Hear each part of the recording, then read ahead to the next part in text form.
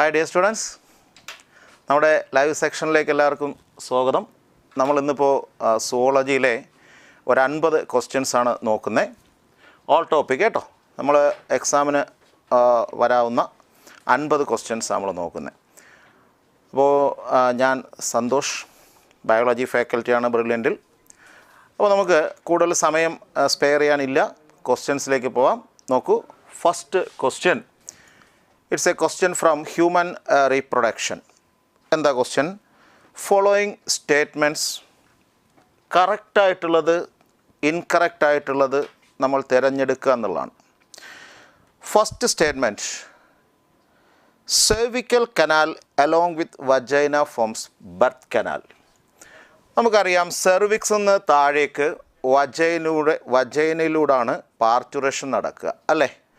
അപ്പോൾ ഒരു കുഞ്ഞ് പുറത്തേക്ക് വരുന്ന പോർഷനെയാണ് നമ്മൾ ബർത്ത് കനാൽ എന്ന് പറയണേ. ഇത് രണ്ടും കൂടെ ചേർന്നിട്ട് തന്നെയല്ലേ ബർത്ത് കനാൽ ഉണ്ടാവുക. So this statement is correct. രണ്ടാമത്തെ statement, clitoris is tiny finger like structure which lies at the lower junction of two labia minora. Labia മൈനോറയുടെ അപ്പർ ജോയിൻറ്റിലാണ് ക്ലിറ്റോറിസ് എന്ന ഫിംഗർ ലൈക്ക് പ്രൊജക്ഷൻ ഉള്ളതെന്ന് നമ്മൾ വ്യക്തമായിട്ട് പഠിച്ചിട്ടുള്ളതാണ്. അന്നേരം ഇവിടെ പറഞ്ഞേക്കുന്നത് എന്നാ? ലോവർ പോർഷനിലാന്നാ. തെറ്റല്ലേ? യെസ്, ഇതൊരു റോങ് സ്റ്റേറ്റ്മെൻറ്റാണ്, ഇൻകറക്റ്റ് സ്റ്റേറ്റ്മെൻറ്റാണ്. Several mammary ducts joins to form a wider mammary ampulla and which connected to ലാക്റ്റിഫറസ് duct. അപ്പോൾ നമുക്കറിയാമല്ലോ, ഓരോ മാമറി ഗ്ലാൻഡിനകത്തും ലോബ്യൂൾസും അതിൽ ആൽവിയോളാർ സെല്ലുകളും അതിൽ നിന്നുണ്ടാകുന്ന മാമറി ഡക്റ്റുകൾ ചേർന്നിട്ട് ആംപ്യുലയും അതിൽ നിന്ന് ലാക്റ്റിഫറസ് ഡക്റ്റും അത് നേരെ നിപ്പിലൂടെ പുറത്തേക്ക് ഓപ്പൺ ചെയ്യുന്ന കാര്യവും പഠിച്ചിട്ടുള്ളതാണ്. അന്നേരം ഇതിനകത്തും യാതൊരു പ്രശ്നമില്ല, correct statement. Next, the middle layer of uterus shows thick layer of smooth muscles. യൂട്രസിന് 3 ലെയേഴ്സ് ഉണ്ട്. അതിൽ മിഡിൽ ലെയറിനെ നമ്മൾ മയോമെട്രി എന്ന് പറയുക. അതിനകത്ത് സ്മൂത്ത് മസിൽസ് ധാരാളം ഉണ്ടെന്ന് നമുക്കറിയാം. ഈ മയോമെട്രിയത്തിലെ മസിൽസിൻ്റെ കോൺട്രാക്ഷൻ കാരണമാണ് പാർച്ചുറേഷൻ പോസിബിൾ ആകുന്നതെന്നും അറിയാം. അന്നേരം ഇതും കറക്റ്റ് സ്റ്റേറ്റ്മെൻ്റ് ആണ്. അപ്പോൾ നോക്കിയേ, ഇതൊരു സ്റ്റേറ്റ്മെൻറ്റ് ബേസ്ഡ് ക്വസ്റ്റ്യൻ ആണ്. ഇതിൽ നമുക്ക് തന്നേക്കുന്ന ഓപ്ഷൻസ് ഏതൊക്കെ സ്റ്റേറ്റ്മെൻറ്റ് കറക്റ്റ് ഉണ്ട് ഇൻകറക്റ്റ് ഉണ്ടെന്ന് കണ്ടുപിടിക്കാനാണ്. Statement A, C and D are correct, but B is incorrect. ഏത് ഓപ്ഷനിലാണ് നമുക്കത് കൃത്യമായിട്ട് വന്നേക്കുന്നത്? ഓപ്ഷൻ 2 അല്ലേ? A, C and D true, B is false. Okay, we are moving to the next question, second question. ഇതും 2 സ്റ്റേറ്റ്മെൻറ്റുകൾ തന്നെയാണ്. Both are related to the hormone progesterone അല്ലേ? Progesterone keeps in a possible low level or minimum level during proliferative phase എന്നാണ് first statement. Proliferative phase എന്ന് പറയുമ്പോൾ menstrual സൈക്കിളിൻ്റെ initial സ്റ്റേജിലാണ് വരിക അല്ലേടോ. മെൻസ്ട്രൽ സൈക്കിൾ കഴിഞ്ഞേച്ച് അടുത്ത് വരുന്ന ഫേസിനെയാണ് നമ്മൾ പ്രോലിഫറേറ്റീവ് ഫേസ് എന്ന് പറയുന്നത്. ആ സമയത്ത് തീർച്ചയായും ഹോർമോൺ ലെവൽസ് മിനിമത്തിലാണ് നിൽക്കുക. അപ്പോൾ ആ സ്റ്റേറ്റ്മെൻറ്റ് കറക്റ്റാണ്.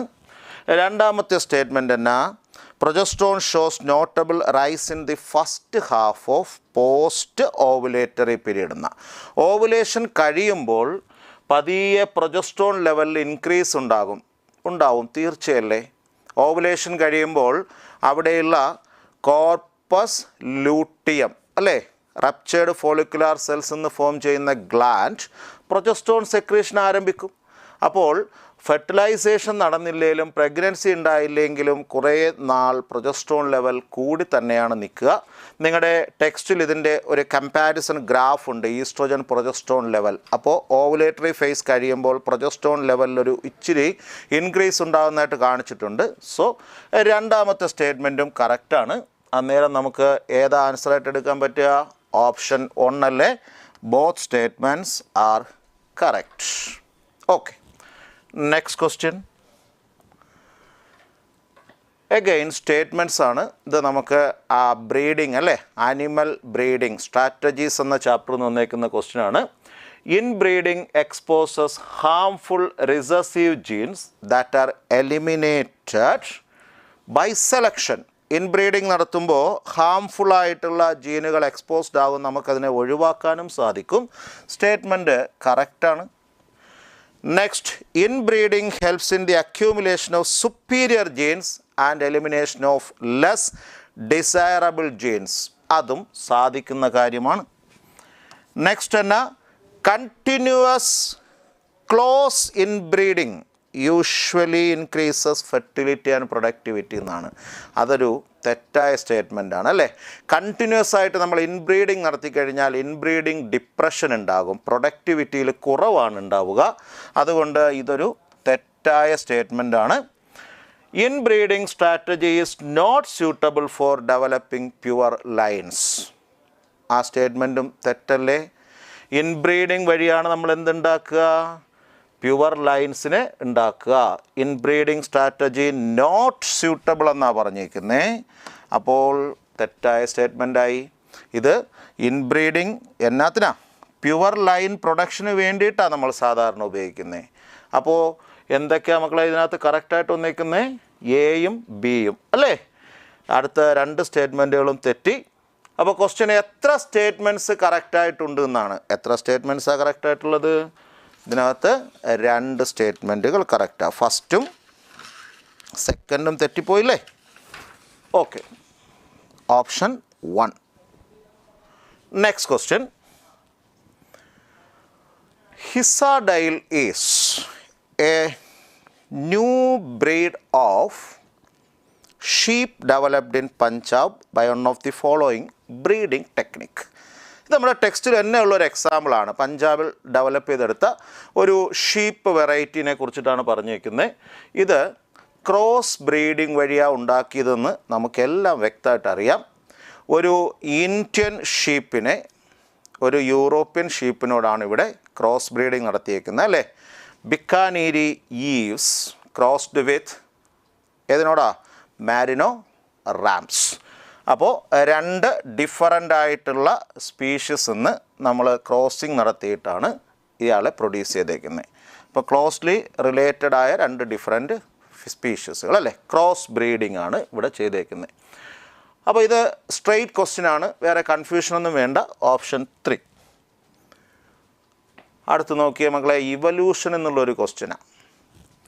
Small sized reptiles of Mesozoic ഇറ. മീസോസോയിക് ഇറയിലാണ് നമ്മൾ ഈ ലിസാർഡ്സിൻ്റെ അല്ലെങ്കിൽ റെപ്റ്റൈൽസിൻ്റെയൊക്കെ ഇവല്യൂഷൻ കാര്യമായിട്ട് നടന്നിട്ടുള്ള പീരീഡ് എന്ന് പറയുക. ആ പീരീഡിലുണ്ടായ സ്മോൾ സൈസ്ഡ് റെപ്റ്റൈൽസിൽ ഇപ്പോഴും എക്സിസ്റ്റ് ചെയ്യുന്നത് ആരാന്നാണ് question. Turtles, lizards, thecodonts, crocodile and tuataras. ഇതിൽ തീക്കോഡൻസ് എന്ന് പറയുന്നത് ദിനോസറിൻ്റെയും ഇന്ന് കാണുന്ന ക്രൊക്കോഡൈൽസ് പോലുള്ള ജീവികളുടെയൊക്കെ ഒരു ആൻസിസ്റ്ററാണ്. അയാൾ ഇപ്പോൾ സർവൈവ് ചെയ്യുന്നില്ല, എക്സ്റ്റിൻ്റ് ആയിപ്പോയി. അത് കാരണം നമുക്ക് ഈ ഗ്രൂപ്പ് എടുക്കാൻ പറ്റിയില്ല. സെക്കൻഡ് ഓപ്ഷനിലും ഈ ജീവികളെ തന്നെയാണ് പറഞ്ഞിരിക്കുന്നത്. അപ്പോൾ നമുക്ക് തീക്കോഡൻസ് ഉള്ളതുകൊണ്ട് അതിനെയും ഒഴിവാക്കേണ്ടി വരും. അടുത്ത് നോക്കിയേ, ടർട്ടിൽസ്, ലിസാർഡ്സ്, ടൊട്ടാരാസ്. അതുണ്ടല്ലേ, ലിവിങ് ഫോസിൽ എന്ന് പറഞ്ഞ് ഞങ്ങൾ പഠിച്ചു. ന്യൂസിലൻഡിൽ കാണുന്നുണ്ട്. സ്പിനഡോൺ, തേർഡ് ഐ ഉള്ള ഒരു ലിസാർഡാന്നൊക്കെ ഞങ്ങൾ പഠിക്കുന്നുണ്ട്. അപ്പോൾ ഇയാൾ ജീവിച്ചിരിക്കുന്നുണ്ട്. ക്രൊക്കോഡൈൽസ്, പിന്നെ സ്നേക്സ് അല്ലേ, റെപ്റ്റൈൽസിൻ്റെ കൂട്ടത്തിൽ തന്നെ വരുന്നതാണ്. ഇവരും മീസോസോയിക് പീരീഡിൽ ഉണ്ടായവരാണ്.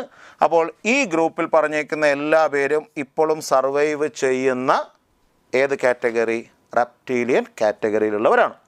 ഇനി ഈ കൂട്ടത്തിൽ നമുക്ക് ബേർഡ്സ് വന്നേക്കുന്നത് കൊണ്ട് അതിനെ ഒഴിവാക്കേണ്ടി വരും. അപ്പോൾ കറക്റ്റ് ആൻസർ ഓപ്ഷൻ 3 ആണ്. ഓക്കെ മക്കളെ, next question. It is also from evolution. Look here, chance events in nature and chance mutations. രണ്ടും ചാൻസ് ആണ് അല്ലേ.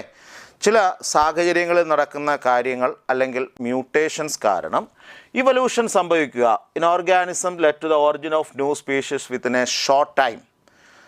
ഇപ്പോൾ ഇവല്യൂഷൻ ഗ്രാജുവലായിട്ട് ഒരു പ്രത്യേക ഓർഡറിൽ നടക്കുന്ന സ്ലോ പ്രോസസ്സാണെന്നൊക്കെയാണ് നമ്മൾ പഠിക്കുക. എന്നാൽ ഇതൊരു മോഡേൺ കൺസെപ്റ്റാണ്. ചാൻസ് ഈവൻസ് കാരണം അല്ലെങ്കിൽ മ്യൂട്ടേഷൻ കാരണം ഒരു ഷോർട്ട് പീരീഡിൽ ഇവല്യൂഷൻ സംഭവിക്കുകയാണ് എങ്കിൽ ആ ഇവല്യൂഷന് കൃത്യമായൊരു ഡിറക്ഷൻ നമുക്ക് പറയാൻ പറ്റുകയില്ല. കാരണം ബൈ ചാൻസ് അത് നടക്കുകയാണല്ലോ. അപ്പോൾ അത് എപ്പോൾ സംഭവിക്കും, ഏത് ഡയറക്ഷനിലേക്ക് പോകും, അതിൽ നിന്ന് നമുക്ക് അഡ്വാൻസ്ഡ് ആയിട്ടുള്ള ചേഞ്ചസ് വരുമോ, അങ്ങനെ ഒന്നും ഉറപ്പിച്ച് പറയാൻ പറ്റുകയില്ല. So it is an explanation of random changes അല്ലേ, ഓർഡർലി ചേഞ്ചസ് അല്ല. അപ്പോൾ ഇത് ഡയറക്റ്റഡ് പ്രോസസ്സ് അല്ല, കണ്ടിന്യൂസ് അല്ല, പ്രീ ഡിറ്റർമിൻഡും അല്ല, ഇത് റാൻഡം ചേഞ്ചസ് ആണ്. അങ്ങനെയാണെങ്കിൽ നമുക്ക് ഇതിൻ്റെ ആൻസറിൽ കൺഫ്യൂഷൻ വരുന്നില്ല. Option 4 random process or stochastic process. ഇതാണ് ചാൻസ് ഈവൻസ് വഴി ഉണ്ടാകുന്ന ഇവല്യൂഷനെ കുറിച്ച് നമുക്ക് പറയാൻ പറ്റുക. Next question. Correct line of evolution of angiosperms. Angiosperms Palaeozoic ഇറയിൽ നിന്ന് വന്ന ചില ആൻസിസ്റ്റർ പ്ലാന്റുകളിൽ നിന്ന് ഗ്രാജുവൽ ഇവല്യൂഷൻ വഴി ഉണ്ടായി വന്നേക്കുന്ന ഒരു മോഡേൺ ഗ്രൂപ്പ് ഓഫ് പ്ലാന്റ്സ് ആണ് അല്ലേ. അപ്പോൾ ആൻജിയോസ്പേംസിൻ്റെ ഇവല്യൂഷനിൽ നമ്മൾ ആ ഒരു ജിയോളജിക്കൽ ടൈം സ്കെയിൽ വെച്ച് നോക്കിക്കഴിഞ്ഞാൽ ആദ്യം കാണാൻ പറ്റുന്നത് പാലിയോസോയിക് ഇറയിൽ ഉണ്ടായി വന്ന സൈലോഫൈറ്റൻസ് ആണ്. സൈലോഫൈറ്റൻസ് നിന്ന് ഇതേ പാലിയോസോയിക് ഇറയിൽ അടുത്ത് ആര് ഇവോൾവ് ചെയ്ത് വന്നു? പ്രോ ജിംനോസ്പേംസ് ഇവോൾവ് ചെയ്തു. പ്രോ ജിംനോസ്പേംസ് നിന്ന് മീസോസോയിക് ഇറയിലേക്ക് വന്നപ്പോൾ ആരാണ്ടായി? സീഡ് ഫേൺസ് ഉണ്ടായി. സീഡ് ഫേൺസ് എന്നാണ് പിന്നീട് മീസോസോയിക് ഇറേൻ്റെ തന്നെ അവസാന പീരീഡുകളിലേക്ക് ആര് ഇവോൾവ് ചെയ്ത് വരുന്നത്? Angiosperms. So it is the correct order. Option 4 Xylophytans, അതിൽ നിന്ന് പ്രോ ജിംനോസ്പേംസ്, അത് കഴിഞ്ഞിട്ട് സീഡ് ഫേൺസ്, അവരിൽ നിന്നാണ് ആൻജിയോസ്പേംസിൻ്റെ എവല്യൂഷൻ നടക്കുന്നത്. അപ്പോൾ ഇത് നല്ല ക്വസ്റ്റ്യനാണ്. നിങ്ങളുടെ ടെക്സ്റ്റിൽ ആൻജിയോസ്പേം എവല്യൂഷൻ്റെയും ദിനോസറുകളുടെ എവല്യൂഷൻ്റെയൊക്കെ ഓരോ ചാർട്ടുകളുണ്ട്. ജസ്റ്റ് അതൊന്ന് നോക്കി വെച്ച് കഴിഞ്ഞാൽ നിങ്ങൾക്ക് ആൻസർ ചെയ്യാൻ കഴിയും. നെക്സ്റ്റ് ക്വസ്റ്റ്യൻ നോക്കിയ മക്കളെ. How many of the following statements are not true? ശരിയല്ലാത്ത സ്റ്റേറ്റ്മെൻറ്റുകൾ ഏതെന്നാണ് question. Role of carbon dioxide in regulation of respiration is quite insignificant. Last word important ആണ്. നമുക്കറിയാം റെസ്പിറേഷനിൽ പ്രധാനപ്പെട്ട 2 ഗ്യാസസ് ഓക്സിജനും കാർബൺ ഡൈ ഓക്സൈഡാണ്. അപ്പോൾ കാർബൺ ഡൈ ഓക്സൈഡിന് റെസ്പിറേറ്ററി റെഗുലേഷനിൽ റോൾ ഇല്ല എന്ന സ്റ്റേറ്റ്മെൻറ്റ് ഇൻസിഗ്നിഫിക്കൻറ്റ് റോളേ ഉള്ളൂ എന്നാണ്. അങ്ങനെയല്ല. കാർബൺ ഡൈ ഓക്സൈഡ് കോൺസെൻട്രേഷൻ അല്ലെങ്കിൽ കാർബൺ ഡൈ ഓക്സൈഡിൻ്റെ പാർഷ്യൽ പ്രഷർ തീർച്ചയായും റെസ്പിറേഷനെ നിയന്ത്രിക്കാറുണ്ട്. ബ്ലഡിൽ കാർബൺ ഡൈ ഓക്സൈഡ് കൂടിയാൽ തീർച്ചയായും ബ്രീത്തിങ് റേറ്റ് കൂടും, ഉറപ്പല്ലേ? അപ്പോൾ സ്റ്റേറ്റ്മെൻറ്റ് തെറ്റി. Next, carbonic anhydrase is present in plasma and in RBC. വളരെ കുറഞ്ഞ അളവിൽ പ്ലാസ്മയിലും പിന്നെ RBCൻ്റെ ഉള്ളിൽ ധാരാളമായിട്ടും കാണുന്ന ഒരു എൻസൈമാണ് കാർബോണിക് അൺഹൈഡ്രേസ്. ശരിയായ statement. Binding of oxygen with hemoglobin is primarily related to partial pressure of oxygen. നിങ്ങൾ ഓക്സി ഹീമോഗ്ലോബിൻ ഡിസോസിയേഷൻ കർവ് പഠിച്ചിട്ടുണ്ട്. അതിനകത്ത് നമ്മൾ പഠിക്കുക പാർഷ്യൽ പ്രഷർ ഓഫ് ഓക്സിജനും ഓക്സി ഹീമോഗ്ലോബിൻ്റെ ഡിസോസിയേഷൻ നിരക്കും തമ്മിലുള്ള ബന്ധമാണ്. അവിടെ നമുക്കറിയാം ഓക്സിജൻ്റെ പാർഷ്യൽ പ്രഷർ എന്തിനെ സ്വാധീനിക്കുന്നുണ്ട്? Binding of oxygen with haemoglobin, oxyhaemoglobin ഫോർമേഷനെ സ്വാധീനിക്കുന്നുണ്ട്. ഇത് തന്നെയാണ് പ്രൈമറി ആയിട്ടുള്ള കാര്യം. അപ്പോൾ പാർഷ്യൽ പ്രഷർ കറക്റ്റാണ്. Inspiration is a passive process where expiration is active. നമ്മൾ പഠിച്ച കാര്യമാണ്, പക്ഷേ തിരിഞ്ഞു പോയി. ഇൻസ്പിരേഷൻ നടക്കുമ്പോഴാണ് ശരിക്കും മസിൽ കോൺട്രാക്ഷൻ സംഭവിക്കുക, എനർജി എക്സ്പെൻഡിച്ചർ ഉണ്ടാകുന്നത് ഇൻസ്പിരേഷൻ നടക്കുമ്പോഴാണ്. ഇൻസ്പിരേഷൻ നടക്കുമ്പോൾ ഡയഫ്രം മസിൽസ് കോൺട്രാക്ട് ചെയ്തു, ഡയഫ്രം താഴേക്ക് പോയി, എക്സ്റ്റേണൽ ഇൻട്രകോസ്റ്റൽസ് കോൺട്രാക്ട് ചെയ്തു, റിപ്സ് ഫ്രണ്ടിലേക്കും മേപ്പോട്ടും മൂവ് ചെയ്തു. അന്നേരം എക്സ്പിരേഷൻ്റെ സമയത്ത് ഈ മസിൽസ് റിലാക്സ് ചെയ്താൽ മതി, അത് പാസീവായാൽ മതി അല്ലേ. അപ്പോൾ ആക്റ്റീവ് പ്രോസസ്സ് ഇൻസ്പിരേഷനാണ്, പാസീവ് പ്രോസസ്സ് എക്സ്പിരേഷനുമാണ്. ഇത് അങ്ങോട്ടും ഇങ്ങോട്ടും മാറ്റിയാണ് കൊടുത്തേക്കുന്നത്. സോ സ്റ്റേറ്റ്മെൻറ്റ് തെറ്റി. Last statement, chemosensitive area is located near the pons. പോൺസിലല്ല, കീമോസെൻസിറ്റീവ് ഏരിയാസ് ഉള്ളത് മെഡുലായിലാണെന്ന് നമുക്കെല്ലാവർക്കും അറിയാം. ഈ പോർഷൻ, അതായത് breathing and exchange of gases എന്ന ചാപ്റ്റർ അത്യാവശ്യം പഠിച്ചിട്ടുള്ള കുട്ടികൾക്ക് മെഡുലായിലാണ് റെസ്പിറേഷൻ്റെ റെഗുലേറ്ററി സെൻറ്റർ ഉള്ളതെന്നും അവിടെ തന്നെയാണ് കീമോ സെൻസിറ്റീവ് ഏരിയ ഉള്ളതെന്നും അറിയാം. അപ്പോൾ പോൺസിൽ അല്ല. ഈ സ്റ്റേറ്റ്മെൻറ്റും തെറ്റാണ്. അപ്പോൾ ക്വസ്റ്റ്യൻ എന്നാ? നോട്ട് ട്രൂ അല്ലേ? തെറ്റായ സ്റ്റേറ്റ്മെൻറ്റുകൾ എത്രയുണ്ടെന്നാണ്? 1, 2, 3. 3 സ്റ്റേറ്റ്മെൻറ്റുകൾ ഇവിടെ തെറ്റിപ്പോയി കേട്ടോ. ക്വസ്റ്റ്യൻ സിമ്പിളാണ്. നെക്സ്റ്റ്,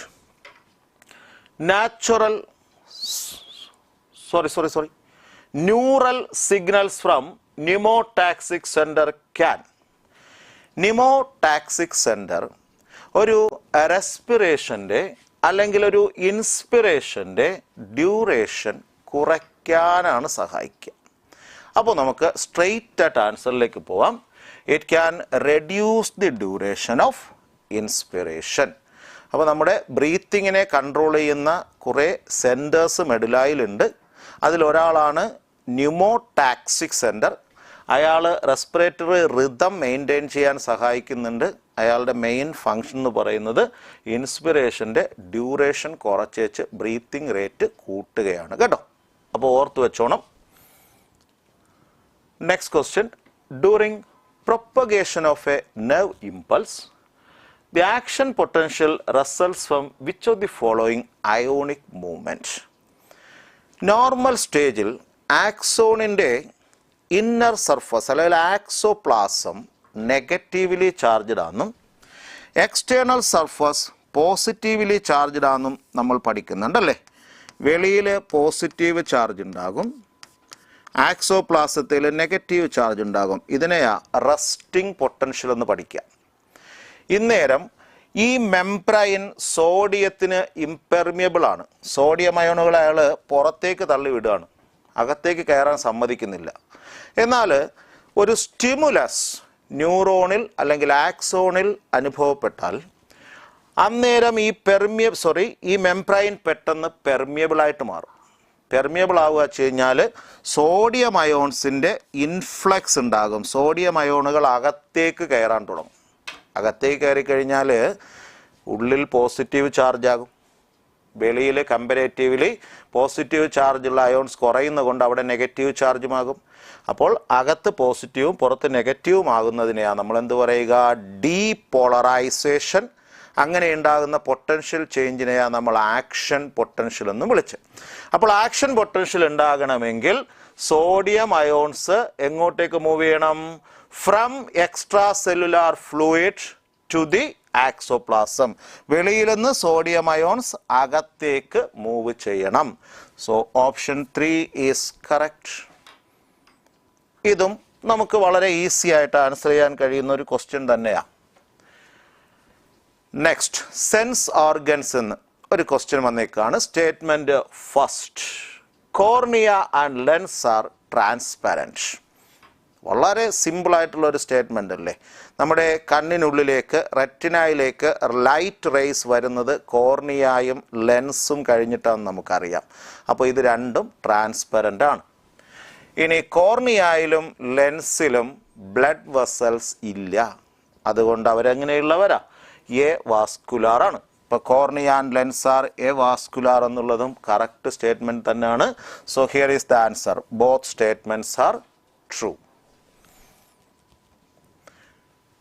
നെക്സ്റ്റ്, കെമിക്കൽ കൺട്രോൾ എന്നാണ് ക്വസ്റ്റ്യൻ. നമുക്കിവിടെ 4 ഗ്ലാൻഡുകളെക്കുറിച്ചും അതുമായി റിലേറ്റഡ് ആയിട്ടുള്ള കാര്യങ്ങളെക്കുറിച്ചാണ് പറഞ്ഞേക്കുന്നത്. മിസ് മാച്ച്ഡ് പെയറിനെ കണ്ടെത്തണം. Adrenal gland present at the anterior part of each kidney. ഉറപ്പല്ലേ? നമ്മളിവരെ സുപ്രാ റീനൽ ഗ്ലാൻഡ്സ് എന്നാണ് വിളിക്കുക. കിഡ്നിയുടെ ആൻറ്റീരിയർ പോർഷനിലാണ് ഇവരിയ്ക്കുന്നത്. അപ്പോൾ കറക്റ്റ് പെയറാണ്. Thymus gland behind the sternum, yes, between 2 lungs. നമ്മുടെ തൊറാക്സിൽ സ്റ്റേണത്തിന് താഴത്ത് അല്ലെങ്കിൽ അതിനടിയിലായിട്ട് ലങ്സിന് ഇടയ്ക്കുള്ള സ്ഥലത്താണ് തൈമസ് ഗ്ലാൻഡ് എന്ന എൻഡോക്രൈൻ ഗ്ലാൻഡ് ഇരിക്കുന്നത് അല്ലേ. ത്രോൺ ഓഫ് ഇമ്മ്യൂണിറ്റി എന്നറിയപ്പെടുന്ന തൈമസ്. അടുത്ത് pineal gland attached to the epithalamus. Dorsal side of forebrain. നമ്മുടെ സെറിബ്രത്തിന് ഉള്ളിലായിട്ട് എപ്പി തലാമസിൽ തന്നെയാണ് പീനിയൽ ഗ്ലാൻഡ് എന്ന ബയോളജിക്കൽ ക്ലോക്ക് ലൊക്കേറ്റ് ചെയ്തേക്കുന്നത്.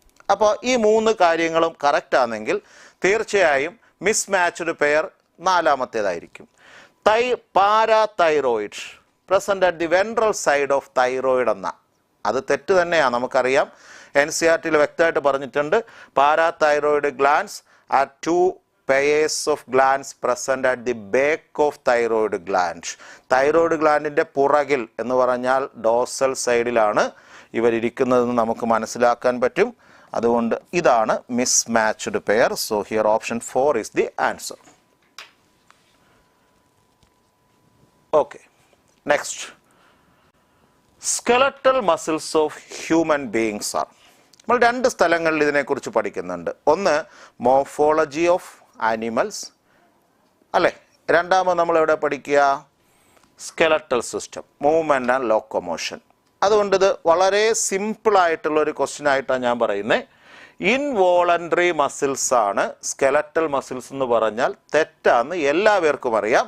Skeletal muscles can contract according to അവർ വിൽ. നമ്മൾ ആഗ്രഹിക്കുന്ന പോലാണ് ഈ മസിലുകൾ പ്രവർത്തിക്കുക. അന്നേരം ഇവർ ഇൻവോളണ്ടറി അല്ല, പിന്നെന്നാ വോളണ്ടറി മസിൽസ് ആണ്. അപ്പോൾ 1 തെറ്റാണ്, 3-മത് പറഞ്ഞേക്കുന്നത് ശരിയുമാണ്. സ്ട്രയേറ്റഡ് മസിലുകളാണ് സ്കെലറ്റൽ മസിൽസിൽ. ഡാർക്ക് ലൈറ്റ് സ്ട്രയേഷൻസ് ഉണ്ട് അല്ലെങ്കിൽ സ്ട്രിപ്സ് ഉണ്ട്. അപ്പോൾ ഇയാൾ സ്ട്രിപ്ഡ് ആണ്, സ്ട്രയേറ്റഡ് ആണ്, നോ ഡൗട്ട്. ഇനി സ്മൂത്ത് മസിൽസ് എന്ന് പറഞ്ഞാൽ അതിൻ്റെ ഓപ്പോസിറ്റ് അല്ലേ, സ്ട്രയേഷൻ ഇല്ല എന്നല്ലേ അർത്ഥം. അന്നേരം അത് തെറ്റായിരിക്കും, ഉറപ്പല്ലേ. അപ്പോൾ നമുക്ക് ഇതിനകത്ത് സ്റ്റേറ്റ്മെൻറ്റ്സ് 1ഉം 4ഉം തെറ്റാന്നും കിട്ടി, 2ഉം 3ഉം ശരിയാന്നും കിട്ടി. അങ്ങനെ ഒരു ഓപ്ഷൻ എവിടെയുണ്ട്? 2 and 3 ആർ കറക്റ്റ്. ഓപ്ഷൻ 2 അല്ലേ? Yes. Next question. The type of epithelial tissue which forms the inner lining of stomach, duodenum, jejunum and ileum. നമ്മുടെ ഡൈജസ്റ്റീവ് ട്രാക്റ്റിനകത്ത് കാണുന്ന എപ്പിത്തീലിയം ഏതെന്നാണ് സിമ്പിളായിട്ട് ക്വസ്റ്റ്യന് ചോദിച്ചേക്കുന്നത് കേട്ടോ. അപ്പോൾ ഡൈജസ്റ്റീവ് സിസ്റ്റത്തിനുള്ളിൽ, അതായത് ഡൈജസ്റ്റീവ് ട്രാക്റ്റിനുള്ളിൽ കാണുന്ന എപ്പിത്തീലിയം ഏതാണെന്ന് നമുക്കറിയാം. സിമ്പിൾ എപ്പിത്തീലിയമാണ്. അതിൻ്റെ സെല്ലുകൾ അത്യാവശ്യം ടോൾ റെക്റ്റാങ്കുലർ ഷേപ്പിലുള്ളതായിരിക്കും, അല്ലെങ്കിൽ അത് കോളം ഷേപ്പിലുള്ളതായിരിക്കും. അന്നേരം നമുക്ക് ആൻസറിലേക്ക് സ്ട്രെയിറ്റ് ആയിട്ട് പോകാം. സിമ്പിൾ കോളംനാർ, സിമ്പിൾ കോളംനാർ എപ്പിത്തീലിയമാണ് കാണുക. അതിൽ സ്മോൾ ഇൻഡസ്ട്രീൻ്റെ ഈ ജിജിനം ഇലിയം റീജിയനിലേക്ക് വരുമ്പോൾ ഈ സിമ്പിൾ കോളംനാർ എപ്പിത്തീലിയത്തിൻ്റെ ഔട്ടർ സർഫസിൽ മൈക്രോ വില്ലയുടെ പ്രസൻസ് കൂടെ ഉണ്ടാകും. അപ്പോൾ അവർ ബ്രഷ് ബോർഡേഡ് ഫോമിലേക്ക് മാറും. എനിവേ, നമ്മുടെ ക്വസ്റ്റ്യൻ്റെ ആൻസർ ഇവിടെ കിട്ടിയിട്ടുണ്ട്, ഓപ്ഷൻ 2. നെക്സ്റ്റ്, ഗ്ലൈക്കോജനസിസ്. എന്താ ഈ പ്രോസസ്സ് എന്നുള്ളത് അറിയാമെങ്കിൽ no confusion. Glycogenesis means formation or synthesis of glycogen. Glycogen ഉണ്ടാക്കുന്നതിനെയാണ് നമ്മൾ ഗ്ലൈക്കോജനസിസ് എന്ന് പറയുക. ഇവിടെ എക്സ്പ്ലനേഷൻസ് നോക്കൂ. നമുക്ക് കോളം 2-വിൽ എന്താ പറഞ്ഞേക്കുന്നു? Conversion of glucose to glycogen എന്ന് പറഞ്ഞിട്ടുണ്ട്. അപ്പോൾ അതാണ് ശരിയായിട്ടുള്ള എക്സ്പ്ലനേഷൻ. ഗ്ലൈക്കോസ്, യൂറിയ എന്ന 2 ടേംസ് കമ്പൈൻ ചെയ്താൽ മതി. ഗ്ലൂക്കോസ് യൂറിയയിൽ, യൂറിനിൽ ഉണ്ട്. അപ്പോൾ എന്താ? Excretion of glucose in urine. Next, gluconeogenesis. Gluconeogenesis എന്ന് പറഞ്ഞാൽ ഗ്ലൂക്കോസ് സിന്തസിസ് തന്നെയാണ്, but glucose synthesis from non carbohydrates. Carbohydrates അല്ലാണ്ട് ലിപ്പിഡ്സ് എന്നോ പ്രോട്ടീൻസ് എന്നോ ഒക്കെ ഗ്ലൂക്കോസ് നിർമ്മിക്കുന്നതിനെയാണ് ഗ്ലൂക്കോണിയോജനസിസ് എന്ന് പറയുക. അപ്പോൾ ഓപ്ഷൻ ഇവിടെ നമുക്ക് കിട്ടിയിട്ടുണ്ട് അല്ലേ, സി എന്ന് പറയുന്നത്. ഇതാ ഇവിടെ കറക്റ്റ് എക്സ്പ്ലനേഷൻ ഉണ്ട്. ഇനി ഗ്ലൂക്കോജനോളിസിസ് എന്നാണ്. ഗ്ലൈക്കോജനോളിസിസ് എന്ന് പറഞ്ഞാൽ ബ്രേക്ക് ഡൗൺ ഓഫ് ഗ്ലൈക്കോജനെ സ്പ്ലിറ്റ് ചെയ്ത് അതെന്താക്കാണ്? ഗ്ലൂക്കോസ് ആക്കി മാറ്റുകയാണ്. അപ്പോൾ conversion of glycogen to glucose. അപ്പോൾ നമുക്ക് ആൻസറിലേക്ക് പോവാം. എന്താ വന്നേക്കണേ? AQ അല്ലേ. അപ്പോൾ AQ വന്നേക്കുന്ന 2 ഓപ്ഷൻസ് ഉണ്ട്. ബാക്കി 2 നമ്മൾ ആദ്യമേ ഒഴിവാക്കുകയാണ്. അടുത്ത് ബി നോക്കിയേ, ബി എന്നാ വന്നേക്കുന്നത് ആർ, ബി ആർ വന്നേക്കുന്നത് ഈ സെക്കൻഡ് ഓപ്ഷനില്ല, അപ്പോൾ അതായിരിക്കും, ബാക്കി ഒഴിവാക്കാം. സിയും നോക്കിയേ, സി ഏതാ വന്നേക്കുന്നത് യെസ് വന്നിട്ടുണ്ട്, ഡി പിയും വന്നിട്ടുണ്ട്. So here is the answer option 2. Next question, carrier proteins facilitate the absorption of substances like. Carrier proteins വരണമെങ്കിൽ അവിടെ ഫെസിലിറ്റേറ്റഡ് അബ്സോർപ്ഷൻ ആണ് സംഭവിക്കുക. അപ്പോൾ ഫെസിലിറ്റേറ്റഡ് അബ്സോർപ്ഷൻ നടക്കുന്ന ഇതിൽ ആർക്കാന്ന് നോക്കിയാൽ മതി. ഫാറ്റി ആസിഡുകൾ, ഗ്ലിസറോളൊക്കെ പാസീവ് വേയിലാണ് എവിടേക്ക് പോവുക, ഇൻഡസ്ട്രിയൽ ലൂമൻ നിന്ന് നേരെ ലാക്റ്റിയലിലുള്ള ലിംഫിലേക്ക് പോവുക. അന്നേരം നമുക്ക് ഇതിനകത്ത് ഫാറ്റി ആസിഡ് വരുന്ന ഓപ്ഷൻസ് ധൈര്യമായിട്ട് ഒഴിവാക്കാം.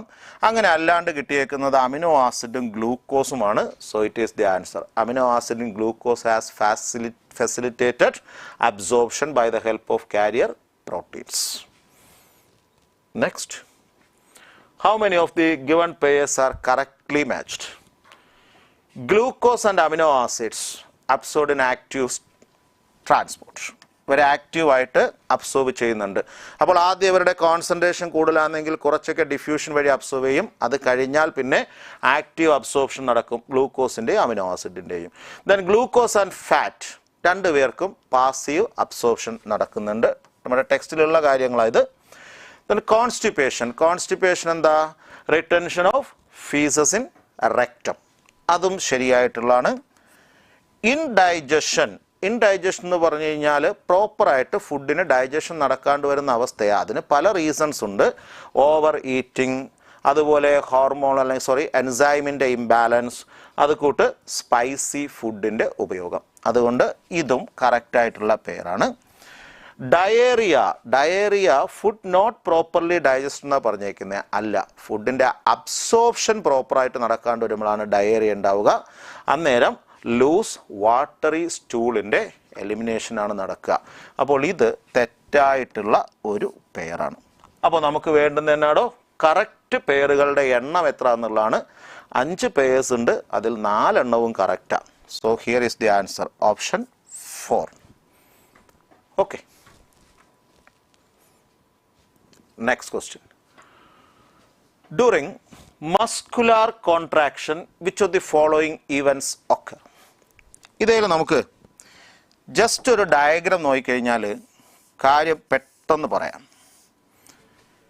ഇത് 2 Z ലൈൻസ് ആണ്. ഈ Z ലൈൻസിനിടയിലുള്ള പോർഷനാണ് സാർക്കോമിയർ എന്ന് നമുക്കറിയാം. യെസ്, Z ലൈനുമായി കണക്റ്റഡ് ആയിട്ട് ആക്റ്റിൻ ഫിലമെൻറ്റ്സ് ഉണ്ടാകും. ഈ ആക്റ്റിൻ ഫിലമെൻറ്റ്സിന് ഇടയിലുള്ള സ്പേസിൽ മയോസിനും ഉണ്ടാകും. അപ്പോൾ ഇവിടെ ഇങ്ങനെ മയോസിൻ ഉണ്ട്, ഇവിടെ ഉണ്ട് മയോസിൻ, ഇവിടെ മയോസിൻ ഉണ്ട്.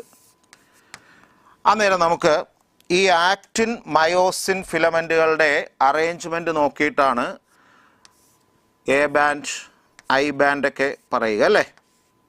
നോക്കിയേ, ആക്റ്റിൻ മാത്രമുള്ള പോർഷൻ ഐ ബാൻഡാണ്. ആക്റ്റിനും മയോസിനൂടെ വരുന്ന പോർഷൻ എ ബാൻഡാണ്. എ ബാൻഡിൻ്റെ സെൻറ്ററിലായിട്ട് കാണുന്ന മയോസിൻ മാത്രമുള്ള റീജിയനാണ് എച്ച് സോൺ. ഇത് ഇത്രയും നമ്മുടെ മൈൻഡിൽ ഉണ്ടാവണം. അങ്ങനെയാണെങ്കിൽ ഈ പറഞ്ഞേക്കുന്ന സ്റ്റേറ്റ്മെൻറ്റുകളിൽ ഏതാ കറക്റ്റ് ഏതാ തെറ്റെന്നറിയാൻ പറ്റും. During muscle contraction H zone disappears. ഈ 2 സെഡ് ലൈനുകളെയും വലിച്ചിട്ട് ആക്റ്റിൻ ഫിലമെൻറ്റ്സ് സെൻറ്ററിലേക്ക് മൂവ് ചെയ്താൽ 2 ആക്റ്റിൻ ഫിലമെൻറ്റ്സും അടുത്തേക്ക് വരുന്നതനുസരിച്ച് ഈ എച്ച് സോൺ പതിയെ കുറഞ്ഞു പോകത്തില്ലേ. അപ്പോൾ മസിൽ കോൺട്രാക്ഷൻ കംപ്ലീറ്റ് ആകുമ്പോൾ എച്ച് സോൺ ഇല്ലാണ്ടാകും. അപ്പോൾ ഇത് കറക്റ്റായിട്ടുള്ള സ്റ്റേറ്റ്മെൻറ്റാ. Next, A band വൈഡൻസ്.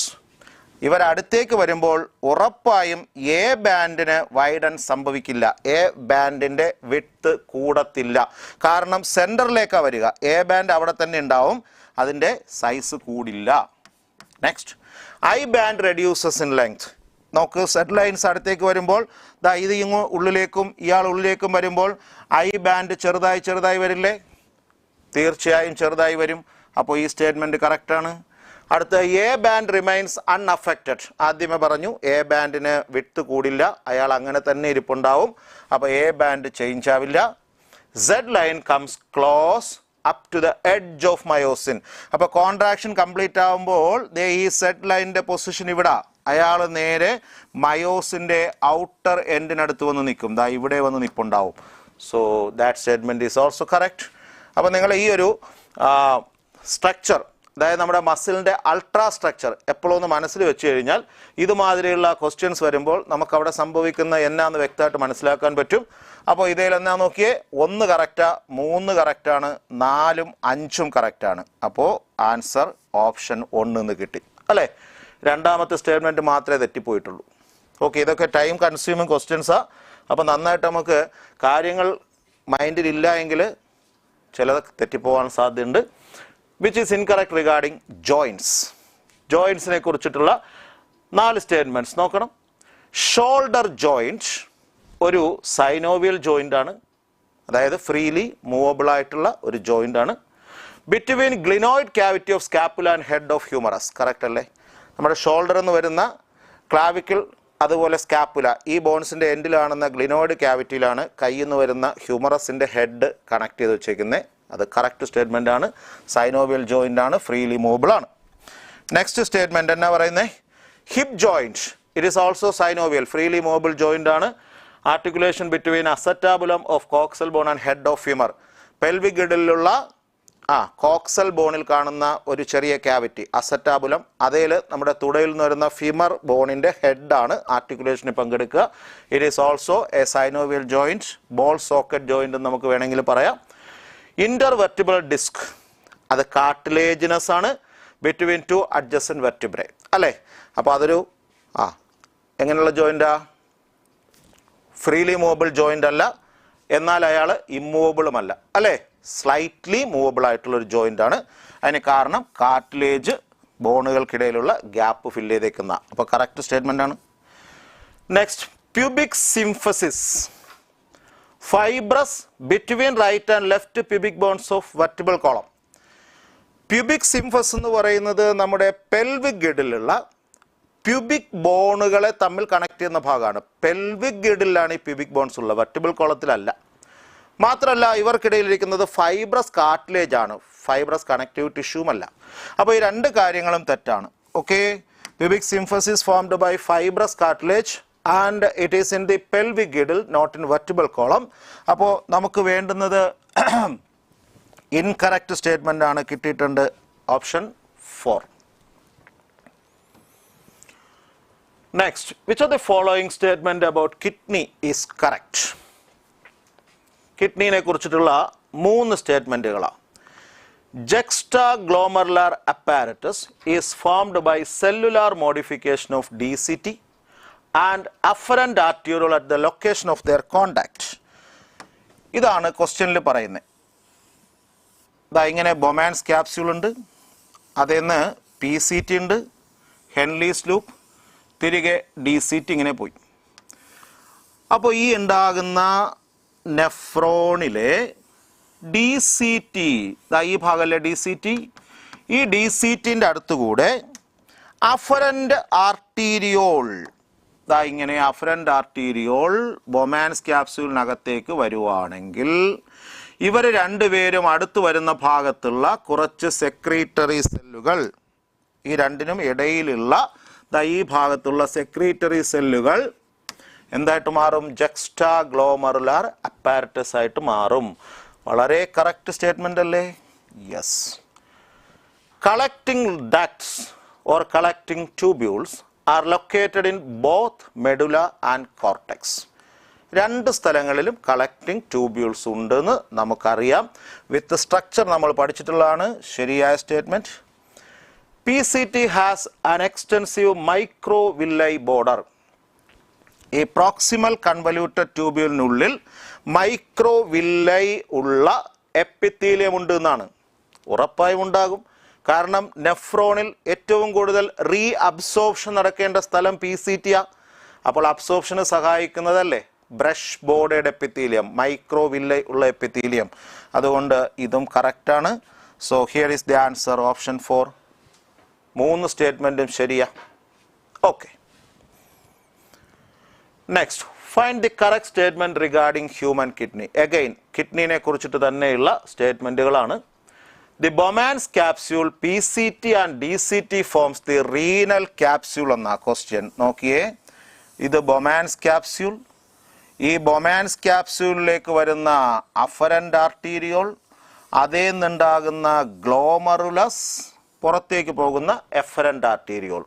നമ്മൾ ഈ ക്യാപ്സ്യൂളിനെയും അതിനുള്ളിൽ വന്ന് നിൽക്കുന്ന ഗ്ലോമർലെസിനെയും കൂടെ ചേർത്തിട്ടാണ് എന്ത് വിളിക്കുക? റീനൽ ക്യാപ്സ്യൂൾ അല്ലെങ്കിൽ മാൽപീജിയൻ ക്യാപ്സ്യൂൾ എന്ന് വിളിക്കുക. അപ്പോൾ ഈ സ്റ്റേറ്റ്മെന്റ് തെറ്റാ. ഇതിനകത്ത് PCT DCT ഒക്കെ കയറി വന്നേക്കുക, തെറ്റാ. Majority of nephrons are juxtamedullary nephrons എന്ന സ്റ്റേറ്റ്മെന്റ്. ആ സ്റ്റേറ്റ്മെന്റും തെറ്റല്ലേ? ഏകദേശം 85% നെഫ്രോൺസ് കോർട്ടെക്സ് റീജിയനിലും ഒരു 15% ആണ് ജക്സ്റ്റാ മെഡുലറി നെഫ്രോൺസും നമ്മൾ പറയും. The kidneys lie between last thoracic and third lumbar vertebra level. അപ്പോൾ ലാസ്റ്റ് തൊറാസിക് ആണ് T12, 12ാമത്തെ വെർട്ടിബ്ര. അതുപോലെ ലംബാർ റീജിയനിലെ തേർഡ് വെർട്ടിബ്ര. ഇവർക്കിടയിലുള്ള സ്ഥലത്ത് നമ്മുടെ ബോഡീൻ്റെ ഡോസൽ സൈഡിലാണ് കിഡ്നികൾ കാണുന്നത്. കറക്റ്റായ statement. The columns of Bertini lie in the outer renal cortex ആണോ? ഇല്ല. കോളംസ് ഓഫ് ബെർട്ടിനി എന്ന് പറഞ്ഞാൽ കോർട്ടെക്സ് മെഡുലയിലേക്ക്, പിരമിഡ്സിന് ഇടയിലേക്ക് പ്രൊജക്റ്റ് ചെയ്ത് നിൽക്കുന്ന പോർഷൻസ് ആണത്. ഔട്ടർ കോർട്ടെക്സിലല്ല, that is in the medulla region. അപ്പോൾ തെറ്റാ. So here is our answer option 3. Correct statement അല്ലേ മക്കളെ വേണ്ടേ? കറക്റ്റ് സ്റ്റേറ്റ്മെന്റ് മൂന്നാമത്തേതാണ്. Next question. What is the major significance of selective secretion of hydrogen, potassium and ammonia in DCT? DCTയിലുള്ള tubular സെക്രീഷനെ കുറിച്ചിട്ടാണ് question. അവിടെ ഹൈഡ്രജൻ അയോണും പൊട്ടാസ്യവും അമോണിയയും ഒക്കെ എന്തിനാണ് യൂറിനിലേക്ക് സെക്രീറ്റ് ചെയ്യപ്പെടുന്നത് എന്നാണ്. അപ്പോൾ DCTയുടെ ഭിത്തിയിൽ നിന്നും ഇവര് നേരെ യൂറിനിലേക്ക് വരികയാണ്. ആരൊക്കെയാ? H+, K+, അമോണിയ ഒക്കെ. അങ്ങനെ വരണമെങ്കിൽ അതിൻ്റെ റീസൺ എന്തായിരിക്കും? അയോണിക് ബാലൻസ് മെയിൻറ്റെയിൻ ചെയ്യാൻ വേണ്ടിയിട്ടാണ്. അപ്പോൾ നമ്മുടെ ബോഡി ഫ്ലൂയിഡ്സിലുള്ള അയോണിക് ബാലൻസ്, pH ഒക്കെ മെയിൻറ്റെയിൻ ചെയ്യാൻ വേണ്ടിയിട്ടാണ് ഇങ്ങനെ ട്യൂബുലാർ സെക്രീഷൻ നടക്കുക. So straight answer option 3. Next question. Pharynx perforated by gill slits, ventral heart, postanal tail, dorsal hollow single central nervous system. മക്കളെ വായിച്ചപ്പോൾ എന്നാ മനസ്സിലായി? ഇതെല്ലാം കോഡേറ്റ്സിൻ്റെ ക്യാരക്ടേഴ്സ് അല്ലേ? ഫൈലം കോഡേറ്റയുടെ ഡയഗ്നോസ്റ്റിക് ക്യാരക്ടേഴ്സാണ് ഈ പറഞ്ഞു വെച്ചേക്കുന്നതെല്ലാം അല്ലേ? അപ്പോൾ നമുക്ക് ക്വസ്റ്റ്യൻ എന്താ വെച്ച് കഴിഞ്ഞാൽ, ഈ തന്നേക്കുന്നതിൽ ഏത് ഗ്രൂപ്പിലാണ് മുഴുവൻ കോഡേറ്റ്സ് ഉള്ളത് എന്നാണ്. അപ്പോൾ നോക്കി, ഇതിനകത്ത് കോഡേറ്റ്സ് മാത്രം വരുന്ന ഗ്രൂപ്പ് ഏതാ? ബലാനോഗ്ലോസസ് കോഡേറ്റ് അല്ല, അയാൾ ഹെമി കോഡേറ്റ് ആണ്. ഡെൻറ്റേലി എന്ന് പറയുന്ന ഒരു മൊളസ്കനാണ്. ഡോളിയോലം എന്ന് പറയുന്നത് ഒരു യൂറോ കോർഡേറ്റ് ആണ്. അത് നമുക്ക് ഈ ഗ്രൂപ്പിൽ എടുക്കാൻ പറ്റുന്ന ഒരാളാണ്. ലാൻസെറ്റ് എന്ന് പറയുന്നത് ആരാ? ലാൻസ്ലെറ്റ് എന്ന് പറയുന്നത് ഒരു സെഫലോ കോഡേറ്റുമാണ്. അപ്പോൾ ഇവർ രണ്ടുപേരും കോഡേറ്റ്സാണ്. എന്നാൽ ആദ്യത്തെ രണ്ടുപേരും അങ്ങനെയല്ല. അപ്പോൾ ഈ ഗ്രൂപ്പ് എടുക്കാൻ പറ്റിയല്ല. നെക്സ്റ്റ് ബെലനോപ്റ്റീറ, വെയിൽസ് കോഡേറ്റ്സ് ആട്ടോ. ഇക്തിയോഫിസ് കോഡേറ്റ് ആണ്, ആംഫിബിയൻ ആണ്. അപ്റ്റിനോഡൈറ്റ്സ് പെൻഗിൻ ബേർഡാണ്. അതുപോലെ വൈപ്പറ റെപ്റ്റൈലാണ്, സ്നേക്കാണ്. ഇവരെല്ലാവരും കോർഡേറ്റയ്ക്കകത്ത് വരുന്നവരാണ്. അതുകൊണ്ട് നമുക്ക് ധൈര്യമായിട്ട് ഇവരെ ഈ പറഞ്ഞ കണ്ടീഷൻസ് വെച്ചിട്ട് ചൂസ് ചെയ്യാം. അടുത്ത ഗ്രൂപ്പിൽ ഒക്ടോപ്പസ്, ലോലിഗോ എന്നൊക്കെ പറയുന്ന മൊളസ്കകളാണ്. കോഡേറ്റ്സിനകത്തല്ല വരിക, നോൺ കോഡേറ്റ്സാ. അതുപോലെ ഈ ഗ്രൂപ്പിനകത്ത് അഡാംസിയ സി അനിമോൺ ആണ്. അതുപോലെ ടങ് വേം എന്ന് പറയുന്ന ഒരു ആർത്രോപോഡാണ്. അപ്പോൾ ഇവരാരും നമുക്ക് ഈ പറഞ്ഞേക്കുന്ന കണ്ടീഷനിലേക്ക് വരികയില്ല. സോ ധൈര്യമായിട്ട് നമ്മൾ ആൻസർ ചൂസ് ചെയ്യുന്നു option 2. Next question. Select the correct matching of animals with respect to their symmetry, germ layers, type of coelom. എപ്പോഴും നമുക്ക് കൺഫ്യൂഷൻ ഉണ്ടാക്കുന്ന കാര്യങ്ങളായത്. നമ്മൾ കിങ്ഡം അനിമാലിയ പഠിക്കുന്ന നേരം നമുക്ക് കുറേ ഫൈലങ്ങൾ പഠിച്ചു വരുമ്പോൾ അങ്ങോട്ടും ഇങ്ങോട്ടും കൺഫ്യൂഷൻ ഉണ്ടാവും. നോക്കിയേ, ടിനോഫോസ് എന്ന് പറയുന്നത് മൂന്നാമത്തെ ഫൈലാണ് വരിക അല്ലേ? പോറിഫറ, അത് കഴിഞ്ഞ് സിലിൻഡ്രേറ്റ്സ, ദെൻ ടിനോഫോസ്. അവിടെ വരുമ്പോൾ നമുക്കറിയാം ഇവരുടെ കണ്ടീഷൻ ഡിപ്ലോബ്ലാസ്റ്റിക് ആണ്. അതൊക്കെയാ. സീഡോ സീലം ഉണ്ടെന്നാണ് പറഞ്ഞേക്കുന്നത്. ഇവർക്ക് സീലം ഇല്ല, ഇവർ എ സീലോമേറ്റ് ആണ് അല്ലേ? എ സീലോമേറ്റ് ആണ്.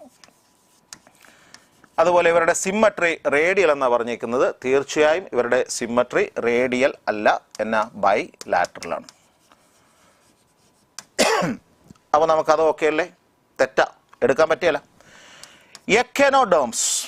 എക്കനോഡേംസിൽ ബൈലാറ്ററൽ സിമ്മട്രി പറഞ്ഞിട്ടുണ്ട്. ബൈലാറ്ററൽ സിമ്മട്രി ആർക്കാ പറഞ്ഞേക്കണേ? ലാർവകൾക്ക് മാത്രമേ ഉള്ളൂ എന്നാണ് പറഞ്ഞേക്കണേ. നമ്മൾ അങ്ങനെയല്ലേ പഠിച്ചേ?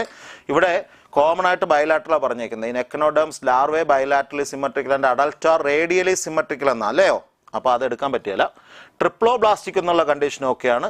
എസ് സീലോമേറ്റ് എന്നുള്ളതും തെറ്റി. ഇവർ അഡ്വാൻസ്ഡ് ഗ്രൂപ്പാണ്, സീലോമേറ്റ്സ് ആണ്, അല്ലെങ്കിൽ യു സീലോമേറ്റ്സ് ആണ്. അത് തെറ്റാണ്. അപ്പോൾ മൊത്തത്തിൽ അല്ലേ. പ്ലാറ്റിഹെൽമിൻസ് എത്രാമത്തെയാ? 4ാമത്തെ ഫൈലായിട്ട് നമ്മൾ പഠിക്കുന്നതാണ്. ഫ്ലാറ്റ് വേംസ് അവർ ബൈലാറ്ററലി സിമ്മട്രിക്കലാണ്. ട്രിപ്ലോബ്ലാസ്റ്റിക് കണ്ടീഷൻ തുടങ്ങുന്നത് ഈ ഫ്ലാറ്റ് വേംസിലാണ്. പക്ഷേ ഇവർക്ക് സീലം ഇല്ല. പാരൻകൈമ സെല്ലുകൾ കൊണ്ട് ആ സ്പേസ് ഫില്ല് ചെയ്ത് വെച്ചേക്കാണ്. അപ്പോൾ ഇവർ എസ് സീലോമേറ്റ്സ് ആണ്. എല്ലാ കണ്ടീഷൻസും സാറ്റിസ്ഫൈ ചെയ്തു. So option 3 is correct. അനലിറ്റ്സിൽ ബൈ റേഡിയൽ സിമ്മട്രി എന്നാണ് പറഞ്ഞേക്കുന്നത്. അല്ല, അവർ ബൈ ലാറ്ററൽ സിമ്മട്രി ആണ്. ഡിപ്ലോബ്ലാസ്റ്റിക് അല്ല, ട്രിപ്ലോബ്ലാസ്റ്റിക് ആണ്. സീലോമേറ്റ്സ് എന്നുള്ളത് കറക്റ്റുമാണ്. അപ്പോൾ ഈ 2 കാര്യങ്ങൾ തെറ്റി. അപ്പോൾ നമുക്കെല്ലാം ഓക്കെ ആയിട്ട് വന്നേക്കുന്നത് ഓപ്ഷൻ 3യിലാണ്. പ്ലാറ്റിഹെൽമിൻസിൻ്റെ കാര്യത്തിലാണ്. ഓക്കെ അല്ലേ? Next, which of the following statements are true for the animals mentioned below? 4 അനിമൽസിനെ പറഞ്ഞിട്ടുണ്ട്. പൈല ഗ്ലോബോസ, എപ്ലീസിയ, ഒക്ടോപ്പസ് ആൻഡ് സെപ്പിയ. അപ്പോൾ ഈ തന്നേക്കുന്ന ആൾക്കാരൊക്കെ മൊളസ്കയിലുള്ളവരാന്ന് നമുക്കറിയാം. മൊളസ്കൻസ് ആയവർ. ഇവരെ കുറിച്ച് എന്നാ പറഞ്ഞേക്കുന്നത്? Except Pila and Aplysia rest other have radial symmetry എന്നാണ്. ഒരിക്കലല്ല. നമുക്ക് ഈ മൊളസ്കയിൽ കാണാൻ പറ്റുന്നത് 2 സിമ്മട്രിയാണ്. ഒന്ന് അസിമെട്രിക്കൽ കണ്ടീഷനും പിന്നെ ഒന്ന് ബൈലാറ്ററൽ സിമ്മട്രിയുമാണ്. റേഡിയൽ സിമ്മട്രി വരികയില്ല കേട്ടോ. അപ്പോൾ അത് തെറ്റാം. സെഗ്മെന്റഡ് ബോഡി ഓഫ് പൈല ആൻഡ് അപ്ലീസിയ അന്നേരം തന്നെ തെറ്റി. ഇവർക്ക് അൺസെഗ്മെന്റഡ് ബോഡിയാണുള്ളത്. മൊളസ്കകളിൽ സെഗ്മെന്റേഷൻ ഇല്ല. അതുകൊണ്ട് അതും തെറ്റാം. പിന്നെ പറഞ്ഞത് കൈറ്റിനസ് ഷെല്ല് എന്നാണ്. കൈറ്റിനസ് ഷെല്ല് അല്ലെങ്കിൽ എക്സോസ്കെൽറ്റൻ എവിടെ? ഇതിന് ആർത്രോപോഡ്സ് ആണ് അല്ലേ. ഇവർക്കുള്ള ഷെല്ല് എന്താ? കാൽക്കേരിയസ് ആണ്. അപ്പോൾ അതും തെറ്റാം. All of them have posterior sensory tentacles എന്നാണ്. നമുക്കറിയാമല്ലോ, സെപ്പിയനെ നോക്കിക്കഴിഞ്ഞാൽ അതിൻ്റെ ഹെഡിലല്ലേ ടെൻഡക്കിൾസ് ഇരിക്കുക.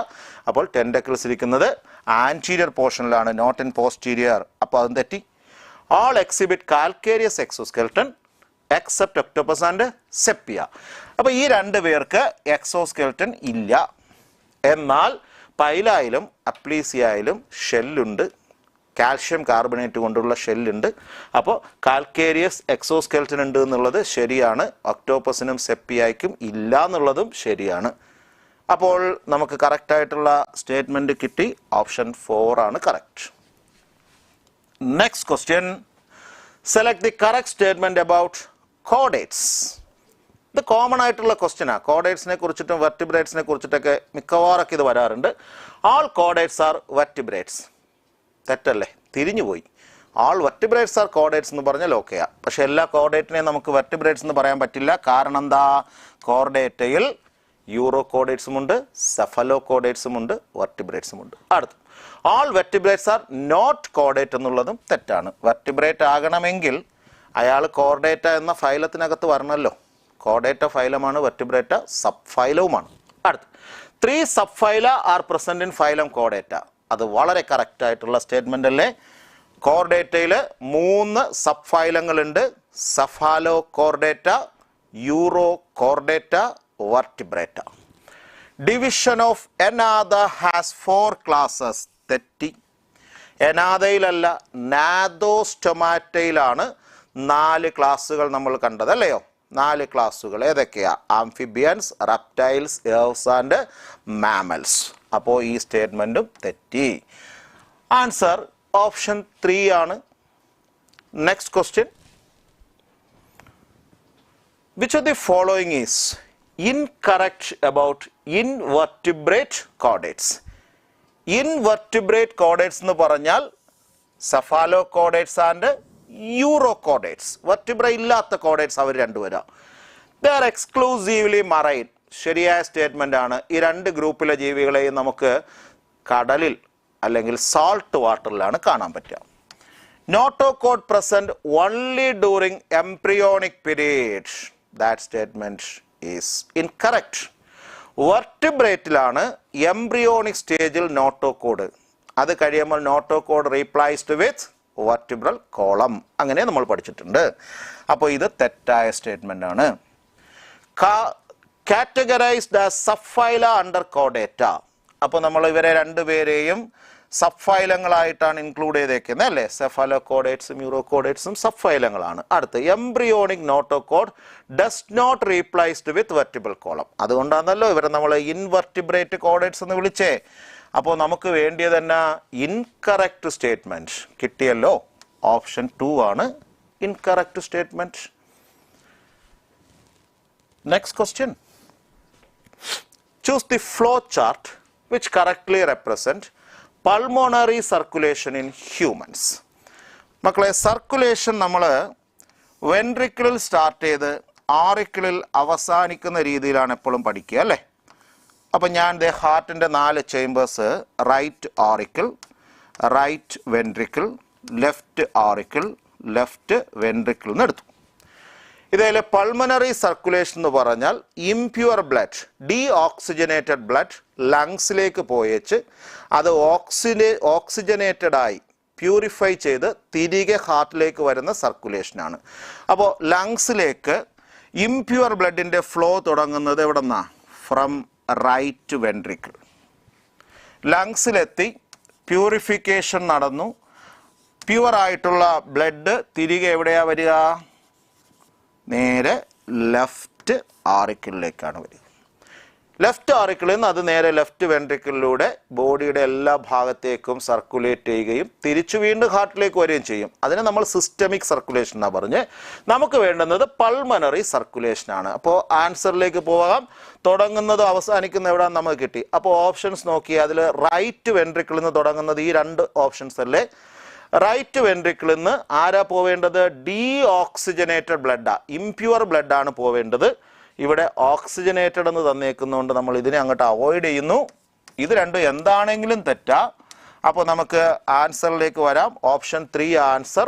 Right ventricle, deoxygenated blood ലങ്സിലെത്തി ഓക്സിജനേറ്റഡ് ആയി പ്യുവറായി തിരിച്ച് ലെഫ്റ്റ് ഏട്രിയത്തിലേക്ക് വന്നു. So it is the correct order of pulmonary circulation. Clear?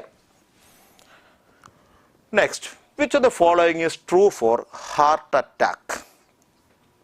State of heart when it is not pumping blood effectively enough to meet the need of body. ആവശ്യത്തിന് blood pump ചെയ്യുന്നില്ല ഹാർട്ടിന്. അങ്ങനെ pump ചെയ്യാൻ കഴിയാണ്ട് വന്നാൽ അതിന് നമ്മൾ എന്താ പറയുക? ഹാർട്ട് ഫെയിലുവർ എന്നാ പറയുക. Heart failure. Next, heart stops beating. Heart beat ചെയ്യാണ്ടിരിക്കുവാണ്. ഒന്നുകിൽ അയാൾ കോൺട്രാക്ട് ചെയ്തിട്ട് റിലാക്സ് ചെയ്യാണ്ടിരിക്കുന്നു, അല്ലെങ്കിൽ റിലാക്സ് ചെയ്തിട്ട് കോൺട്രാക്ട് ചെയ്തിരിക്കുവാണെങ്കിൽ നമ്മൾ അതിനെന്താ പറയുക? കാർഡിയാക് അറസ്റ്റ് എന്നാ പറയുക. Cardiac arrest. Next, heart muscle is suddenly damaged by an inadequate blood supply. Heart മസിലിന് ബ്ലഡ് കിട്ടാണ്ട് ആ മസിൽ പെട്ടെന്ന് ഡാമേജ്ഡ് ആയി പോകുന്ന അവസ്ഥക്കാണ് എന്ത് പറയണേ? Heart attack. അപ്പോൾ ഹാർട്ട് അറ്റാക്കിനെ കുറിച്ചുള്ള കറക്റ്റ് സ്റ്റേറ്റ്മെന്റ് 3ാമത്തെ ഓപ്ഷനാണ്. ഓക്കെ ആണ്. ശരി. അടുത്തത് എക്സ്ക്രീഷനുമായി റിലേറ്റഡ് ആയ 2 statements. Collecting duct allows passage of small amounts of urea into the medullary interstitium to keep up the osmolarity. Osmotic pressure നിയന്ത്രിക്കുന്നത് കിഡ്നിയാണ് അല്ലെങ്കിൽ നെഫ്രോൺസ് ആണ് നമ്മൾ പഠിച്ചിട്ടുണ്ട്. ഓസ്മോട്ടിക് പ്രഷർ നിയന്ത്രിക്കാൻ വേണ്ടി നടത്തുന്ന ഒരു പ്രോസസ്സാണ് ഇവിടെ പറഞ്ഞേക്കുന്നത്. ഇത് ശരിയായിട്ടുള്ള സ്റ്റേറ്റ്മെന്റ് ആണ്. Next, collecting duct also plays a role in the maintenance of pH and ionic balance. തീർച്ചയായും.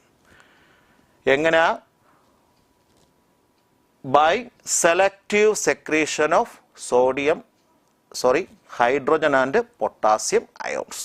അപ്പോൾ DCTയിലെ പോലെ തന്നെ കളക്ടിംഗ് ട്യൂബ്യൂളിന് അല്ലെങ്കിൽ കളക്ടിംഗ് ഡക്റ്റിനും ഹൈഡ്രോജൻ പൊട്ടാസ്യം അയോണുകളുടെ സെക്രീഷൻ ആവശ്യമാണെങ്കിൽ നടത്താൻ സാധിക്കും. അതെന്തിനു വേണ്ടിയാ? അയോണിക് pH ബാലൻസ് മെയിൻറ്റെയിൻ ചെയ്യാൻ വേണ്ടിയിട്ടാണ്. അപ്പോൾ 2 സ്റ്റേറ്റ്മെൻറ്റുകളും കറക്റ്റ് ആയതുകൊണ്ട് ഓപ്ഷൻ 1 ആൻസർ ആയിട്ട് എടുക്കുക.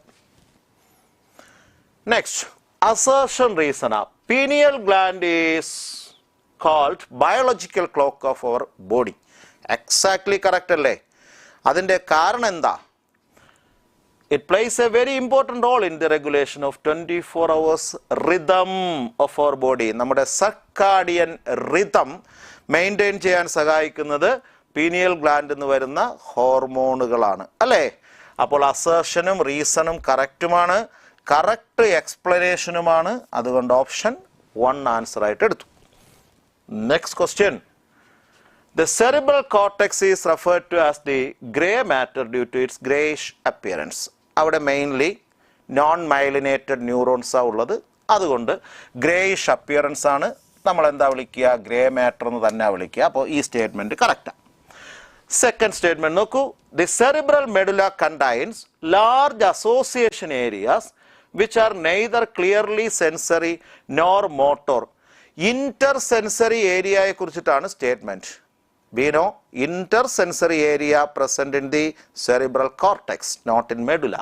അപ്പോൾ മെഡുലയിലല്ല, കോർട്ടെക്സിലാണ് ക്ലിയർ സെൻസറി മോട്ടോർ ഫങ്ഷൻ ഇല്ലാത്ത അസോസിയേറ്റഡ് ഏരിയാസ് ഒക്കെ കാണുക, ലിംബിക് സിസ്റ്റം ഒക്കെ കാണുക അല്ലേ? അപ്പോൾ ഈ സ്റ്റേറ്റ്മെൻറ്റ് തെറ്റാണ്. അപ്പോൾ statement 1 is correct but 2 is incorrect. Option 3 ആണ് answer. Next question. Which of the following causes an increase in sodium reabsorption in DCT. Sodium റീഅബ്സോർപ്ഷനിൽ ഇൻക്രീസ് ഉണ്ടാകുന്ന എപ്പോഴെന്നാണ്? അങ്ങനെയാണെങ്കിൽ അയോൺസിൻ്റെ റീഅബ്സോർപ്ഷനെ സപ്പോർട്ട് ചെയ്യുന്ന ഹോർമോണിൻ്റെ പ്രൊഡക്ഷൻ നടക്കുമ്പോൾ. അതേത് ഹോർമോണാ?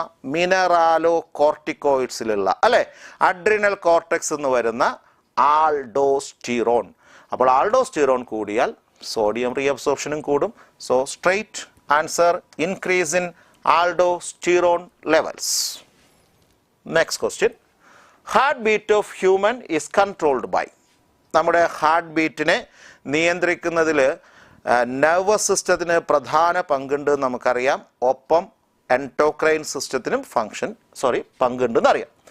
അപ്പോൾ സിമ്പതറ്റിക് നെർവസ് സിസ്റ്റവും പാരാസിമ്പതറ്റിക് നെർവസ് സിസ്റ്റവും ഹാർട്ട് ബീറ്റിനെ റെഗുലേറ്റ് ചെയ്യാറുണ്ട്. സിമ്പതറ്റിക് ഹാർട്ട് ബീറ്റ് റേറ്റ് കൂടാനും പാരാസിമ്പതറ്റിക് കുറയാനും സഹായിക്കും. Adrenal medullary hormone. അഡ്രിനൽ മെഡുലറിൽ നിന്നുണ്ടാകുന്ന അഡ്രിനാലിൻ ആൻഡ് നോർ അഡ്രിനാലിൻ രണ്ടുപേർക്കും ഹാർട്ട് ബീറ്റിനെ കൺട്രോൾ ചെയ്യാനുള്ള കഴിവുണ്ട്. സെറിബ്രത്തിന് ഹാർട്ട് ബീറ്റുമായിട്ട് ബന്ധം ഇല്ല. അപ്പോൾ നമുക്ക് ആൻസർ ഏത് കിട്ടി? 1 and 2 എന്ന് കിട്ടി. Next question. Which of the following is present at the junction of midgut and hindgut in cockroach? കോക്രോച്ചിൻ്റെ ഡൈജസ്റ്റീവ് സിസ്റ്റത്തിൽ നമുക്കറിയാം ഇങ്ങനെ ഒരു ക്രോപ്പ് വന്നു. ക്രോപ്പിൽ നിന്നൊരു ഗിസാർഡ് ഫോം ചെയ്തു. ഹെപ്പാറ്റിക് സീക്കകൾ ഉണ്ടായി. ഹെപ്പാറ്റിക് സീക്കകൾ 6 മുതൽ 10 വരെ ഉണ്ടാകാം അല്ലേ? അത് കഴിഞ്ഞ് വെച്ചിങ്ങനെ മീസൻഡറോൺ മിഡ്ഗട്ട് വന്നു. അത് ഹൈൻഗഡായി മാറുന്ന പോയിന്റിൽ എന്നാ ഉണ്ട്? ഇവിടെ മാൽപീജിയൻ ട്യൂബ്യൂൾസ് ഉണ്ട്. അപ്പോൾ നമ്മുടെ ക്വസ്റ്റ്യൻ ഇതാ, മിഡ്ഗട്ടും ഹൈൻഗട്ടും ചേരുന്ന ഭാഗത്ത് എന്നാ ഉണ്ട് എന്നുള്ളതാണ് ക്വസ്റ്റ്യൻ. സിമ്പിൾ അല്ലേ? മാൽപീജിയൻ ട്യൂബ്യൂൾസ് ആണ് അവിടെ ഉള്ളത്. 100 to 150 filamentous Malpighian tubules present at the junction of midgut and hindgut. Okay. Next question. Which one is the most abundant protein in animal world? നമുക്കറിയാം പ്രോട്ടീനാണ് ലിവിങ് സിസ്റ്റത്തിൽ ഏറ്റവും കൂടുതലുള്ള ബയോമോളിക്യൂൾ. അതിൽ തന്നെ ഭൂമിയിൽ ഏറ്റവും കൂടുതലുള്ളത് റുബിസ്കോ എന്ന പ്ലാന്റ് പ്രോട്ടീനാണ്. അനിമൽസിൽ ഏറ്റവും കൂടുതൽ കാണുന്നത് കൊളാജൻ എന്ന ഇന്റർ സെല്ലുലാർ ഗ്രൗണ്ട് സബ്സ്റ്റൻസ് ആണ്. അപ്പോൾ ആൻസർ പക്ക കൊളാജൻ. 2 ലിസ്റ്റ് തന്നേക്കുക. List 1 protein. പ്രോട്ടീനുമായി റിലേറ്റഡ് ആയിട്ട് ലിസ്റ്റ് 2 എന്താ പറഞ്ഞേക്കുന്നത്? പ്രോട്ടീനിലുള്ള ബോണ്ടിനെ കുറിച്ചാണ് പറഞ്ഞേക്കുന്നത് അല്ലയോ? പെപ്റ്റൈഡ് ബോണ്ട്സ് പ്രോട്ടീനിലാണ് കാണുക. Unsaturated fatty acids. Unsaturated fatty acid ഉണ്ടാകുന്നത് കാർബണിനിടയിൽ ഡബിൾ അല്ലെങ്കിൽ ട്രിപ്പിൾ ബോണ്ട് വരുമ്പോഴാണ്. അപ്പോൾ carbon carbon double bonds. Next nucleic acid. Nucleic ആസിഡിൽ ന്യൂക്ലിയോടൈഡ്സിനെ കണക്ട് ചെയ്യുന്ന ലിങ്കേജ് നമ്മൾ പഠിച്ചു, ഫോസ്ഫോ ഡൈ എസ്റ്റർ ലിങ്കേജ്. അപ്പോൾ ഫോസ്ഫോ ഡൈ എസ്റ്റർ ബോണ്ട് ഉണ്ട്. പോളിസാക്കറൈഡുകളിൽ ഷുഗർ മോളിക്യൂൾസിനെ കണക്ട് ചെയ്യുന്ന ബോണ്ട് നമുക്കറിയാം, ദാറ്റ് ഈസ് ഗ്ലൈക്കോസൈഡിക് ബോണ്ട്. അപ്പോൾ നമുക്ക് കറക്റ്റായിട്ട് മാച്ച് ചെയ്യാൻ പറ്റിയിട്ടുണ്ട്. ഏതാ എ എന്ന് പറയുന്നത് 4 ആണ്. അപ്പോൾ A4 വരുന്ന ഈ 2 ഓപ്ഷൻസേ ഉള്ളൂ. അപ്പോൾ മറ്റ് 2 ഒഴിവാക്കി. ഇനി നോക്കിയേ, ബി എന്ന് പറയുന്നത് 1 അല്ലേ? അപ്പോൾ B1 ഹിയർ ഇസ് B1. അപ്പോൾ ഇതാണ് ആൻസർ ആയിട്ട് വരിക. ബാക്കി 2 കൂടെ നോക്കൂ. C2 ആണ്, യെസ്. ഡി എന്താ? D3യുമാണ്, യെസ്, കറക്റ്റ് ആണ് കേട്ടോ. അപ്പോൾ option 3. Next question, prosthetic groups differ from coenzyme എന്ന. Prosthetic group differ from coenzyme. ഈ 2 പേർക്കുമുള്ള സിമിലാരിറ്റി എന്നാ? ഇവർ കോഫാക്ടേഴ്സ് ആണ്, എൻസൈമിനെ സഹായിക്കാനിരിക്കുന്ന ആൾക്കാരാണ്. അതിൽ പ്രോസ്തറ്റിക് ഗ്രൂപ്പ് പെർമനൻ്റ് ആയിട്ടിരിക്കുകയും കോ എൻസൈമിന് ടെമ്പററി കണക്ഷൻ മാത്രം ഉണ്ടാവുകയും ചെയ്യും. അപ്പോൾ ഒരു പ്രോസ്തറ്റിക് ഗ്രൂപ്പ് എൻസൈമിൽ സ്ഥിരമായിട്ട് കാണുന്ന ടൈറ്റ്ലി ബൗണ്ട് ആയിട്ടുള്ള ആളാണ്. But coenzyme has temporary connection with enzyme. അപ്പോൾ നോക്കിയേ, they require metal ions for their activity. Prosthetic ഗ്രൂപ്പിൽ മെറ്റൽ അയോൺ വേണമെന്ന് നിർബന്ധമൊന്നുമില്ല. അടുത്തന്നെ the prosthetic group are tightly bound to apoenzyme. That is correct, permanent ആയിട്ടിരിക്കണം. Their association with apo enzyme is transient. തെറ്റാണ്. Prosthetic group transient എന്ന് പറഞ്ഞാൽ temporary എന്നാ, തെറ്റാ. They can serve as cofactors in number of enzymes catalyzed reaction. They can serve as cofactors in number of enzyme catalyzed reaction. അപ്പോൾ prosthetic ഗ്രൂപ്പും കോ എൻസൈമും തമ്മിലുള്ള ഡിഫറൻസാ ചോദിച്ചേക്കുന്നത്. ഇത് സിമിലാരിറ്റിയാ, 2 പേർക്കും കാറ്റലൈസ് ചെയ്യാൻ പറ്റുമെന്നുള്ളത് സിമിലാരിറ്റിയാണ്. നമുക്ക് ഡിഫറൻസ് അല്ലേ വേണ്ടിയത്. അപ്പോൾ ഓപ്ഷൻ 2 ആണ് നമുക്ക് കിട്ടിയേക്കുന്ന ഡിഫറൻസ്. പ്രോസ്തറ്റിക് ഗ്രൂപ്പ് ടൈറ്റ് ആയിട്ടിരിക്കും, കോ എൻസൈം അങ്ങനെ ഇരിക്കുകയില്ല. Okay, next question, which of the following is not a polymeric substance? Polymeric substance ഒക്കെ മാക്രോ മോളിക്യൂൾസ് എന്ന കാറ്റഗറിയിലെ വരിക അല്ലേ, complex large molecules. Nucleic acid polymer ആണ്, ന്യൂക്ലിയോടൈഡ്സ് എന്ന്. പ്രോട്ടീൻ അമിനോ ആസിഡിന്റെ പോളിമറാ. പോളിസാക്കറൈഡ്സ് എന്ന് പറയുന്ന ഷുഗറിന്റെ പോളിമറാ. But lipids are not polymers. Lipid micromolecule ആണ്, പോളിമർ അല്ല. So here is the answer, lipid. Next question, which is genetically not possible? Genetically possible അല്ലാത്ത കണ്ടീഷൻ നോക്കണം. Haemophilic father transfers the haemophilic gene to his son. Haemophilia ഉണ്ടാക്കുന്ന allele X ക്രോമസോമിലാണ് ഇരിക്കുക. അപ്പോൾ അച്ഛന് X chromosome ഒരെണ്ണമേ ഉണ്ടാവുള്ളൂ. അപ്പോൾ അദ്ദേഹത്തിൻ്റെ എക്സ് ക്രോമസോം നേരെ പോകുന്നത് ആർക്കാ? മകളിലേക്കാണ്. അപ്പോൾ ഇതാണ് എക്സ് ക്രോമസോം, ഇത് Y എന്ന് വെക്കാം. ഇവിടെയാണ് ഹീമോഫിലിക് അലീലുള്ളതെന്ന് കരുതുക. അങ്ങനെയാണെങ്കിൽ ഇയാൾ നേരെ മകളിലേക്കേ പോകത്തുള്ളൂ. ഡോട്ടറിനാണ് അച്ഛൻ്റെ എക്സ് ക്രോമസോം കിട്ടുക, മകൻ എന്തേ കിട്ടുള്ളൂ? Y ക്രോമസോമേ കിട്ടുള്ളൂ. സ്റ്റേറ്റ്മെന്റ് എന്നാ? Haemophilic father transfer the haemophilic gene which is present on X chromosome to his son എന്ന് പറഞ്ഞാൽ അത് തെറ്റ്. അങ്ങനെ ഒരിക്കലും പോവില്ല. അപ്പം നോട്ട് പോസിബിൾ എന്നാ അല്ലേ, തെറ്റായത് കിട്ടിക്കഴിഞ്ഞു. ഇനി haemophilic father transfer the haemophilic gene to his daughter എന്ന് പറയുന്നത് ശരിയാ. Carrier mother transfer haemophilic gene to son. അമ്മയ്ക്ക് മകനും കൊടുക്കാൻ പറ്റും, മകൾക്കും കൊടുക്കാൻ പറ്റും. അപ്പോൾ ഈ 2 സ്റ്റേറ്റ്മെന്റുകളും ശരിയാ. അപ്പോൾ ആൻസർ കിട്ടി, ഓപ്ഷൻ 1 ആണ് answer. Next question, which are the following genotype express gamete? ഇതൊരു നല്ല ക്വസ്റ്റ്യനാ. ഗാമീറ്റിനെ കണ്ടുപിടിക്കുന്നത് എങ്ങനെയാന്നാ? നിങ്ങൾക്ക് ലോ ഓഫ് സെഗ്രിഗേഷൻ അറിയാം. ആ സെഗ്രിഗേഷൻ ലോ അനുസരിച്ച് ഗാമീറ്റ്സ് എപ്പോഴും പ്യുവറാണ്. പ്യുവറാന്ന് വെച്ച് കഴിഞ്ഞാൽ അവർക്ക് ഒരു ജീനിൻ്റെ ഒരലിയിലേ കാണത്തുള്ളൂ. ഇവിടെ ഒന്നാമത്തെ ആൾ നോക്കിയേ, അയാൾക്ക് ടി എന്ന ജീനിൻ്റെ 2 അലീൽസ് ഉണ്ട്. അപ്പോൾ ഇത് ഗാമീറ്റ് അല്ല. അടുത്ത ആളിനും ടിയുടെ 2 അലീൽസ് ഉണ്ട്, ഗാമീറ്റ് അല്ല. അതിനടുത്ത ആളിന് ആറിൻ്റെ 2 അലീൽസ് ഉണ്ട്, ഗാമീറ്റ് അല്ല. നാലാമത്തെ ആളിന് നോക്കൂ, എന്നിൻ്റെ 1 അലീലുണ്ട്, എം 1 അലീലുണ്ട്, എൽ ഒരെണ്ണുണ്ട്, ആറും ഒരെണ്ണമുണ്ട്. അപ്പോൾ ഓരോ ജീനിൻ്റെയും ഓരോ അലീൽസ് മാത്രമേ ഉള്ളൂ. അങ്ങനെ വന്നാലേ എന്താകത്തുള്ളൂ? ഗാമീറ്റ് ആകത്തുള്ളൂ. അപ്പോൾ gametes can receive only 1 allele of a gene. So option 4 is answer. Which of the following important biochemical reaction living system is catalyzed by ribozyme? Straight question ആണ്. റൈബോസൈം അല്ലെങ്കിൽ RNA കാറ്റലൈസ് ചെയ്യുന്ന ഒരു കാര്യം നമ്മൾ വ്യക്തമായിട്ട് പഠിച്ചിട്ടുണ്ട്. അതേതാ? Formation of peptide bond. Translation നടക്കുമ്പോൾ റൈബോസോമിൻ്റെ ലാർജ് സബ് യൂണിറ്റിനകത്ത് അമിനോ ആസിഡുകളെ പെപ്റ്റൈഡ് ബോണ്ടിലൂടെ കണക്ട് ചെയ്യാൻ സഹായിക്കുന്നത് റൈബോസൈമാണ്. അന്നേരം ആ റൈബോസൈമിനെ നമ്മൾ പെപ്റ്റിഡൈൽ ട്രാൻസ്ഫറേസ് എന്ന് പേരും വെച്ചിട്ടുണ്ട്. Clear? Option 3 is the answer. Next question. The process of RNA splicing shows the dominance of. Splicing അല്ലെങ്കിൽ റിമൂവൽ ഓഫ് ഇൻട്രോൺസ് എന്ന് പറയുന്നത് RNAക്ക് മാത്രം പോസിബിൾ ആയിട്ടുള്ള ഒരു കാര്യമാണ്. DNA-ക്ക് അതിന് സാധ്യമല്ല. അതുകൊണ്ട് സ്പ്ലൈസിങ് എന്ന് പറയുന്നത് RNA വേൾഡിൻ്റെ ഡോമിനൻസ് ആണ്. RNAക്ക് മാത്രം കഴിയുന്ന കാര്യമല്ലേ? So simple question and straight answer.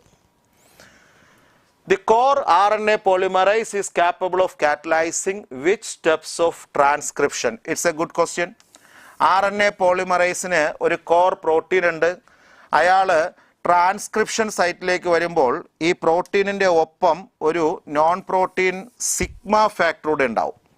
Sigma ഫാക്ടറാണ് ഇനിഷ്യേഷന് സഹായിക്കുന്ന ആൾ. ഇനി ഇയാൾ RNA ഉണ്ടാക്കി ടെർമിനേറ്റർ റീജിയനിലെത്തുമ്പോൾ അവിടെ വെച്ച് റോ ഫാക്ടർ എന്നൊരാൾ എൻസൈമിൻ്റെ കൂടെ ഒന്ന് ചേരും. എന്നിട്ട് എൻസൈമിനെ ഇനാക്റ്റീവ് ആക്കും. അതാണ് ടെർമിനേഷൻ. അപ്പോൾ നോക്കിയേ, ഇനിഷ്യേഷൻ നടത്തുന്നത് ആരാ? Sigma factor.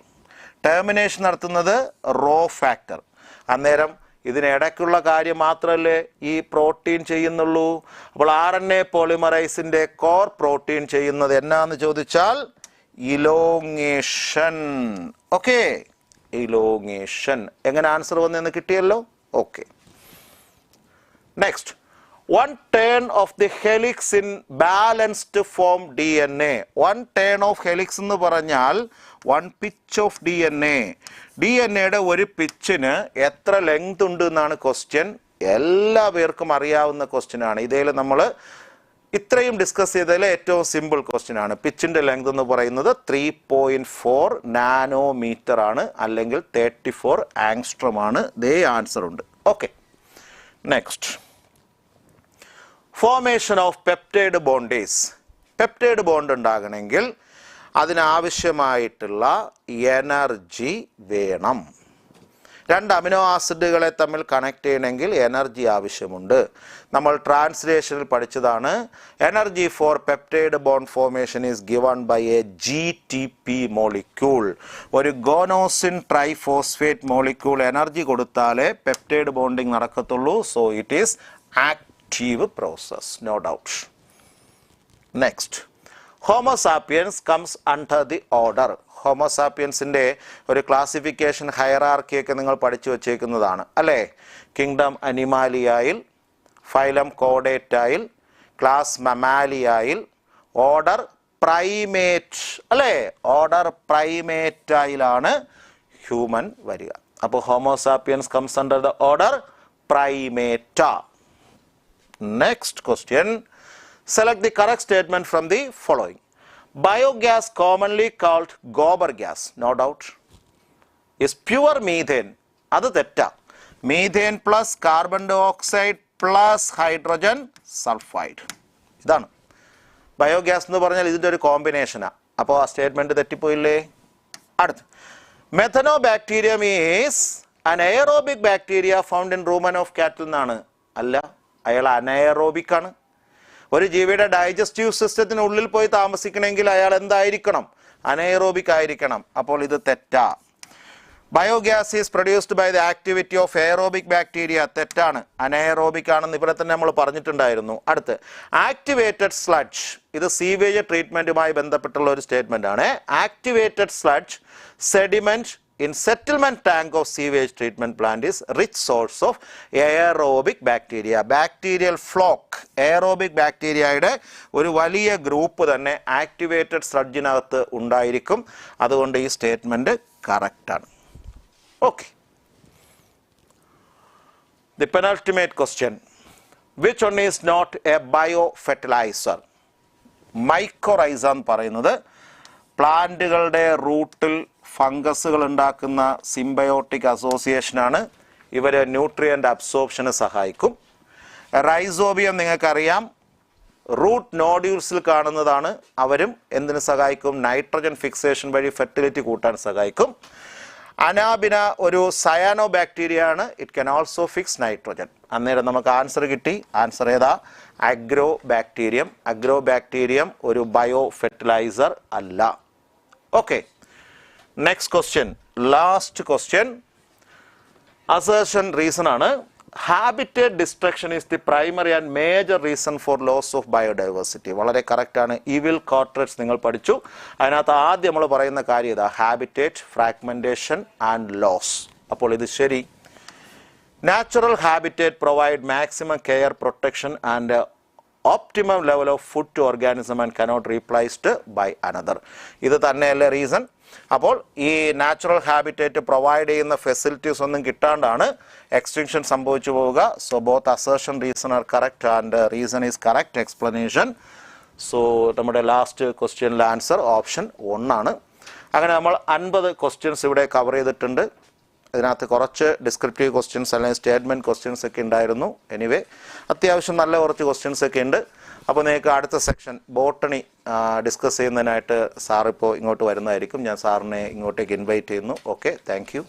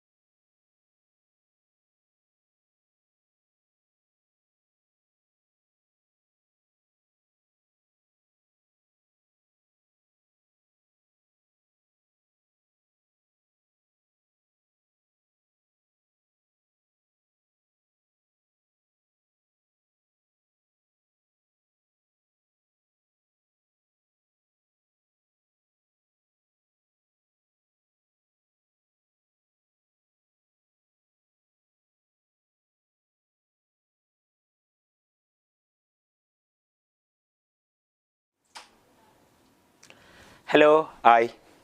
നമുക്ക് അടുത്തായിട്ട് ബോട്ടണി സെഷനിലേക്കാണ് നമ്മൾ മുന്നോട്ട് പോകുന്നത്. സോ നമുക്ക് ക്വസ്റ്റ്യനിലേക്ക് നമുക്ക് മൂവ് ചെയ്യാം. ക്വസ്റ്റ്യൻ ഇതാണ്: identify the algae which is used as the source of food in which food is stored in the form of structure similar to glycogen and amylopectin. അപ്പോൾ ഗ്ലൈക്കോജനുമായിട്ടും അമൈലോപെക്റ്റിനുമായിട്ടും സിമിലാരിറ്റി കാണിക്കുന്ന ഫുഡ് എന്ന് പറയുന്നത് ഫ്ലോറിഡിയൻ സ്റ്റാർച്ച് ആണല്ലേ? അങ്ങനെ തന്നെ. ഇപ്പോൾ ഫുഡ് എന്ന് പറയുന്നത് ഫ്ലോറിഡിയൻ സ്റ്റാർച്ച് ആണ്. ഫ്ലോറിഡിയൻ സ്റ്റാർച്ച് എന്ന് പറയുന്ന സ്ട്രക്ചർ അല്ലേ, സ്റ്റോർഡ് ഫുഡ് കാണുന്നത് റെഡ് ആൽഗയിലാണ് ആണല്ലോ. സോ അങ്ങനെയാണെങ്കിൽ ഇതിൽ ഏതാ red algae?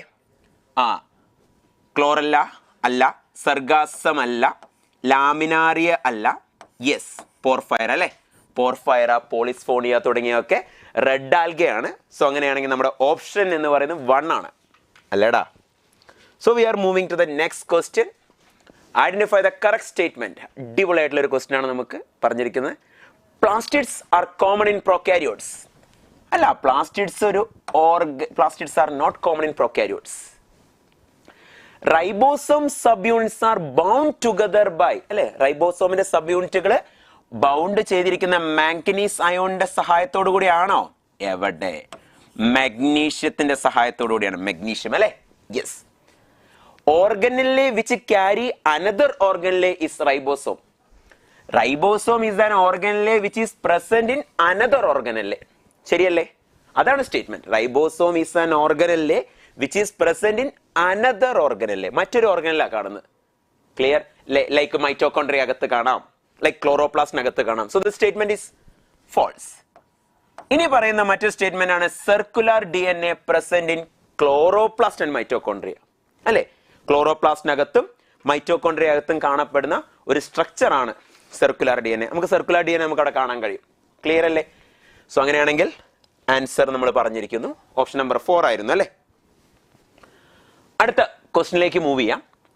Formation of sister chromatidal appearance and separation of sister chromatids takes place respectively എന്നാണ് പറഞ്ഞിരിക്കുന്നത്. നമുക്ക് ഓപ്ഷനിലേക്ക് നോക്കുമ്പോൾ തന്നെ നമുക്ക് അനാഫേസ് 1ഉം അനാഫേസ് 1 രണ്ട് ഓപ്ഷൻ ഉണ്ട് അല്ലെ. അനാഫേസ് 1ൽ നടക്കുന്നത് സെഗ്രിഗേഷനാ അല്ലെ. അനാഫേസ് 1ൽ നടക്കുന്നത് എന്താണ്? സെഗ്രിഗേഷനാ. സെഗ്രിഗേഷൻ ഓഫ് ഹോമോലോഗസ് ക്രോമസോംസാ, സെപ്പറേഷൻ അല്ല. അനാഫേസ് 2ൽ നടക്കുന്നത് സെപ്പറേഷൻ ആണ്, ശരിയാണ്. പക്ഷേ അനാഫേസ് 1ൽ സെഗ്രിഗേഷൻ അല്ലേ നടക്കുന്നത്? അവിടെ സിസ്റ്റർ ക്രൊമാറ്റിഡ്സ് ആണോ കാണാൻ സാധിക്കുക? അല്ല. സിസ്റ്റർ ക്രൊമാറ്റിഡ്സ് കാണാൻ സാധിക്കുന്നത് പ്രൊഫേസ് 1ലാ. കണ്ടൻസേഷൻ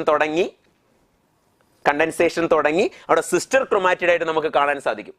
അടിപൊളിയെ കാണാൻ സാധിക്കുന്ന തൊട്ട് അപ്പുറത്തെ സ്റ്റേജിലാ. ഏതിലാ? മെറ്റാഫേസിൽ. Got it? ഇനി പറഞ്ഞോ separation of sister chromatid, that is anaphase. കത്തിയല്ലോ? യെസ്. സോ ഓപ്ഷൻ നമ്പർ 4 ആയിരുന്നു കേട്ടോ. അടിപൊളി ക്വസ്റ്റ്യൻ ആണ്, കണ്ടന്റ് ബേസ്ഡ് ക്വസ്റ്റ്യൻ ആണ്. How many chromosomes and DNA contents have the cells of onion at G1 phase? NCERT ടെക്സ്റ്റിലെ question. G1 phase after S phase meiosis 1 meiosis 2 respectively എന്നാണ് ചോദിച്ചിരിക്കുന്നത് അല്ലെ.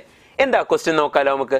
അപ്പോൾ എത്ര ക്രോമസോംസ് ഉണ്ടെന്നാ ചോദിച്ചിരിക്കുന്നത് അല്ലെ. ആൻഡ് DNA content എന്നാ ചോദിച്ചിരിക്കുന്നത് അല്ലെ. അറ്റ് ഏത് ഫേസ്? G1 phase. ഇനി നോക്കണേ, G1 ഫേസിൽ ക്രോമസോമിന്റെ എണ്ണം എന്ന് പറയുന്നത് ഒനിയൻ ആണെങ്കിൽ 16 അല്ലെ. റീപ്രൊഡക്ഷൻ ഓർഗാനിസം കിട്ടുന്ന കാര്യം 16 ക്രോമസോം നമ്പർ. അല്ലാതെ നമുക്ക് പഠിക്കാം. ഇനി അവിടെയുള്ള DNA കണ്ടന്റ് 2C ആണെന്ന് നിങ്ങളൊന്ന് വിചാരിച്ചേ. DNA കണ്ടന്റ് അല്ലെ. എസ് ഫേസിലേക്ക് പോകുമ്പോ ക്രോമസോം നമ്പറിന് ഒരു ചേഞ്ചും ഇല്ല. പക്ഷെ DNA കണ്ടന്റ് എന്തായി മാറും? 4C ആയി മാറും. അത് ശരിയാ. മിയോസിസ് 1 കഴിഞ്ഞാൽ ക്രോമസോം നമ്പർ പകുതിയാവും. ആണല്ലോ, കാരണം മിയോസിസ് 1 അല്ലേ റിഡക്ഷൻ ഡിവിഷൻ. പകുതിയാവും എന്ന് പറഞ്ഞാൽ അവിടെ നമ്മുടെ DNA കണ്ടന്റും എന്താകും? പകുതിയാവും. ശരിയല്ലേ? അതെ. ഇനി മിയോസിസ് 2 കഴിഞ്ഞാലും നമുക്കറിയാം ക്രോമസോം നമ്പറിൽ ചേഞ്ച് ഒന്നും ഉണ്ടാവില്ല. പക്ഷെ DNA കണ്ടന്റ് പിന്നെ എന്താവും? പകുതിയാവും. അപ്പോ നമ്മുടെ ഓപ്ഷനുമായിട്ട് സിമിലാരിറ്റി ഇതുണ്ട്. 2N കാരണം 16, 2C ശരിയാ, 16 4C ശരിയാ, കുറഞ്ഞു N 2C അതും ശരിയാ. പക്ഷെ മിയോസിസ് 2 കഴിഞ്ഞാൽ N തന്നെയാണ്, അത് ശരിയാ. പക്ഷെ 2C ഒരിക്കലും 2C ആയി നിൽക്കില്ല. അവിടെ എന്തായി മാറും? C ആയിട്ട് മാറും. DNA കണ്ടന്റ് അങ്ങ് കുറയും. സോ അതായത് ഈ ക്വസ്റ്റിന്റെ ആൻസർ എന്ന് പറയുന്നത് 3 ആണ്. മനസ്സിലായി എന്ന് വിചാരിക്കുന്നു. അടുത്ത ഒരു ക്വസ്റ്റിനിലേക്ക് പോവാം. ക്വസ്റ്റ്യൻ ഇതാണ് അല്ലെ. പ്ലാസന്റേഷൻ ആണ് ചോദിച്ചിരിക്കുന്നത്. Axial placentation, free central placentation, basal placentation, parietal placentation. Axial placentation ഒരു എക്സാമ്പിളാ ചൈന റോസ്, ടൊമാറ്റോ ഒക്കെ ആക്സിയൽ പ്ലാസന്റേഷൻ എക്സാമ്പിളാ. ഫ്രീ സെൻട്രൽ പ്ലാസന്റേഷൻ എക്സാമ്പിൾ ആണ് ഡയന്തസ് ആൻഡ് പ്രിംറോസ് അല്ലേ. അതെ. ബേസൽ പ്ലാസന്റേഷൻ എക്സാമ്പിൾ ആണ് സൺഫ്ലവർ ആൻഡ് മാരിഗോൾഡ് ആണല്ലോ. അപ്പോ പരൈറ്റൽ പ്ലാസന്റേഷൻ അല്ല ആര് കാണിക്കുന്നത്? പ്രിംറോസ് കാണിക്കുന്ന ആരാ? യെസ്, പ്രിംറോസ് കാണിക്കുന്ന പ്ലാസന്റേഷൻ ഫ്രീ സെൻട്രലാ. സോ ഇൻകറക്റ്റ് എന്ന് പറയുന്നത് ഈ സ്റ്റേറ്റ്മെന്റാ. ക്ലിയർ അല്ലേ? യെസ്. സോ ഓപ്ഷൻ എന്ന് പറയുന്നത് 4 ആയിരുന്നേ. അടുത്ത ഒരു ക്വസ്റ്റിനിലേക്ക് പോവാം. ഫ്ലോറൽ ഫോർമുല നമുക്ക് തന്നിരിക്കുന്നത് ലിലിയേസിയുടെ ഫ്ലോറൽ ഫോർമുലയാണ്. ആ ക്വസ്റ്റ്യൻ കണ്ടാൽ തന്നെ ക്ലിക്ക് ആവണം. അത് ലിലിയേസിയുടെ ഫ്ലോറൽ ഫോർമുലയാണ് ആണല്ലോ. P സ്റ്റാൻഡ്സ് ഫോർ നമുക്കറിയാം അല്ലെ, പെരിയാന്താണ്. A ആൻഡ്രീഷ്യമാണ്. ഇവിടെ നിങ്ങൾക്ക് ഇങ്ങനെ ഒരു കണക്ഷൻ തന്നിട്ടുണ്ടല്ലോ എന്ന് പറഞ്ഞാൽ എന്താ? പെരിയാന്തിന്റെ യൂണിറ്റ് ആയിട്ടുള്ള പെറ്റൽസ് അല്ല, ടെപ്പൽസ്. പെരിയാന്തിന്റെ യൂണിറ്റ് ആയിട്ടുള്ള ടെപ്പൽസ് ദേ ആർ കണക്റ്റഡ് വിത്ത് ആരുമായിട്ട്? ആൻഡ്രീഷ്യത്തിന്റെ യൂണിറ്റ് ആയിട്ടുള്ള സ്റ്റേമൻ. ഈ കണ്ടീഷനെ വിളിക്കുന്ന പേരാണ് എപ്പിഫിലസ് കണ്ടീഷൻ. എപ്പിഫിലസ് കണ്ടീഷൻ ശരിയാണോ? ഇതേപോലെ തന്നെ ഇപ്പൊ കൊറോള നമുക്കറിയാം അല്ലെ, പെറ്റൽസ് ആണല്ലോ. പെറ്റൽസ്. പെറ്റൽസ് സ്റ്റേമനുമായിട്ട് കണക്ട് ചെയ്ത കണ്ടീഷനെ വിളിക്കുന്ന പേരാണ് ഏത്? എപ്പിപെറ്റാലസ് കണ്ടീഷൻ. പക്ഷെ ഇത് കാണുന്നത് സൊളാനേസിയ ഫാമിലിയിലാ. ഇങ്ങോട്ട് നോക്ക്, ഇമ്പോർട്ടന്റ് പോയിന്റ്സ് ഒക്കെ പറയണം, നോക്ക്, കത്തിച്ചെഴുതവിടെ അല്ലേ? സൊളാനേസിയ ഫാമിലിയിലാണ്. ഇനി പറയുന്നൊക്കെ ടെപ്പൽ സ്റ്റേമൻസുമായിട്ട് കണക്ട് ചെയ്താ, അതായത് കണ്ടീഷൻ എപ്പിഫിലസ് കണ്ടീഷൻ. സോ ക്വസ്റ്റ്യൻ കാണുമ്പോൾ തന്നെ ഓർത്ത് വെക്കണം, അത് ലിലിയേസിയ ഫാമിലിയാണ്. ഈ ക്വസ്റ്റ്യൻ അടിപൊളിയായിട്ട് കഴിഞ്ഞിട്ടുണ്ട്. അടുത്ത സെഷനിലേക്ക് മൂവ് ചെയ്യാം. ക്വസ്റ്റ്യൻ എന്താ? If desired gene segment is inserted at SAL1. അപ്പൊ നമ്മുടെ PBR 322 വരട്ടെ. ഇതാണ് PBR 322. PBR 322 2 ആന്റിബയോട്ടിക് റെസിസ്റ്റന്റ് ജീൻസാ ഉള്ളത്, അറിയാം. ഒന്ന് നമ്മുടെ അമർ അല്ലെ, അതായത് ആംപാർ. ഒന്ന് നമ്മുടെ ടീച്ചർ, നമുക്ക് അങ്ങനെ ഷോർട്ട് ആയിട്ട് അല്ലെ, ടീച്ചർ നിങ്ങൾ കോഡായിട്ട് പറയുന്ന tetracycline resistant gene. Tetracycline resistant ജീനിൽ 2 റെസ്ട്രിക്ഷൻ എൻഡോന്യൂക്ലിയസുകളുടെ റെക്കഗ്നിഷൻ സീക്വൻസ് കിടക്കുന്നുണ്ട്. ടെട്രാസൈക്ലിൻ റെസിസ്റ്റന്റ് ജീനിൽ 2 റെസ്ട്രിക്ഷൻ എൻഡോന്യൂക്ലിയസുകളുടെ റെക്കഗ്നിഷൻ സീക്വൻസ് കിടക്കുന്നുണ്ട്. That is BAM-H1 and SAL1. SAL1 ഉപയോഗിച്ചിട്ടാണ് ഞാൻ ടെട്രാസൈക്ലിൻ റെസിസ്റ്റന്റ് ജീനിനെ ബ്രേക്ക് ചെയ്യുന്നത്. SAL1 ഉപയോഗിച്ച് ഞാൻ ടെട്രാസൈക്ലിൻ റെസിസ്റ്റന്റ് ജീനെ ബ്രേക്ക് ചെയ്ത് കഴിഞ്ഞാൽ എന്റെ ജീൻ ഇവിടെ ഇൻസേർട്ട് ആവും. എവിടെ? ടെട്രാസൈക്ലിൻ റെസിസ്റ്റന്റ് ജീനകത്ത്. അപ്പൊ ഏത് ആക്ടിവിറ്റി ഇല്ലാതെ ആവും? ടെട്രാസൈക്ലിൻ റെസിസ്റ്റൻസ് എന്ന് പറയുന്ന ആ ഒരു ആക്ടിവിറ്റി അതില്ലാതെ ആവും. സോ പിന്നെ ഏത് ആക്ടിവിറ്റിയാ കിട്ടുക? ആംബിസിലിൻ. സോ അങ്ങനെയാണെങ്കിൽ അങ്ങനെ PBR 322-നോടൊപ്പം ഞാൻ എന്റെ ജീൻ ആഡ് ചെയ്തു. ജീൻ ഞാൻ ആഡ് ചെയ്യുന്നത് SAL1 സൈറ്റിലേക്കാണ്. അപ്പൊ എനിക്കൊരു റീകോമ്പിനന്റ് ആയിട്ടുള്ള PBR 322 കിട്ടും. അതിന് ഒരിക്കലും ടെട്രാസൈക്ലിനെതിരെ റെസിസ്റ്റൻസ് ചെയ്യാനുള്ള കപ്പാസിറ്റി ഇല്ല, വിച്ച് മീൻസ് അതിൽ ടെട്രാസൈക്ലിൻ റെസിസ്റ്റന്റ് ജീൻ ഇല്ല.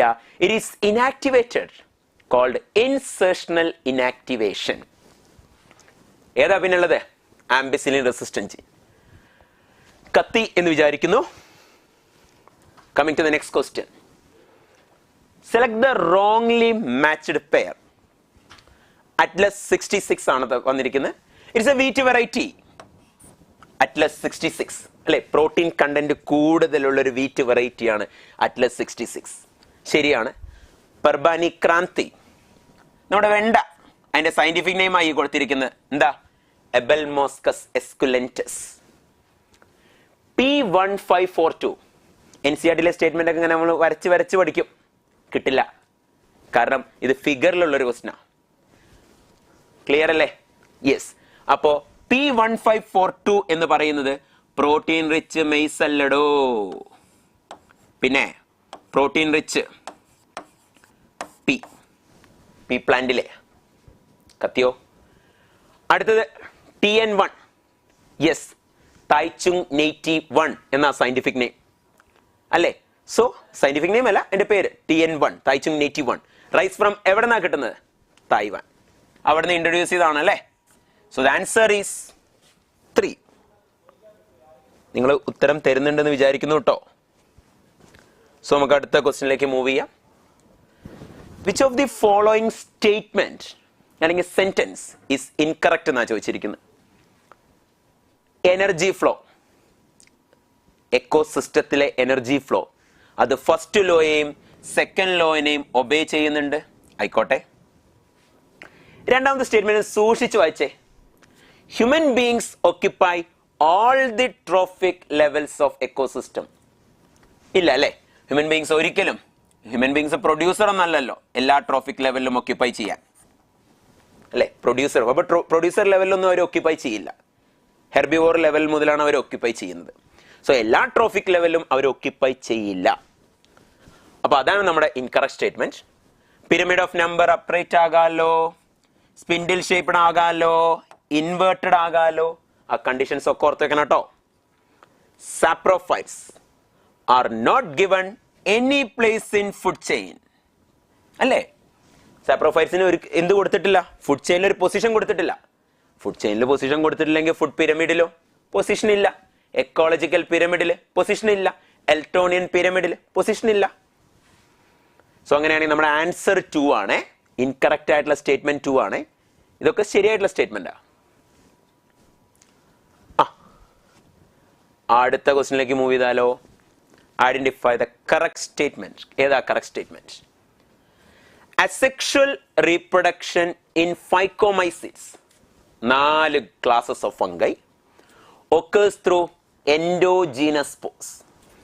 ഫൈക്കോമൈസിറ്റ്സിൽ അസെക്ഷുവൽ റീപ്രൊഡക്ഷൻ നടക്കുന്ന സൂസ്പോസ് വഴിയാണ്. സൂസ്പോസ് അല്ലേ? അപ്പൊ ഈ സൂസ്പോറിന്റെ സ്ട്രക്ചർ നമ്മൾ റീപ്രൊഡക്ഷൻ ഓർഗാനിസം ആയിട്ട് പഠിച്ചിട്ടുണ്ട്. അപ്പൊ കണക്ട് ചെയ്യണം ചാപ്റ്റർ അങ്ങോട്ടും ഇങ്ങോട്ടും അല്ലേ? ഇതാ ഇങ്ങനെ ഒരു സഞ്ചിക്കകത്തായിരുന്നു സൂസ്പോർ ഇങ്ങനെ പുറത്തു വരുന്നതായി കണ്ടിട്ടുണ്ടായിരുന്നു. മോട്ടയിലാണേ, യെസ്. മൈക്രോസ്കോപ്പിക് ആണ്, യെസ്. ഫ്ലജെല്ലേറ്റഡ് ആണ്, യെസ്. അപ്പോ ഒരു സഞ്ചിക്കകത്താ ദാറ്റ് സഞ്ചി അല്ലേ? ആ സഞ്ചിനെ വിളിക്കുന്ന പേരാണ് സൂസ്പൊറാഞ്ചിയം എന്ന് വിളിക്കുന്നു. അപ്പൊ സൂസ്പൊറാഞ്ചിയത്തിനകത്താ കാണുന്നത്, പുറത്തല്ല. So that is endogenous. Diversity rich fungal group reproduce only through sexual mechanism. തെറ്റല്ലേ?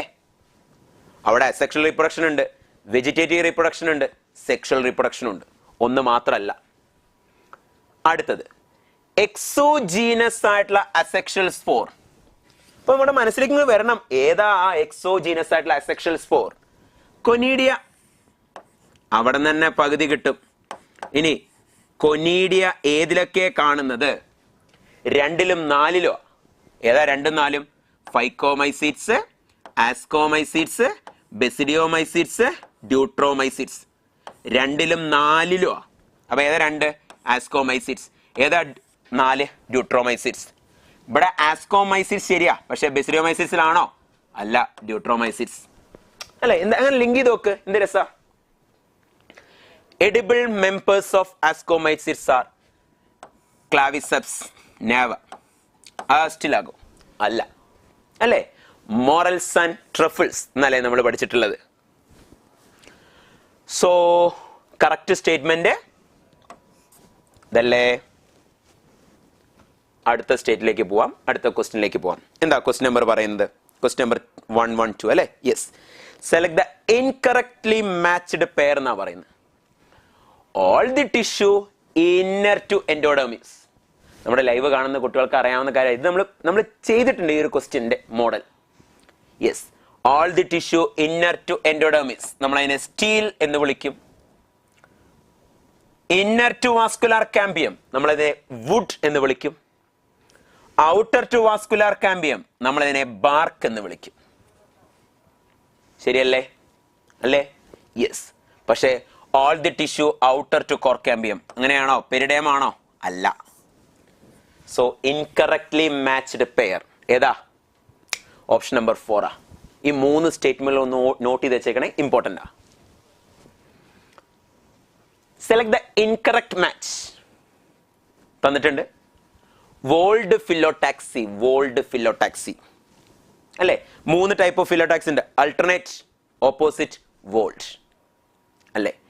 അല്ലെ? നമുക്ക് ഏറ്റവും അൾട്ടർനേറ്റിൽ 3 എക്സാമ്പിൾ, ഓപ്പോസിറ്റിൽ 2 എക്സാമ്പിൾ, വോൾഡിൽ 1 എക്സാമ്പിൾ. അങ്ങനെ നമുക്ക് പഠിക്കാനുള്ള NCERT ടെക്സ്റ്റിൽ.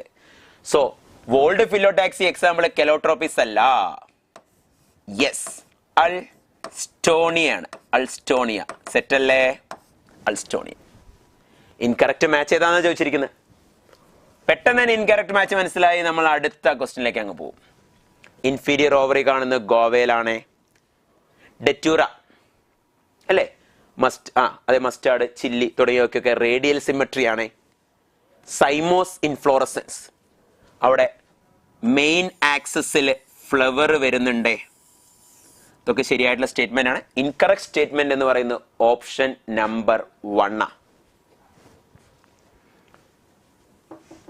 മൂവ് ചെയ്യാലോ അടുത്ത ക്വസ്റ്റ്യനിലേക്ക്.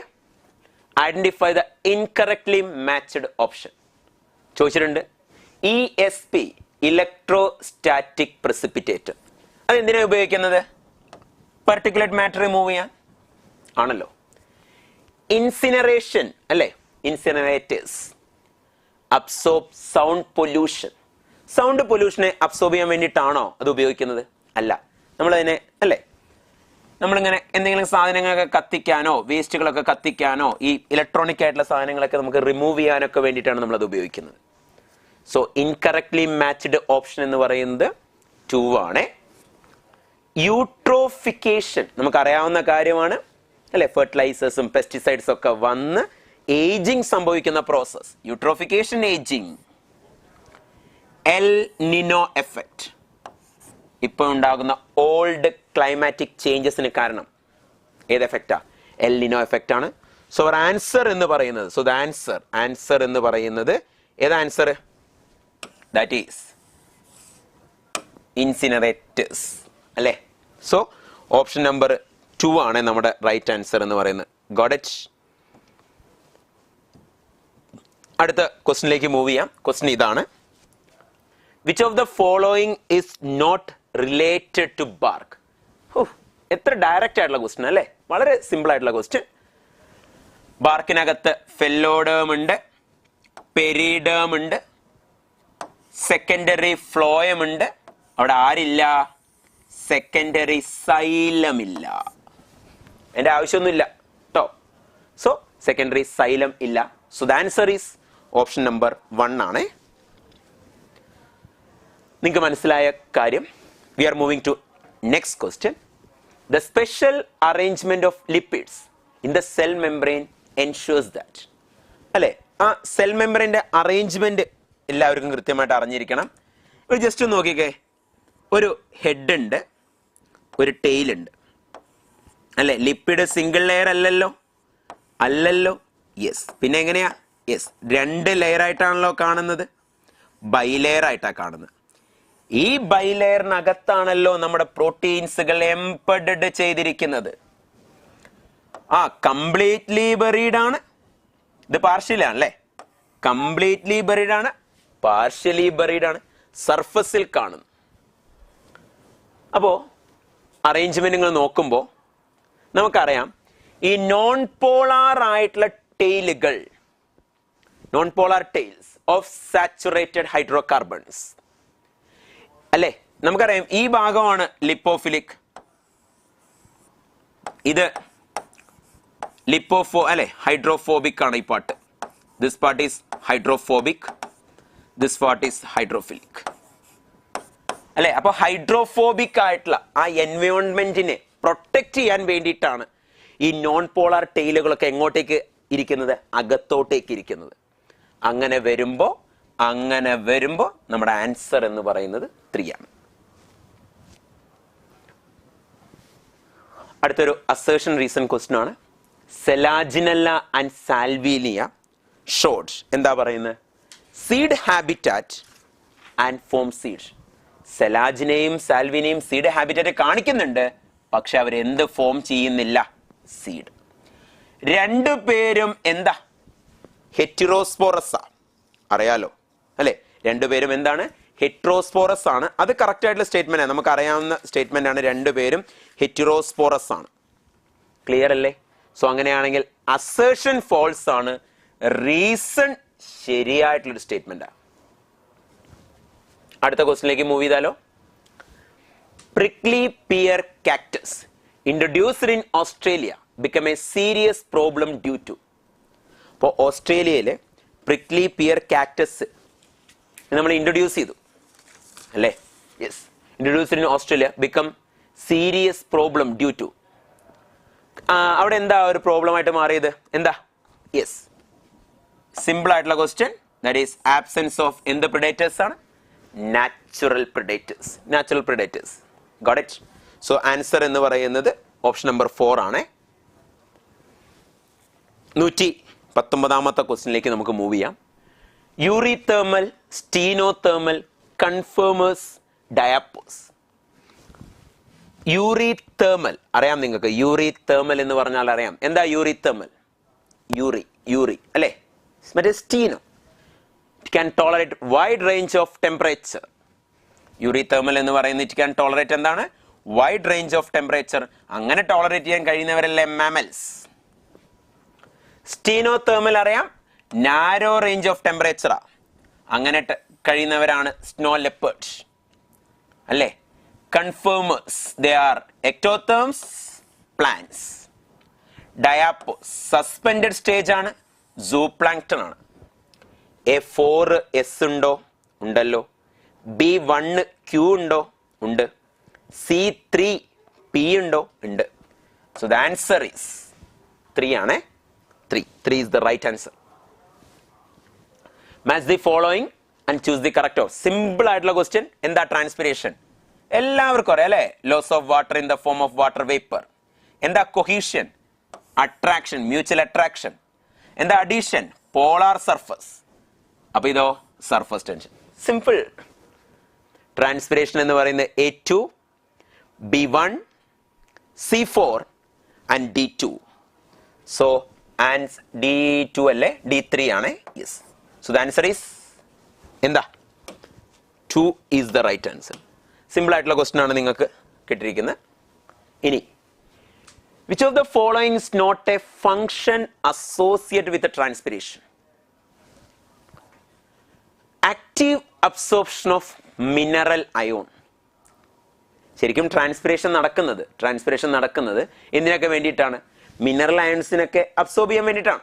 പക്ഷെ ഒരിക്കലും മിനറൽ അയോൺസിനെ ആക്റ്റീവായിട്ട് എനർജി ഉപയോഗിച്ച് അബ്സോർബ് ചെയ്യാൻ വേണ്ടിയിട്ടല്ല. ട്രാൻസ്പിരേഷൻ നടക്കുമ്പോൾ വെള്ളം മുകളിലേക്ക് വരുമ്പോൾ ആ വെള്ളത്തിനോടൊപ്പം ഡിസോൾവ് ചെയ്തിട്ട് വരുന്നുണ്ട് മിനറൽസ്. Got it? ഓക്കെ. പിന്നെ മാത്രമല്ല, most of the mineral ions are first absorbed ആണ്. ഏറ്റവും ആദ്യം അബ്സോർബ് ചെയ്യുന്നത് മിനറൽ അയോൺസിനെയാണ് പ്ലാന്റ്. എനർജി ഉപയോഗിച്ചിട്ട് തന്നെ അബ്സോർബ് ചെയ്യുന്നത്. ദെർബൈ പിന്നെയാണ് water follows. Okay. Water supply four, അത് ശരിയാണ് അല്ലെ. വെള്ളം ഫോട്ടോസിന് വേണ്ടി വെള്ളം കൊടുക്കുന്നുണ്ട്. മിനറൽസിനെ ഓൾ പാർട്സിലേക്ക് ട്രാൻസ്പോർട്ട് ചെയ്യുന്നുണ്ട്. Maintaining the shape and structure. So അങ്ങനെ വരുമ്പോൾ നമ്മുടെ ആൻസർ എന്ന് പറയുന്നത് 1. ഇത് നല്ലൊരു അടിപൊളി ക്വസ്റ്റ്യൻ ആണ്. ഇച്ചിരി കൺസെപ്റ്റ് ഒക്കെ അറിഞ്ഞിരുന്നാൽ മാത്രം ചെയ്യാൻ പറ്റുന്നൊരു ക്വസ്റ്റ്യൻ. നമുക്ക് നോക്കാം, സിമ്പിളായിട്ട് ചെയ്യാൻ പറ്റും. Yes, find the correct path way of movement of water അല്ലേ. വെള്ളത്തിന്റെ മൂവ്മെന്റ് ആണ് കണ്ടുപിടിക്കാൻ ചോദിച്ചിരിക്കുന്നത്. A, B, C. നമുക്കറിയാവുന്ന കാര്യമാണ്. വാട്ടർ മൂവ് ചെയ്യുന്നത് higher water potential to lower water പൊട്ടൻഷ്യലിലേക്ക്. വാട്ടർ പൊട്ടൻഷ്യൽ ഇക്വേഷൻ എന്താ? psi W is equal to psi S plus psi P. അപ്പോൾ ഇവിടുത്തെ psi W ഒന്ന് കണ്ടുനോക്കാം. ഇവിടുത്തെ psi W എന്ന് പറയുന്നത് എത്രയാണ്? ഇവിടുത്തെ psi W psi S plus psi P ആണ്. സോ ദാറ്റ് ഈസ് -10 ആണല്ലോ. ബിയുടെ psi W നമുക്ക് കാൽക്കുലേറ്റ് ചെയ്യാം. സോ അവിടെ ബിയുടെ psi W എന്ന് പറയുന്നത് ബിയുടെ psi W. സോ എയുടെ psi W ഈസ് -10 ആണ്, ബാർ ആണ്. ബിയുടെ psi W എന്ന് പറയുന്നത് -4 ബാറാണ്. കാരണം ഇവിടെ psi W അല്ല തന്നിരിക്കുന്നത് അല്ലേ. ഇവിടെ psi S plus psi P ആണ്. So that is -10. ഓക്കെ. ഇവിടെ psi W നമുക്ക് തന്നിട്ടുണ്ട്. എത്രയാണ് തന്നിരിക്കുന്നത്? ബി എന്ന് പറയുന്നത് -8 ആണ്. ഇവിടെ നമ്മൾ തന്നിട്ടുണ്ട് psi W is equal to C, that is -10. അപ്പൊ നിങ്ങൾക്ക് മനസ്സിലാവേണ്ട ഒരു കാര്യം എന്ന് പറഞ്ഞാൽ എയും സിയും ഒരേ വാട്ടർ പൊട്ടൻഷ്യലാണ്. സോ അവിടെ യെസ്, എയും സിയും ഒരേ വാട്ടർ പൊട്ടൻഷ്യലാണ്. സോ അവിടെ ഇക്വിലിബ്രിയത്തിലായിരിക്കും. ബി ആ കൂടുതൽ. അപ്പൊ ബിയിൽ നിന്ന് എയിലേക്കും വെള്ളം ഒഴുകും, ബിയിൽ നിന്ന് സിയിലേക്കും വെള്ളം ഒഴുകും. ആണല്ലോ. സോ അങ്ങനെ വരുമ്പോൾ നമ്മുടെ ആൻസർ എന്ന് പറയുന്നത് ഓപ്ഷൻ 1 ആണ്. പെട്ടെന്ന് തന്നെ മനസ്സിലാക്കുന്ന കാര്യമാണ്. psi S psi P. അപ്പൊ psi W കാൽക്കുലേറ്റ് ചെയ്യാം. ഇവിടെ psi W നമുക്ക് തന്നിരിക്കുന്നത്, അപ്പൊ കാൽക്കുലേറ്റ് ചെയ്യണ്ട. ഇവിടെയും psi W തന്നിരിക്കുന്നത്, കാൽക്കുലേറ്റ് ചെയ്യണ്ട. ഇവിടെ കാൽക്കുലേറ്റ് ചെയ്യുമ്പോൾ ഇവർ ഈക്വൽ ആണേ. Got it? Equilibrium condition. ഇവിടെ നിന്ന് ഇങ്ങോട്ടങ്ങ് പറക്കും വെള്ളം, ശരിയല്ലേ? ഇവിടെ നിന്ന് ഇങ്ങോട്ടേക്കും പറക്കും വെള്ളം. കാരണം ഇവിടെ വാട്ടർ പൊട്ടൻഷ്യൽ കൂടുതലാ, രണ്ടിടത്തും വാട്ടർ പൊട്ടൻഷ്യൽ കുറവാ. സോ അടുത്ത ക്വസ്റ്റിലേക്ക് മൂവ് ചെയ്യാം. Select the incorrect statement related to manganese toxicity അല്ലേ. മാംഗനീസ് ടോക്സിസിറ്റിയുമായിട്ട് നമുക്ക് അറിയാവുന്ന കാര്യമാണ്. മഗ്നീഷ്യം എൻസൈമുമായിട്ടുള്ള ബൈൻഡിങ്ങിനെ പ്രിവെന്റ് ചെയ്യും. കാരണം അങ്ങനെയാണ് അവിടെ എന്ത് സംഭവിക്കുന്നത്? മഗ്നീഷ്യത്തിന്റെ ഡെഫിഷ്യൻസി സിംറ്റം വരുന്നത്. മഗ്നീഷ്യത്തിന്റെ ഡെഫിഷ്യൻസി സിംറ്റം വരാനുള്ള കാരണം മഗ്നീഷ്യവും എൻസൈം തമ്മിലുള്ള ബൈൻഡിങ് അവിടെ പ്രിവെന്റ് ചെയ്യും. ആര്? എന്തിന്റെ കോൺസെൻട്രേഷൻ കൂടിക്കഴിഞ്ഞാൽ? മാംഗനീസിന്റെ കോൺസെൻട്രേഷൻ കൂടിക്കഴിഞ്ഞാൽ. Which means what? Manganese toxicity. അതേപോലെ തന്നെ മറ്റൊരു പ്രധാനപ്പെട്ട കാര്യമുണ്ട്, കാൽസ്യത്തിന്റെ ട്രാൻസ്ലൊക്കേഷനെ അത് ഇൻഹിബിറ്റ് ചെയ്യാം. Got it? ഇവിടെ എന്താ കൊടുത്തിരിക്കുന്ന? Promotion of calcium translocation. Calcium translocation ഒരിക്കലും എന്ത് ചെയ്യില്ല? പ്രൊമോട്ട് ചെയ്യില്ല. അവിടെ എന്താ ചെയ്യുന്നത്? പ്രൊമോട്ട് ചെയ്യില്ല. പിന്നെ എന്താ ചെയ്യുക? അവിടെ ഇൻഹിബിറ്റ് ചെയ്യുക. Got it? അതുകൊണ്ടാണ് അയണിന്റെയും മഗ്നീഷ്യത്തിന്റെയും കാൽസ്യത്തിന്റെയും ഡെഫിഷ്യൻസി സിംറ്റം നമുക്ക് ഒബ്സർവ് ചെയ്യാൻ പറ്റുന്നത്. എപ്പോ? During manganese toxicity. കത്തി എന്ന് വിചാരിക്കുന്നു. അടുത്ത ക്വസ്റ്റിനിലേക്ക് മൂവ് ചെയ്യാം. Statement A, statement B. Asparagine contain more nitrogen than aspartic acid. Asparagine, it is an amide containing amino acid. Important point ആണ്. Asparagine എന്ന് പറയുന്നത് it is an amide. It is a amide containing amino acid. അപ്പോൾ amide group ഉള്ള ഒരു amino acid ആണ്, amide containing amino acid ആണ് നമ്മുടെ അസ്പരാജിൻ എന്ന് പറയുന്നത്. അമൈഡാ അല്ലേ? അമൈഡാണ്. സോ എന്താ സംഭവിക്കുക? അമൈഡാണ്. ഓക്കെ. അസ്പാർട്ടിക് സാധാ അമിനോ ആസിഡാ. അപ്പൊ അമിനോ ആസിഡിനേക്കാൾ കൂടുതൽ നൈട്രജൻ കണ്ടന്റ് എവിടെ ഉണ്ട്? അസ്പരാജിനിൽ ഉണ്ട്. ശരിയാണ്. Amides are derived from amino acid. Amino ആസിഡിന്റെ OH പാർട്ടിനെ അല്ലെ, അമിനോ ആസിഡിൽ കാണുന്ന COH ഗ്രൂപ്പിലുള്ള OH പാർട്ടിനെ റീപ്ലേസ് ചെയ്തിട്ട് അവിടെ അമിനോ ഗ്രൂപ്പ് വരുന്നതാണല്ലോ. അങ്ങനെയാണല്ലോ അമിനോ ആസിഡ് അമൈഡായിട്ട് മാറുന്നത്. സോ അങ്ങനെ വരുമ്പോൾ നമുക്ക് രണ്ട് ആൻസറും ട്രൂ ആണെന്ന് പറയാൻ പറ്റും. സോ ഈ ക്വസ്റ്റിന്റെ ആൻസർ എന്ന് പറയുന്നത് ഓപ്ഷൻ നമ്പർ 3 ആണ് കേട്ടോ. കത്തി എന്ന് വിചാരിക്കുന്നു. Select the incorrectly matched pair. ഫോട്ടോസിൻസിലെ question. Primary carbon dioxide fixation product in C3 cycle. Yes, 3 carbon compound phosphoglyceric acid. Primary carbon dioxide fixation product in C4 cycle, 4 carbon compound. Yes. Primary carbon dioxide acceptor in C4 plant PEP. So that is called pep. അപ്പോൾ ഇവിടെ C3 ആണെങ്കിൽ എന്താ വരിക? RUBP. ശരിയല്ലേ? Yes. Primary ശരിയാണ്. Primary carbon dioxide acceptor C3 malic acid ആണോ?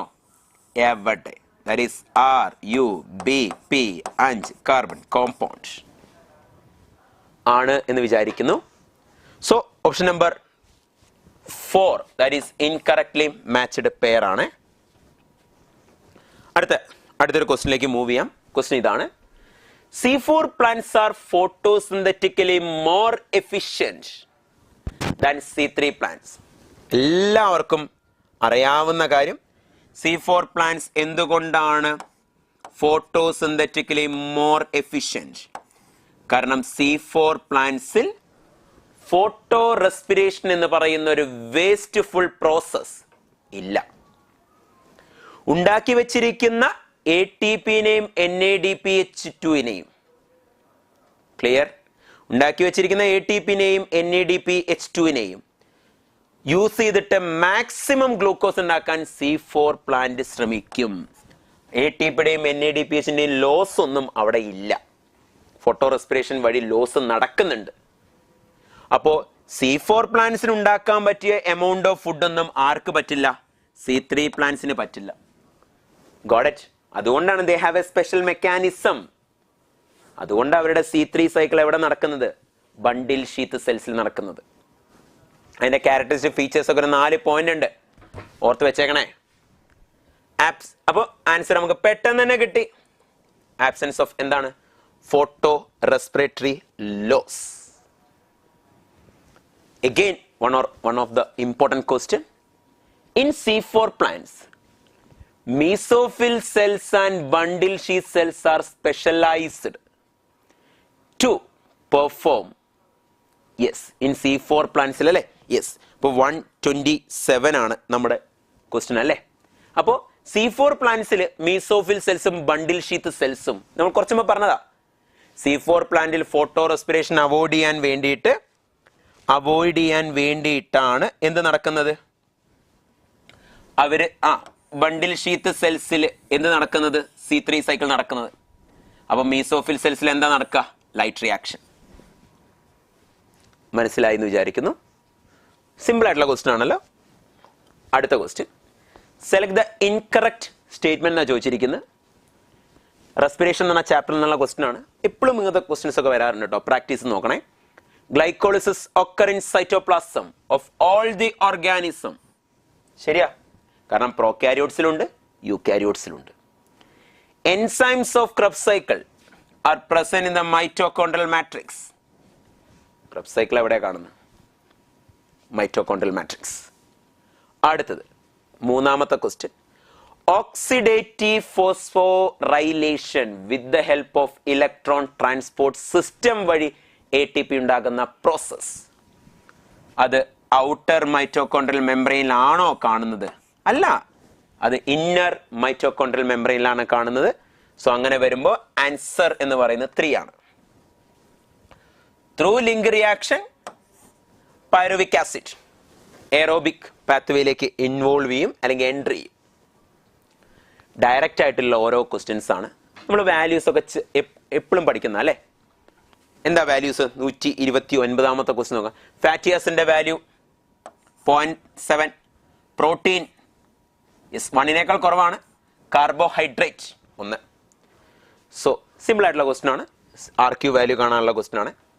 അടുത്തത് electron transport സിസ്റ്റത്തിൽ നിന്ന് പ്രീവിയസ് ഇയർ ആയിട്ട് ചോദിച്ച ക്വസ്റ്റ്യൻ ആണ്. The mobile electron carrier for transfer of electron between complex number 3 and complex number 4. Cytochrome C ആണ്. Yes, they are attached to the outer surface of the inner membrane. Inner മെംബ്രെയിന്റെ outer സർഫസിലേക്കാണ് അവർ attach ചെയ്ത് കിടക്കുന്നത്.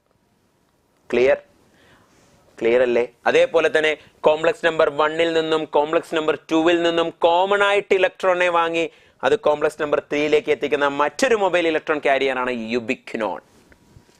ഞാൻ just പറഞ്ഞു എന്നേ ഉള്ളൂ കേട്ടോ. സോ ഇത് രണ്ടുമാണ് നമ്മുടെ ആൻസർ. സോ ഓപ്ഷൻ 4 ആണ് ഇതിന്റെ റൈറ്റ് ആൻസർ. നിങ്ങൾക്ക് കിട്ടിയെന്ന് വിചാരിക്കുന്നു. Leaf A of initial size 10 centimetre square grows 5 centimetre square. Leaf ബിയുടെ size 25 centimetre square grows 5 centimetre square. നമ്മളൊരു ലൈവ് സെഷനിൽ നമ്മൾ ഡിസ്കസ് ചെയ്തൊരു വേറൊരു ഫോർമാറ്റ് ഓഫ് ക്വസ്റ്റ്യൻ ആണ് ഇത്. അപ്പൊ നമ്മളോട് റിലേറ്റീവ് ഗ്രോത്ത് റേറ്റ് കണ്ടുപിടിക്കാൻ പറഞ്ഞിരിക്കുന്നത് 10 സെന്റിമീറ്റർ സ്ക്വയർ ഒരു വർഷം കൊണ്ട് ഉള്ളൊരു എത്രയായിട്ട് വളർന്നു? 5 സെന്റിമീറ്റർ സ്ക്വയർ ആയിട്ട് 5 സെന്റിമീറ്റർ കൂടി വളർന്നു. മറ്റേത് 25 എത്രയായിട്ട് വളർന്നു? എഗെയിൻ 5 സെന്റിമീറ്റർ സ്ക്വയർ വളർന്നു. അപ്പൊ ഇനീഷ്യല് 10 ആയിരുന്നു, അതിന്റെ ഇരട്ടിയല്ല വളർന്നത് അല്ലെ? ഇരട്ടി വളർന്നെങ്കിൽ 10 സെന്റിമീറ്റർ സ്ക്വയർ ആവണം. അത് 100% അല്ല വളർന്നത്, 50 വളർന്നത്. 25 5 മാറി അല്ലെ? അപ്പോ 25 5 മാറി എന്ന് പറയുമ്പോൾ അത് എത്ര പെർസെന്റേജാ? 25 5 മാറി എന്ന് പറയുമ്പോൾ യെസ് 20% വരുന്നത് ആണല്ലോ. സോ 10 5 സെന്റിമീറ്റർ സ്ക്വയർ ആയിട്ട് വളർന്നു. 10 10 വളർന്നുവെങ്കിൽ 100% റിലേറ്റീവ് ഗ്രോത്ത് റേറ്റ് പറയാൻ പറ്റും എനിക്ക്. ക്ലിയർ അല്ലേ? പക്ഷെ 10 5 വളർന്നു. സോ എത്ര? 50%. 25 25 വളർന്നുവെങ്കിൽ എനിക്ക് പറയാം എത്രയാണ്? അവിടെ 100% ഗ്രോത്ത് ഉണ്ട്. ആണോ? 100% ഗ്രോത്ത് ഉണ്ട്. അപ്പോ 10% ഗ്രോത്ത് എന്ന് പറയുന്നത് 25 ഡിവൈഡ് ബൈ 10 അല്ലേ? So that is 2.5. 20% ആണെങ്കിൽ എത്ര? 5. സോ അതല്ലേ നമ്മളോട് പറഞ്ഞിരിക്കുന്നത് 5% വളർന്നു. So answer is 2. അടുത്തൊരു ക്വസ്റ്റ്യനിലേക്ക് മൂവ് ചെയ്യാം. A phyto hormone which was first isolated from A fungus. ഒരു ഫംഗസ് എന്ന് കണ്ടുപിടിച്ച ഫൈറ്റോ ഹോർമോൺ. ഉത്തരം വരട്ടെ. ഏതാ അത്? വരട്ടെ. Gibberellic acid. അത് എന്തിനാ സഹായിക്കുന്നത്? അതന്നെ സിമ്പിൾ ആയിട്ട് നമുക്ക് വരാം അല്ലേ? എന്താ? Helps in seed germination. Direct ആയിട്ടുള്ള ക്വസ്റ്റൻ ആയിരുന്നു. Find the correct application of cytokinin. സൈറ്റോകൈനിന്റെ കറക്റ്റ് അപ്ലിക്കേഷൻ നമുക്ക് നോക്കാം. സോ ഇവിടെ നോക്കണേ. They act as antitranspirants and induce closure of stomata. അയ്യോ അങ്ങനെയൊന്നും പറയല്ലേ, സ്റ്റൊമാറ്റോ ഒന്നും സൈറ്റോകൈൻ ക്ലോസ് ചെയ്യില്ല. ചെയ്യണമെങ്കിൽ അബ്സസിക് ആസിഡ് തന്നെ വരണം, അല്ലേ? ABA എന്ന് പറയുന്ന ആശം തന്നെ വരണം. സൈറ്റോകൈനോട് കൂട്ടിയാൽ കൂടൂല. Promote root development on various type of cuttings. ഇതിനൊന്നും നമ്മളെ കൊണ്ട് പറ്റൂലെന്നേ. അത് ചെയ്യണമെങ്കിൽ ആര് തന്നെ വരണം? ഓക്സിൻ തന്നെ വരണം. In tea plantation for giving bushy appearance. ഇവിടെയാണ് സൈറ്റോകൈനിന്റെ വരവ്. മാസ് വരവാണ്, സെറ്റപ്പ് വരവാണ്. ഓക്സിൻ എപ്പിക്കൽ ഡോമിനൻസിന് കാരണമാകുന്നുണ്ട് എങ്കിൽ സൈറ്റോകൈനിൻ ഒരു മാസമായിട്ടാണ് എൻട്രി ചെയ്യും. ആരുടെ എഫക്റ്റിനെ ഓവർകം ചെയ്യാൻ? ഓക്സിന്റെ എഫക്റ്റിനെ ഓവർകം ചെയ്യാൻ. Got it? എപ്പിക്കൽ ഡോമിനൻസ് എന്ന ഫിനോമിനെ അപ്പാടെങ്ങ് മാറ്റും. It overcome epical dominance. അതാണ് സൈറ്റോകൈനിന്റെ മാസ് ഫംഗ്ഷൻ. നോട്ട് ചെയ്ത് വെക്കണേ. പാർത്തനോകാർപ്പി ഇൻഡ്യൂസ് ചെയ്യുന്ന ഓക്സിനാന്നും കൂടി ഒന്ന് നോട്ട് ചെയ്ത് വെക്കുക. ക്വസ്റ്റ്യൻ കാണണ്ട, നിങ്ങൾ തന്നെ ആൻസർ ചെയ്യും പെട്ടെന്ന്. 2000 കിലോ ജൂളാ പറഞ്ഞിരിക്കുന്നത്. സ്നേഹിക്കിലേക്ക് എത്ര എത്താം? ഇവിടെ 2000, ഇവിടെ 200 കിലോ ജൂൾ, 10 ജൂൾ, ഇവിടെ 20 കിലോ ജൂൾ, ഇവിടെ 2 കിലോ ജൂൾ. ഒന്നും പറയുന്നില്ല, സിമ്പിൾ ക്വസ്റ്റ്യൻ ആണ്. അടുത്തത് again is one of the simplest question. Binary fission, amoeba and paramecium, zoospores, chlamydomonas, conidia, penicillium, gemule, sponges, budding, hydra. അല്ലേ? സോ അങ്ങനെ വരുമ്പോൾ നമ്മുടെ ഓപ്ഷൻ എത്ര വരും? ഓപ്ഷൻ നമ്പർ 2 വരില്ലേ? വന്നു. Select the correct option. Correct and incorrect statement എന്നാണ് ചോദിച്ചിരിക്കുന്നത്, അല്ലേ? Tapetum nourishes the developing pollen grain. അത് സെറ്റ്. നല്ല ക്വസ്റ്റ്യൻ, നല്ല right answer. Hilum represent junction. അതും പൊളി, ഇമ്പോർട്ടന്റ് ആയിട്ടുള്ള പോയിന്റ്. അക്വാട്ടിക് പ്ലാന്റ്സിൽ വാട്ടർ ഹയാസിന്തും വാട്ടർ ലില്ലിയും പോളിനേറ്റ് ബൈ വാട്ടർ ആണോ? എവിടെ? എല്ലാ വാട്ടർ പ്ലാന്റ്സും എന്ത് വഴിയല്ല പോളിനേറ്റ് ചെയ്യുന്നത്? വെള്ളം വഴിയല്ല, ഇൻസെക്ട് വഴി പോളിനേഷൻ നടക്കാം. എൻറ്റമോഫിലി. Primary endosperm nucleus. എയും ബിയും ശരി, ഡിയും ശരി, സി ഇൻകറക്റ്റ്. അടുത്ത ക്വസ്റ്റിനിലേക്ക് മൂവ് ചെയ്യാം. ലൂപ്പിൻ എന്ന് പറയുന്നത്, ലൂപ്പിൻ എന്ന് പറയുന്നത് ഒരു വയബിൾ സീഡാണ്, അല്ലെ? ഓൾഡസ്റ്റ് ആയിട്ടുള്ള വയബിൾ സീഡാണ് ലൂപ്പിനസ് ആർട്ടിക്കസ്. ഇനി വീറ്റ് എന്ന് പറയുന്നത് നോൺ ആൽബുമിനസ് ആണ്, ശരിയാണല്ലോ. ബനാന എന്ന് പറയുന്നത് സീഡ്ലെസ് ആണ്. ഗ്രൗണ്ട് നട്ട് എന്ന് പറയുന്നത് ആൽബുമിനസ്. ഇത്തരം കണ്ടെത്തി. 4. The most important feature in A plasmid. ഒരു പ്ലാസ്മിഡിലെ മോസ്റ്റ് ഇമ്പോർട്ടൻറ്റ് ഫീച്ചർ ഏതാണെന്നാണ് ചോദിച്ചിരിക്കുന്നത്.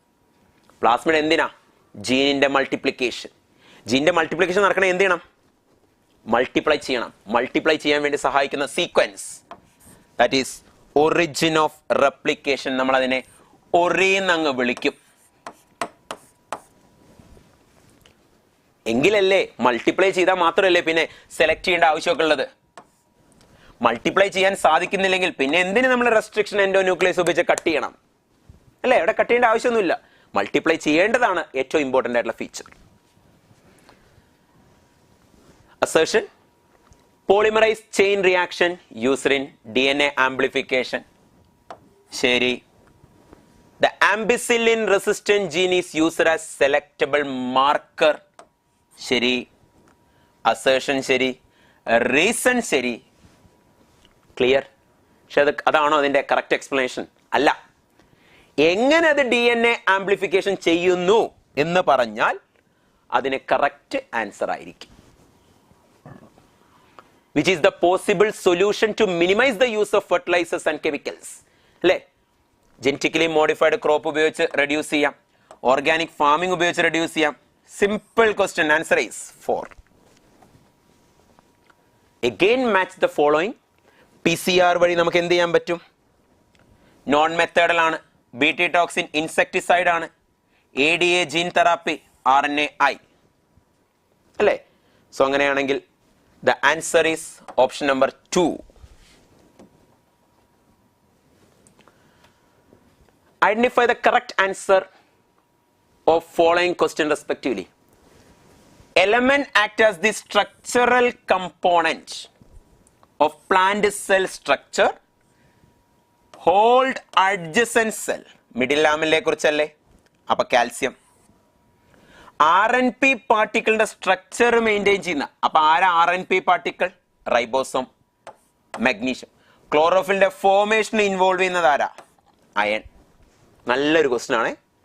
ഓപ്ഷൻ 2 ആണ് right answer. Give an example of endothermal and ectothermal. Endothermal ectothermal ആയിട്ടുള്ള ഓർഗാനിസംസ് നമുക്കറിയാം. ഒന്ന് മാൻ, അടുത്തത് ഫ്രോഗ്. സിമ്പിൾ ആയിട്ടുള്ള ആൻസർ ആണ്.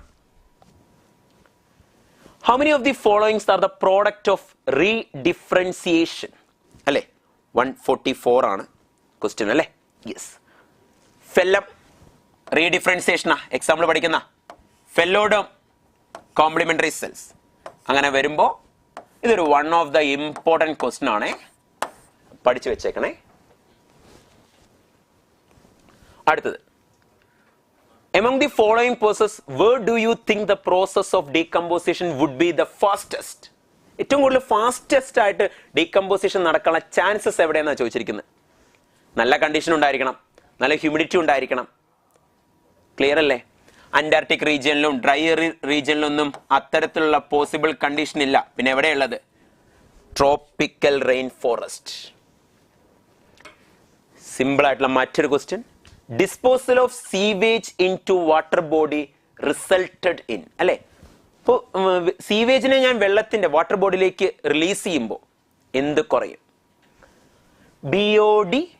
BOD കുറയല്ല ചെയ്യുക അല്ലെ. BOD ബയോകെമിക്കൽ ഓക്സിജൻ ഡിമാൻഡ് എന്ത് ചെയ്യും? അങ്ങ് കൂടും. ഡിസോൾഡ് ഓക്സിജൻ കണ്ടന്റ് എന്ത് ചെയ്യും? അങ്ങ് കുറയും. Clear? So, we are moving to the next question. Golgi apparatus. നമുക്കറിയാവുന്ന കാര്യം, പാക്കേജിംഗ് ഓഫ് മെറ്റീരിയൽ ആണ്. റൈബോസോംസ് ട്രാൻസ്ക്രിപ്ഷൻ ട്രാൻസ്ലേഷൻ അല്ലേ? ആണോ? അതെ. Lysosome suicidal bags. Peroxisome photorespiration. A2 ഉണ്ട് അല്ലേ? A2 ഉണ്ട്, B3 ഉണ്ട്, C4 ഉണ്ട്, D1 ഉണ്ട്, നമുക്ക് ആൻസർ 3 ഉണ്ട്. അടുത്ത question, histone proteins are synthesised in. DNA replication നടക്കുന്ന സ്ഥലം അല്ലേ? DNA റെപ്ലിക്കേഷൻ നടക്കുന്ന സ്ഥലത്താണ് ഹിസ്റ്റോൺ പ്രോട്ടീൻസ് സിന്തസൈസ് ചെയ്യുന്നത്. ഇത് ഇമ്പോർട്ടൻ്റ് ആണ്, അങ്ങ് പഠിച്ചു വെക്കുക. സെൽ ഡിവിഷൻ ആവശ്യമായ ട്യൂബുലിൻ പ്രോട്ടീന്റെ സിന്തസിസ് നടക്കുന്ന എവിടെയാന്ന് ചോദിച്ചു കഴിഞ്ഞാൽ എവിടെയല്ല? എസ് ഫേസ് അല്ല. എവിടെയാ? തൊട്ടപ്പുറത്തെ ഫേസ്. ഏത് phase? G1 phase, sorry G2 phase. Second last ക്വസ്റ്റിലേക്ക് മൂവ് ചെയ്യാണ്. ക്വസ്റ്റ്യൻ ഇതാണ്, മോസ്റ്റ് എക്സ്റ്റെൻസീവ് മെറ്റബോളിക് ഡൈവേഴ്സിറ്റി. ഏറ്റവും കൂടുതൽ മെറ്റബോളിക് ഡൈവേഴ്സിറ്റി കാണിക്കുന്നത് ആരാന്നാ ചോദിച്ചിരിക്കുന്നത് അല്ലേ? കാണിക്കുന്നത് ഫംഗസ് ആണോ കാണിക്കുന്നത്? മെറ്റബോളിക് ഡൈവേഴ്സിറ്റി ഫംഗസും ഇൻസെക്റ്റും ആൻജിയോസ്പോം ഒന്നും അല്ല കാണിക്കുന്നത്. ആരാ കാണിക്കുന്നത്? ബാക്ടീരിയ ആണ് കാണിക്കുന്നത്. നമ്മളിങ്ങനെ ട്രാവൽ ചെയ്ത് ഏറ്റവും അവസാനത്തെ ക്വസ്റ്റിനിലേക്ക് എത്തി നിൽക്കുകയാണ്. അസേഷൻ കേട്ടോ, phycomycetes are commonly known as sac fungi. ഫൈക്കോമൈസീഡ്സിനെ ഒന്നും നമ്മൾ സാക്ക് ഫഞ്ചൈ എന്ന് വിളിക്കില്ല, ലോവർ ഫഞ്ചൈ എന്ന് വിളിക്കാം, ആൽഗൽ ഫഞ്ചൈ എന്ന് വിളിക്കാം. ഇൻ ഫൈക്കോമൈസീഡ്സ് ആസ്കോസ്പോസ്. ആസ്കോസ്പോസ് കാണുന്ന ആസ്കോമൈസീഡ്സിലല്ലേ? ഫൈക്കോമൈസീഡ്സിലാണോ? അല്ല. സോ അങ്ങനെ വരുമ്പോൾ നമ്മുടെ ആൻസർ എന്ത് വരുന്നടോ? അസേഷനും റീസണും അവിടെ തെറ്റായിട്ട് വരും. ഇപ്പൊ നമ്മുടെ ബോട്ടണി സെഷൻ ഇവിടെ അങ്ങ് അവസാനിച്ചിരിക്കുകയാണ്. എല്ലാവർക്കും വല്ലതൊക്കെ കത്തിയെന്ന് വിചാരിക്കുന്നു. So thank you. നമുക്ക് അടുത്തതായിട്ട് കെമിസ്ട്രി സെഷനാണ്. നമുക്ക് കെമിസ്ട്രി സെഷനിലേക്ക് സാറിനെ വിളിക്കാം. Okay, thank you.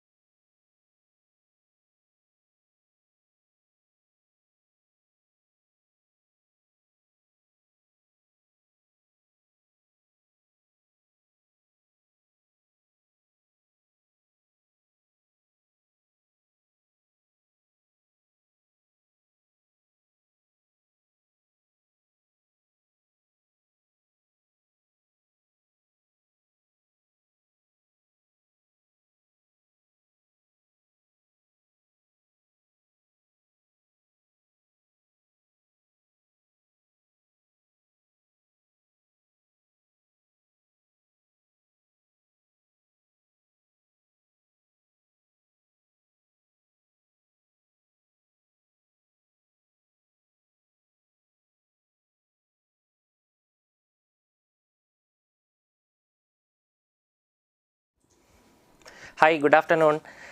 First of all, I introduce myself. I am Sajo, one of the chemistry faculty, Brilliant Studies Center, Pala. നമ്മൾ ഇന്ന് കെമിസ്ട്രിയുടെ സെക്ഷനാണ് ഡിസ്കസ് ചെയ്യുക.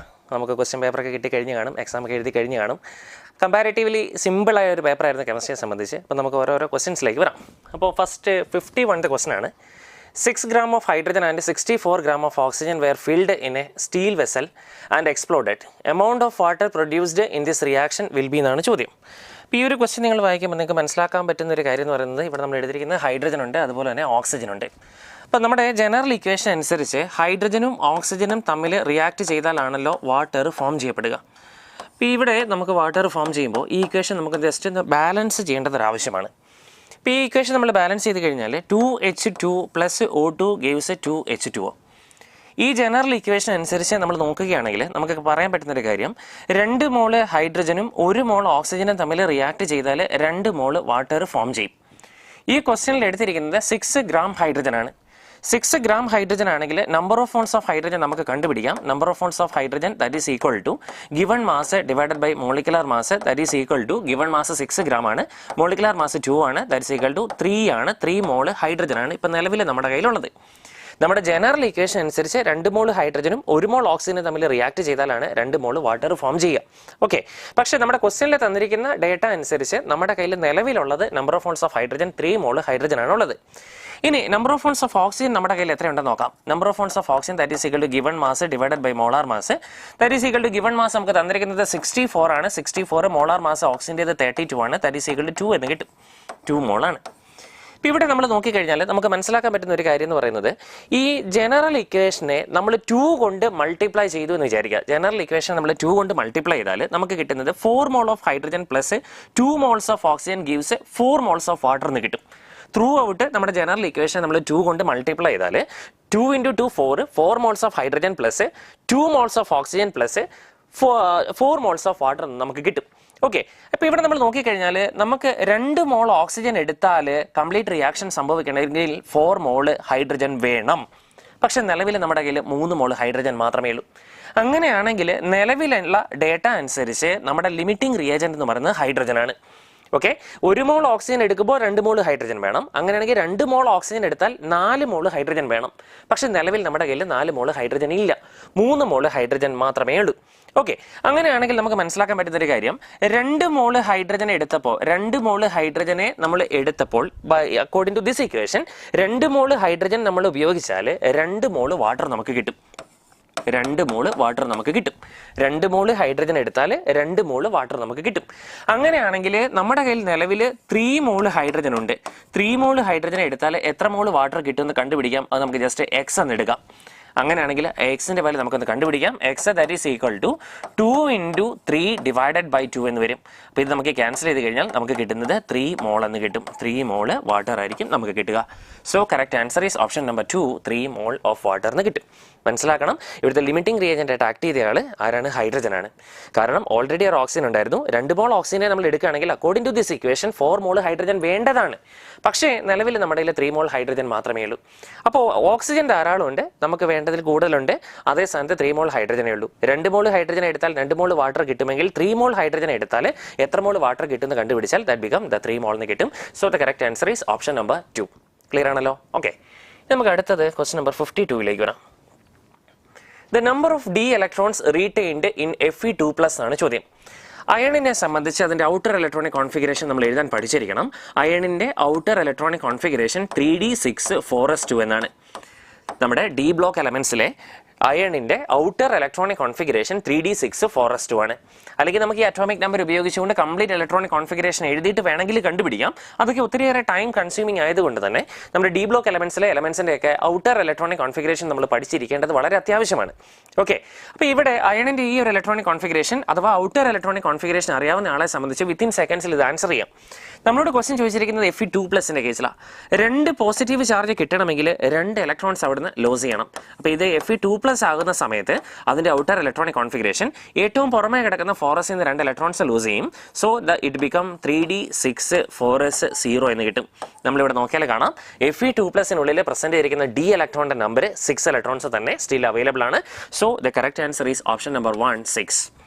Fe2+നുള്ളിൽ എത്ര d ഇലക്ട്രോൺസ് ഉണ്ടെന്നാണ് ചോദ്യം. That become the 6 3d electron. Okay, yes. നമുക്ക് അടുത്ത ക്വസ്റ്റിലേക്ക് വരാം. Next question number 53. What is a common property of the oxides of CO, NO and N2O? Carbon monoxide ഉണ്ട്, NO ഉണ്ട്, അതുപോലെ തന്നെ N2O ഉണ്ട്. ഈ പറയുന്ന മൂന്നാളുടെയും കോമൺ പ്രോപ്പർട്ടി എന്ന് പറയുന്നത് ഇവരെല്ലാം ന്യൂട്രൽ ആയിട്ടുള്ള ഓക്സൈഡുകളാണ്. കാർബൺ മോണോക്സൈഡ് അതെ, NO അതെ, N2O അതെ, ഈ മൂന്ന് പേരും ന്യൂട്രൽ ഓക്സൈഡ് ആണ്. ഓൾ ആർ അസിഡിക്ക് തെറ്റാണ്, ഓൾ ആർ ബേസിക് തെറ്റാണ്, all are neutral oxide. So the correct answer is option number 3. Clear ആണല്ലോ? ഓക്കെ, നമുക്കിനി അടുത്ത ക്വസ്റ്റിലേക്ക് വരാം. Next question number 54. Which one of the following molecule contain no pi bond എന്നാണ് ചോദ്യം. First തന്നിരിക്കുന്നത് H2O. യെസ്, അത് തന്നെയാണ് ആൻസർ. കാരണം ഹൈഡ്രജനെ സംബന്ധിച്ച് പൈ ബോണ്ട് ഫോം ചെയ്യാൻ പറ്റുന്ന രീതിയിലുള്ള ഓർബിറ്റൽസോ ഇലക്ട്രോൺസോ ഒന്നും അവിടെയില്ല. ഹൈഡ്രജൻ അടങ്ങിയിരിക്കുന്ന വാട്ടർ മോളിക്യൂളിൻ്റെ അകത്ത് അതിൻ്റെ സ്ട്രക്ചർ നമ്മൾ നോക്കിയാൽ തന്നെ കാണാമല്ലോ. വാട്ടർ മോളിക്യൂളിൻ്റെ സ്ട്രക്ചറിൻ്റെ അകത്ത് നമുക്ക് എവിടെയും പൈ ഇലക്ട്രോൺസിനെയോ അല്ലെങ്കിൽ പൈ ബോണ്ടുകളോ ഒന്നും നമുക്ക് കാണാൻ പറ്റില്ല. അപ്പോൾ സോ ദ കറക്റ്റ് ആൻസർ വരുന്ന ഓപ്ഷൻ നമ്പർ 1 ആണ്. ഹൈഡ്രജൻ ഒരിക്കലും പൈ ബോണ്ടുകൾ ഫോം ചെയ്യാൻ പറ്റില്ല. ഓക്കെ, ഹൈഡ്രജൻ ആറ്റം പൈ ബോണ്ടുകൾ ഫോം ചെയ്യാറില്ല. ബാക്കി സൾഫർ ഡയോക്സൈഡിന്റെ കേസിലായിക്കോട്ടെ, NO2ന്റെ കേസിലായിക്കോട്ടെ, കാർബൺ ഡയോക്സൈഡിന്റെ കേസിലായിക്കോട്ടെ നമുക്ക് പൈ ബോണ്ടുകൾ കാണാൻ സാധിക്കും. So correct answer is option number 1. Next question number 55. Which of the following is paramagnetic with bond order 0.5? ഇവിടെ നമുക്ക് ആൻസർ വരുന്നത് നമുക്ക് H2+ ആണ് നമ്മുടെ ആൻസർ വരിക. കാരണം ഞാൻ അത് മാത്രം എക്സ്പ്ലെയിൻ ചെയ്യാം, നിങ്ങൾ അതേപോലെ ബാക്കിയുള്ളത് ചെയ്ത് നോക്കുക. അപ്പോൾ ഇവിടെ H2 ആയിരുന്നെങ്കിൽ ഇതിൻ്റെ അകത്ത് 2 ഇലക്ട്രോൺ കാണേണ്ടത്. കാരണം ഒരു ഹൈഡ്രജൻ്റെ അകത്ത് 1 ഇലക്ട്രോൺ ആണ്, 2 ഹൈഡ്രജൻ വരുമ്പോൾ 2 ഇലക്ട്രോൺ ഉണ്ട്. ഇത് H2+ ആയി കഴിയുമ്പോൾ അതിൻ്റെ അകത്തുള്ളത് ഓൺലി 1 ഇലക്ട്രോൺ മാത്രമേ ഇതിനുള്ളിൽ പ്രസന്റ് ചെയ്യുള്ളൂ. കാരണം ഒരു പോസിറ്റീവ് ചാർജ് കിട്ടുമ്പോൾ 1 ഇലക്ട്രോൺ അവിടുന്ന് ലോസ് ചെയ്യും അല്ലേ. 2 ഹൈഡ്രജനും കൂടെ ചേർന്ന് 2 ഇലക്ട്രോൺ ഉണ്ടായിരുന്നു. അത് H2+ ആയി കഴിയുമ്പോൾ 1 ഇലക്ട്രോണും കൂടെ ലോസ് ചെയ്തിട്ട് അതിൻ്റെ അകത്ത് നിലവിൽ 1 ഇലക്ട്രോൺ മാത്രമേ ഉള്ളൂ. 1 ഇലക്ട്രോൺ മാത്രമേ ഉള്ളൂ എങ്കിൽ നമ്മൾ മോളിക്കുലർ ഇലക്ട്രോണിക് കോൺഫിഗറേഷൻ എഴുതി കഴിയുമ്പോൾ ദാറ്റ് ബിക്കം σ1s1 എന്ന് വരും. മോളിക്കുലർ ഇലക്ട്രോണിക് കോൺഫിഗറേഷൻ എഴുതാൻ പഠിക്കണം. ഇവിടെ H2+ന്റെ മോളിക്കുലർ ഇലക്ട്രോണിക് കോൺഫിഗറേഷൻ അനുസരിച്ച് ഇലക്ട്രോണിക് കോൺഫിഗറേഷൻ σ1s1 ആണ് വരിക. ഓക്കെ, നമുക്ക് ബോണ്ട് ഓർഡർ കണ്ടുപിടിക്കാം. ബോണ്ട് ഓർഡർ കണ്ടുപിടിക്കാനുള്ള ഫോർമുല എന്ന് പറയുന്നത് ½ into number of electrons in bonding molecular orbital minus number of electron in anti bonding molecular orbital എന്നാണ്. So, bond order is equal to 1/2 into number of electrons in bonding molecular orbital. നമ്മൾ molecular electronic configuration എഴുതുമ്പോൾ star ഇല്ലാത്ത orbitals ആണ് bonding molecular orbital. Star ഇട്ട് എഴുതുന്ന σ*1s, σ*2s അങ്ങനെയൊക്കെ വരുന്ന ആൾക്കാരെ നമുക്ക് ആന്റി ബോണ്ടിങ് മോളിക്കുലർ ഓർബിറ്റൽ എന്നാണ് വിളിക്കുക. ഇപ്പം നിലവിൽ ഇവിടെ സംബന്ധിച്ച് ആകെ കൂടെ ഒരു ഇലക്ട്രോൺ മാത്രമേ ഉള്ളൂ. ആ ഇലക്ട്രോൺ ആകട്ടെ പ്രസന്റ് ചെയ്തിരിക്കുന്നത് ബോണ്ടിങ് മോളിക്കുലർ ഓർബിറ്റലിലാണ്. കാരണം ഇവിടെ സ്റ്റാർ ഇല്ല, വെറും σ1s1 ആണുള്ളത്. സോ ഒരു ഇലക്ട്രോൺ മാത്രമേ ഉള്ളൂ. അപ്പോൾ number of electrons in anti bonding molecular orbital ഇവിടെ 0 ആണ്. അങ്ങനെയാണെങ്കിൽ 1/2 അതിന്റെ ബോണ്ട് ഓർഡർ വരുന്നത് 0.5 എന്ന് വരും. ബോണ്ട് ഓർഡർ 0.5 വരും. ഇതേപോലെ തന്നെ ഇവിടെ നമ്മൾ നോക്കിയാൽ കാണാം σ1sന്റെ അകത്തെ മാക്സിമം കപ്പാസിറ്റി എന്ന് പറയുന്നത് 2 ഇലക്ട്രോൺ ആണ്. ഇവിടെ 1 ഇലക്ട്രോൺ മാത്രമേ ഉള്ളൂ. അങ്ങനെയാണെങ്കിൽ ആ σ2sനെ സംബന്ധിച്ച് ഇൻകംപ്ലീറ്റ്ലി ഫിൽഡ് ആണ്. അല്ലെങ്കിൽ അതിൻ്റെ അകത്ത് അൺപെയ്ഡ് ഇലക്ട്രോണിന്റെ പ്രസൻസ് ഉണ്ട്. അൺപെയ്ഡ് ഇലക്ട്രോണിന്റെ പ്രസൻസ് ഉണ്ടെങ്കിൽ തീർച്ചയായിട്ടും അത് പാരാമാഗ്നറ്റിക് ആയിരിക്കും. ക്വസ്റ്റ്യൻ നമ്മളോട് ചോദിച്ചിരിക്കുന്നത് which of the following is paramagnetic with bond order 0.5 എന്നാണ് ചോദ്യം. സോ ഇവിടെ കറക്റ്റ് ആൻസർ വരുന്നത് ഓപ്ഷൻ നമ്പർ 3 ആണ്. ബാക്കി ഓപ്ഷൻസും നിങ്ങൾ ഇതേപോലെ തന്നെ ചെയ്ത് നോക്കാൻ ശ്രമിക്കണം. ഇതാണ് നമ്മുടെ ബോണ്ട് ഓർഡർ കണ്ടുപിടിക്കുന്ന ഇക്വേഷൻ. സ്റ്റാർ ഉള്ള ആൾക്കാർ ആന്റി ബോണ്ടിങ് മോളിക്കുലർ ഓർബിറ്റലും സ്റ്റാർ ഇല്ലാത്ത ആൾക്കാരെ ബോണ്ടിങ് മോളിക്കുലർ ഓർബിറ്റൽ എന്നാണ് വിളിക്കുക. Okay, yes. അപ്പോൾ നമുക്ക് ഇനി അടുത്ത ക്വസ്റ്റിലേക്ക് വരാം. Next question number 56. Steam distillation is based on എന്നാണ് ചോദ്യം. സ്റ്റീം ഡിസ്റ്റിലേഷന്റെ ബേസിക് പ്രിൻസിപ്പിൾ ബോയിൽസ് ലോ അല്ല, ചാൾസ് ലോ അല്ല, Dalton's law of partial pressure ആണ്. Steam distillation is based on the Dalton's law of partial pressure. So the correct answer become option number 3. Avogadro's ലോയോ അല്ല കേട്ടോ, Dalton's law of partial pressure. Okay, next question number 57. Heat exchanged in a chemical reaction of constant temperature and pressure are called enthalpy. അല്ല, എൻതാൽപ്പിയുടെ definition തന്നെയാണ് question ആയിട്ട് ചോദിച്ചിരിക്കുന്നത്. Heat exchanged in a chemical reaction of constant temperature and pressure called enthalpy. Entropy അല്ല, internal energy അല്ല, free energy അല്ല, enthalpy. So correct answer is option number 2. Okay, next 58. Which of the following is not a Lewis base? ആരാണ് Lewis base എന്ന് ഓർത്തിരിക്കണം.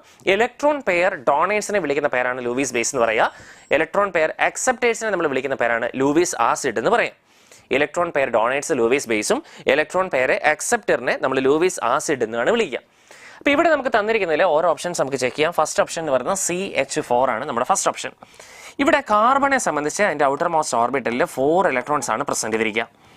ഈ 4 ഇലക്ട്രോണുകൾ 4 hydrogen ആറ്റവുമായിട്ട് ഓരോ electron share ചെയ്തുകൊണ്ട് ബോണ്ടിങ്ങിൽ പങ്കെടുത്തിരിക്കുന്നു. ഓക്കെ, ഓരോ ഇലക്ട്രോണെ ഹൈഡ്രജൻ ആറ്റവുമായിട്ട് ഷെയർ ചെയ്തുകൊണ്ട് കോവലന്റ് ബോണ്ടിങ്ങിൽ പങ്കെടുത്തിരിക്കുന്നു.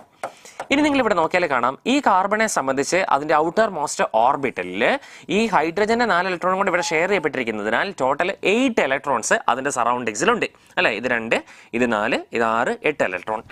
8 ഇലക്ട്രോൺ ആണെങ്കിൽ അതിന്റെ ഒക്ടറ്റ് കംപ്ലീറ്റഡ് ആണെന്ന് പറയണം. ഒക്ടറ്റ് കംപ്ലീറ്റഡ് ആണെങ്കിൽ ഔട്ടർ മോസ്റ്റ് ഓർബിറ്റൽസിൽ 8 ഇലക്ട്രോൺസ് വന്നാൽ അതിന് ഒക്ടറ്റ് കംപ്ലീറ്റഡ് എന്നാണ് പറയുക. ഒക്ടറ്റ് കംപ്ലീറ്റഡ് ആണെങ്കിൽ അതിന്റെ സ്റ്റെബിലിറ്റി വളരെ കൂടുതലായിരിക്കും. അങ്ങനെയാണെങ്കിൽ തീർച്ചയായിട്ടും ഈ ഒരു സ്പീഷീസ് നിലവിലെ സ്റ്റേബിൾ ആണ്. ഇതിനുള്ളിൽ ബോണ്ടിങ്ങിൽ പങ്കെടുക്കാതെ നിൽക്കുന്ന ഒരു പെയർ ഓഫ് ഇലക്ട്രോൺ നമുക്ക് കാണാൻ സാധിക്കുന്നില്ല. അങ്ങനെയാണെങ്കിൽ ഇതിനൊരു ഇലക്ട്രോൺ പെയറിനെ ഡൊണേറ്റ് ചെയ്യാനുള്ള കഴിവില്ല. ഇലക്ട്രോൺ പെയറിനെ ഡൊണേറ്റ് ചെയ്യാൻ കഴിവില്ലാത്ത ആൾക്കാരെ സംബന്ധിച്ച് അവർ നമുക്ക് ഒരിക്കലും ലൂയിസ് ബേസ് എന്ന് വിളിക്കാൻ പറ്റില്ല. So the correct answer become option number 1 CH4. Electron pair ഡൊണേറ്റ്സിനെയാണ് ലൂയിസ് ബേസ് എന്ന് വിളിക്കുക. കാർബണെ സംബന്ധിച്ച് അതിന്റെ ഒക്ടറ്റ് കംപ്ലീറ്റഡ് ആണ്. നിലവിലെ ബോണ്ടിങ്ങിൽ പങ്കെടുക്കാതെ അല്ലെങ്കിൽ മറ്റൊരാളിലേക്ക് ഫ്രീ ആയിട്ട് ഡൊണേറ്റ് ചെയ്ത് കൊടുക്കാൻ കഴിവുള്ള രീതിയിൽ ഒരു പെയർ ഓഫ് ഇലക്ട്രോൺ ഇവിടെ കാണാൻ സാധിക്കുന്നില്ല. അതുകൊണ്ട് തന്നെ ഇതിന്റെ ഒക്ടറ്റ് കംപ്ലീറ്റഡ് ആണ്. ഇത് ഒരിക്കലും ഒരു ലൂയിസ് ബേസ് ആയിട്ട് ആക്ട് ചെയ്യാനുള്ള സാധ്യതയില്ല, കാരണം എക്സ്ട്രാ ഇലക്ട്രോൺ ഇല്ല. So correct answer option number 1. Next question number 59. In H2O2 oxidation number of oxygen is എന്നാണ് ചോദ്യം. H2O2 സ്ട്രക്ചർ നമ്മൾ വരച്ച് നോക്കിയാൽ കാണാൻ സാധിക്കും. H2O2 സ്ട്രക്ചർ ഏകദേശം ഇതേപോലെയാണ് വരിക.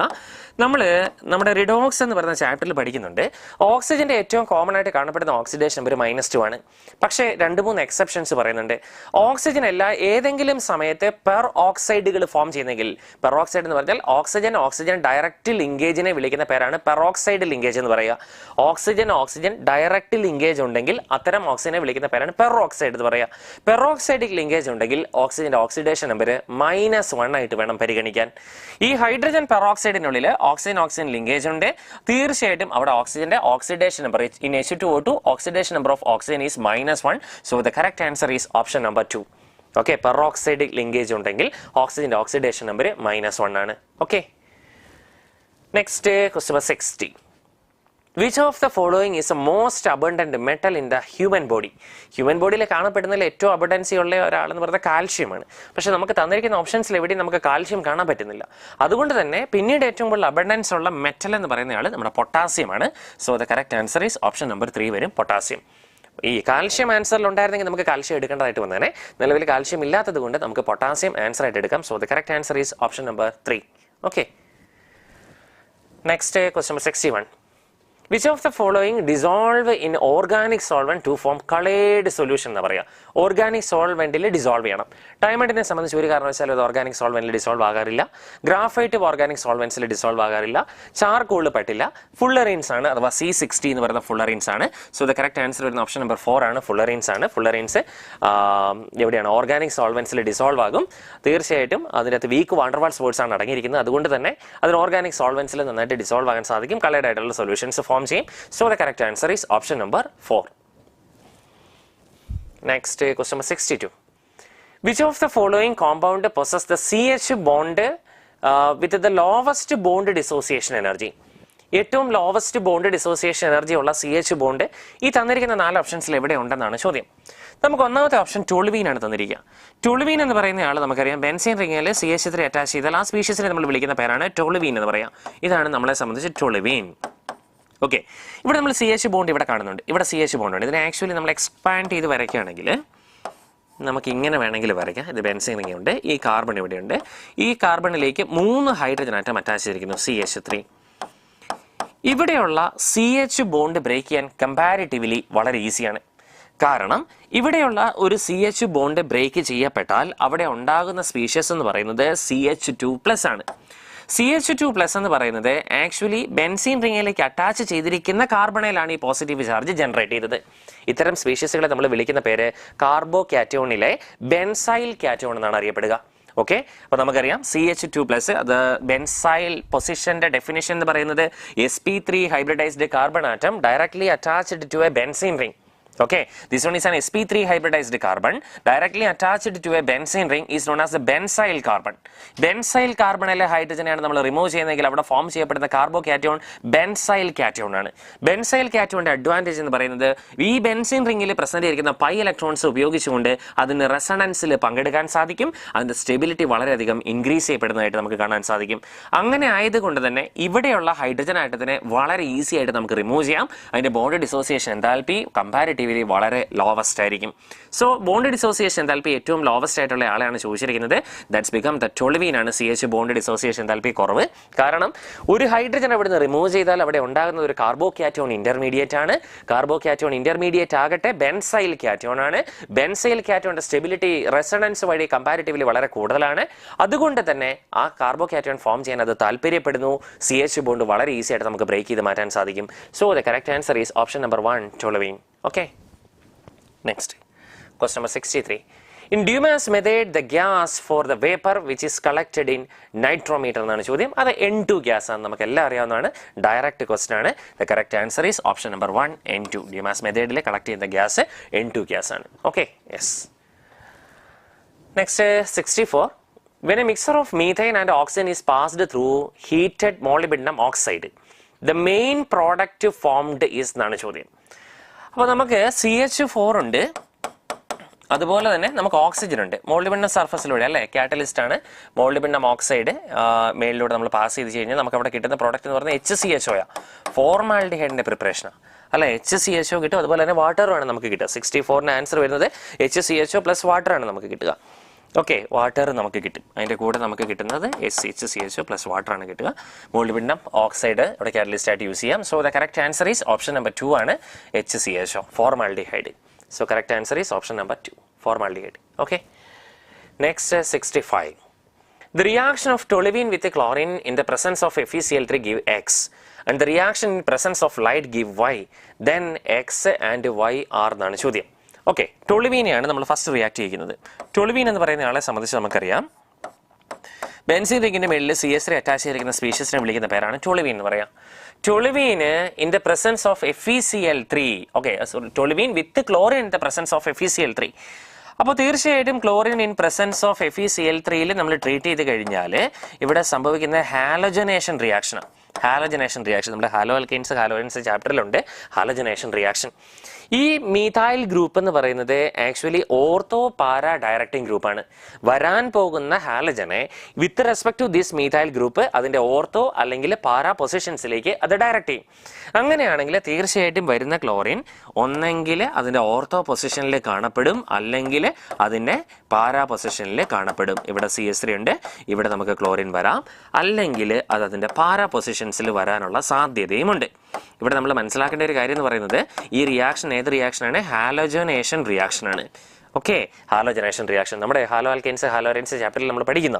അപ്പോൾ ഇവിടെ നമുക്ക് ഓർത്തോ ക്ലോറോ ടൊളുവീൻ നമുക്ക് കിട്ടാം, അതുപോലെ തന്നെ പാരാ ക്ലോറോ ടൊളുവീൻ നമുക്ക് കിട്ടാനുള്ള സാധ്യതയുണ്ട്. ഇതിൽ തന്നെ മേജർ പ്രോഡക്റ്റ് ചോദിക്കുകയാണെങ്കിൽ അത് പാരാ ക്ലോറോ ടൊളുവീനാണ്. കാരണം നമ്മുടെ അടുത്തടുത്ത് നിൽക്കുമ്പോൾ സ്റ്റെറി ഹെൻഡ്രൻസ് ഉണ്ടാകും, അത് ഒഴിവാക്കാൻ വേണ്ടി പരമാവധി ഡിസ്റ്റൻസിലായിരിക്കും ആൾക്കാർ അറേഞ്ച് ചെയ്യപ്പെടുക. പാരാ ക്ലോറോ ടൊളുവീൻ ആയിരിക്കും അവിടെ കിട്ടാൻ സാധ്യതയുള്ള മേജർ പ്രോഡക്റ്റ് എന്ന് പറയാം. എന്നിരുന്നാലും ഇവിടെ ക്വസ്റ്റ്യൻ ചോദിച്ചിരിക്കുന്നത് ഉണ്ടാകാൻ സാധ്യതയുള്ള പ്രോഡക്റ്റുകളെ പറ്റിയാണ്. അപ്പോൾ തീർച്ചയായിട്ടും ഇവിടെ സംഭവിക്കാൻ സാധ്യതയുള്ള ഓർത്തോ ക്ലോറോ ടൊളുവീൻ ഉണ്ടാകാം, അതുപോലെ തന്നെ പാരാ ക്ലോറോ ടൊളുവീനും ഉണ്ടാകാനുള്ള സാധ്യതയുണ്ട്. ഓക്കെ, സോ എക്സ് എന്ന് പറയുന്ന ആൾക്കാരെ നമുക്ക് കിട്ടിക്കഴിഞ്ഞ് ഇവർ രണ്ടുപേരുമാണ് എക്സ് എന്നുകൊണ്ട് നമ്മൾ മീൻ ചെയ്യുന്നത്. ഇനി ക്വസ്റ്റ്യൻ നമ്മളോട് പറഞ്ഞിരിക്കുന്നത് and the reaction in presence of light give Y. ലൈറ്റിന്റെ പ്രസൻസിലായി കഴിയുമ്പോൾ അവിടെ ഫ്രീ റാഡിക്കൽ സബ്സ്റ്റിറ്റ്യൂഷൻ റിയാക്ഷൻ സംഭവിക്കുക. ഓക്കെ, ലൈറ്റിന്റെ പ്രസൻസിൽ നമ്മുടെ ടൊളുവീനെ ക്ലോറിൻ ഉപയോഗിച്ചുകൊണ്ട് ട്രീറ്റ് ചെയ്ത് കഴിഞ്ഞാൽ ഫ്രീ റാഡിക്കൽ സബ്സ്റ്റിറ്റ്യൂഷൻ റിയാക്ഷൻ സംഭവിക്കും. ഇപ്പോൾ ഫ്രീ റാഡിക്കൽ സബ്സ്റ്റിറ്റ്യൂഷൻ റിയാക്ഷൻ സംഭവിക്കുന്നത് നമുക്കറിയാം. ഇതിൻ്റെ അകത്ത് ടേർഷ്യറി നമുക്ക് ബെൻസൈൽ പൊസിഷൻസിലാണ് ഏറ്റവും കൂടുതൽ ഈസി ആയിട്ട് ഫ്രീ റാഡിക്കൽ സബ്സ്റ്റിറ്റ്യൂഷൻ റിയാക്ഷൻ സംഭവിക്കാൻ സാധ്യതയുള്ളത്. Okay, benzylic position. അപ്പോൾ ഇവരെ സംബന്ധിച്ച് ഈ ബെൻസൈലിക് പൊസിഷനിൽ 3 ഹൈഡ്രജൻ ആയിട്ടുണ്ട്. ഫ്രീ റാഡിക്കൽ റിയാക്ഷൻ്റെ മറ്റൊരു പ്രത്യേകത എന്ന് പറയുന്നത് അതൊരു ചെയിൻ റിയാക്ഷൻ. അതിന് മെയിനായിട്ട് ഇനിഷ്യേഷൻ എന്ന് പറയുന്ന സ്റ്റെപ്പ് ഉണ്ട്, പ്രൊപ്പഗേഷൻ എന്ന് പറയുന്ന സ്റ്റെപ്പ് ഉണ്ട്, ടെർമിനേഷൻ എന്ന് പറയുന്ന സ്റ്റെപ്പ് ഉണ്ട്. അപ്പോൾ ഇവിടെ ആക്ച്വലി ബെൻസൈലിക് പൊസിഷനാണ് ഇതിന് ഏറ്റവും കൂടുതൽ ഫേവറബിൾ ആയിട്ടുള്ള പൊസിഷൻ എന്ന് പറയുന്നത്. അവിടെ പ്രസന്റ് ചെയ്തിരിക്കുന്ന എത്ര ഹൈഡ്രജൻ ആറ്റം ഉണ്ടോ അത്രയും ഹൈഡ്രജൻ ആറ്റത്തിനെയും നമുക്ക് ഈ ഫ്രീ റാഡിക്കൽ സബ്സ്റ്റിറ്റ്യൂഷൻ റിയാക്ഷൻ വഴി ക്ലോറിൻ ഉപയോഗിച്ചുകൊണ്ട് സബ്സ്റ്റിറ്റ്യൂട്ട് ചെയ്യാൻ വേണ്ടിയിട്ട് സാധിക്കും. ഓക്കെ, അപ്പോൾ ബെൻസൈലിക് പൊസിഷൻ നമുക്കറിയാം, ബെൻസൈലിക് പൊസിഷൻ ഉണ്ട്, അലൈലിക് പൊസിഷൻ ഉണ്ട്, അതുപോലെ തന്നെ ടെർഷറി ഉണ്ട്, പിന്നെ സെക്കൻഡറി, ദെൻ പ്രൈമറി. ആ ഒരു ഓർഡറിലേക്കാണ് ഈ പറയുന്ന ഫ്രീ റാഡിക്കൽ സബ്സ്റ്റിറ്റ്യൂഷൻ റിയാക്ഷൻസിൽ പാർട്ടിസിപ്പേറ്റ് ചെയ്യുന്ന ഹൈഡ്രജനെ നമ്മൾ ഐഡന്റിഫൈ ചെയ്യുന്നത്. അതായത് ബെൻസൈലിക് ഹൈഡ്രജനെ വളരെ ഫാസ്റ്റ് ആയിട്ട് ഫ്രീ റാഡിക്കൽ സബ്സ്റ്റിറ്റ്യൂഷൻ റിയാക്ഷൻസിൽ പാർട്ടിസിപ്പേറ്റ് ചെയ്യും, ടെർഷറി ഫാസ്റ്റ് ആയിട്ട് പാർട്ടിസിപ്പേറ്റ് ചെയ്യും, അതിനേക്കാളും വീക്കായിട്ട് മാത്രമേ സെക്കൻഡറി, അതിനേക്കാളും വീക്കായിട്ട് മാത്രമേ പ്രൈമറി ഹൈഡ്രജൻസ് ഒക്കെ ഈ പറഞ്ഞ ഫ്രീ റാഡിക്കൽ സബ്സ്റ്റിറ്റ്യൂഷൻ റിയാക്ഷൻസിൽ പാർട്ടിസിപ്പേറ്റ് ചെയ്യും. ഇവിടെ നമ്മൾ നോക്കുമ്പോൾ ഇത് ബെൻസൈലിക് പൊസിഷനാണ്. ബെൻസൈലിക് പൊസിഷനുള്ള ഹൈഡ്രജൻ ആയിരിക്കും വളരെ ഈസി ആയിട്ട് അവിടെ സബ്സ്റ്റിറ്റ്യൂട്ട് ചെയ്യപ്പെടുക. അവിടെ 3 ഹൈഡ്രജൻ ആറ്റം ഉള്ളത് കൊണ്ട് തന്നെ ആ 3 ഹൈഡ്രജൻ ആറ്റവും മാറ്റിയിട്ട് ആ സ്ഥാനത്തേക്ക് നമുക്ക് ക്ലോറിനെ ഈ ചെയിൻ റിയാക്ഷൻ വഴി നമുക്ക് സബ്സ്റ്റിറ്റ്യൂട്ട് ചെയ്യാൻ വേണ്ടിയിട്ട് സാധിക്കും.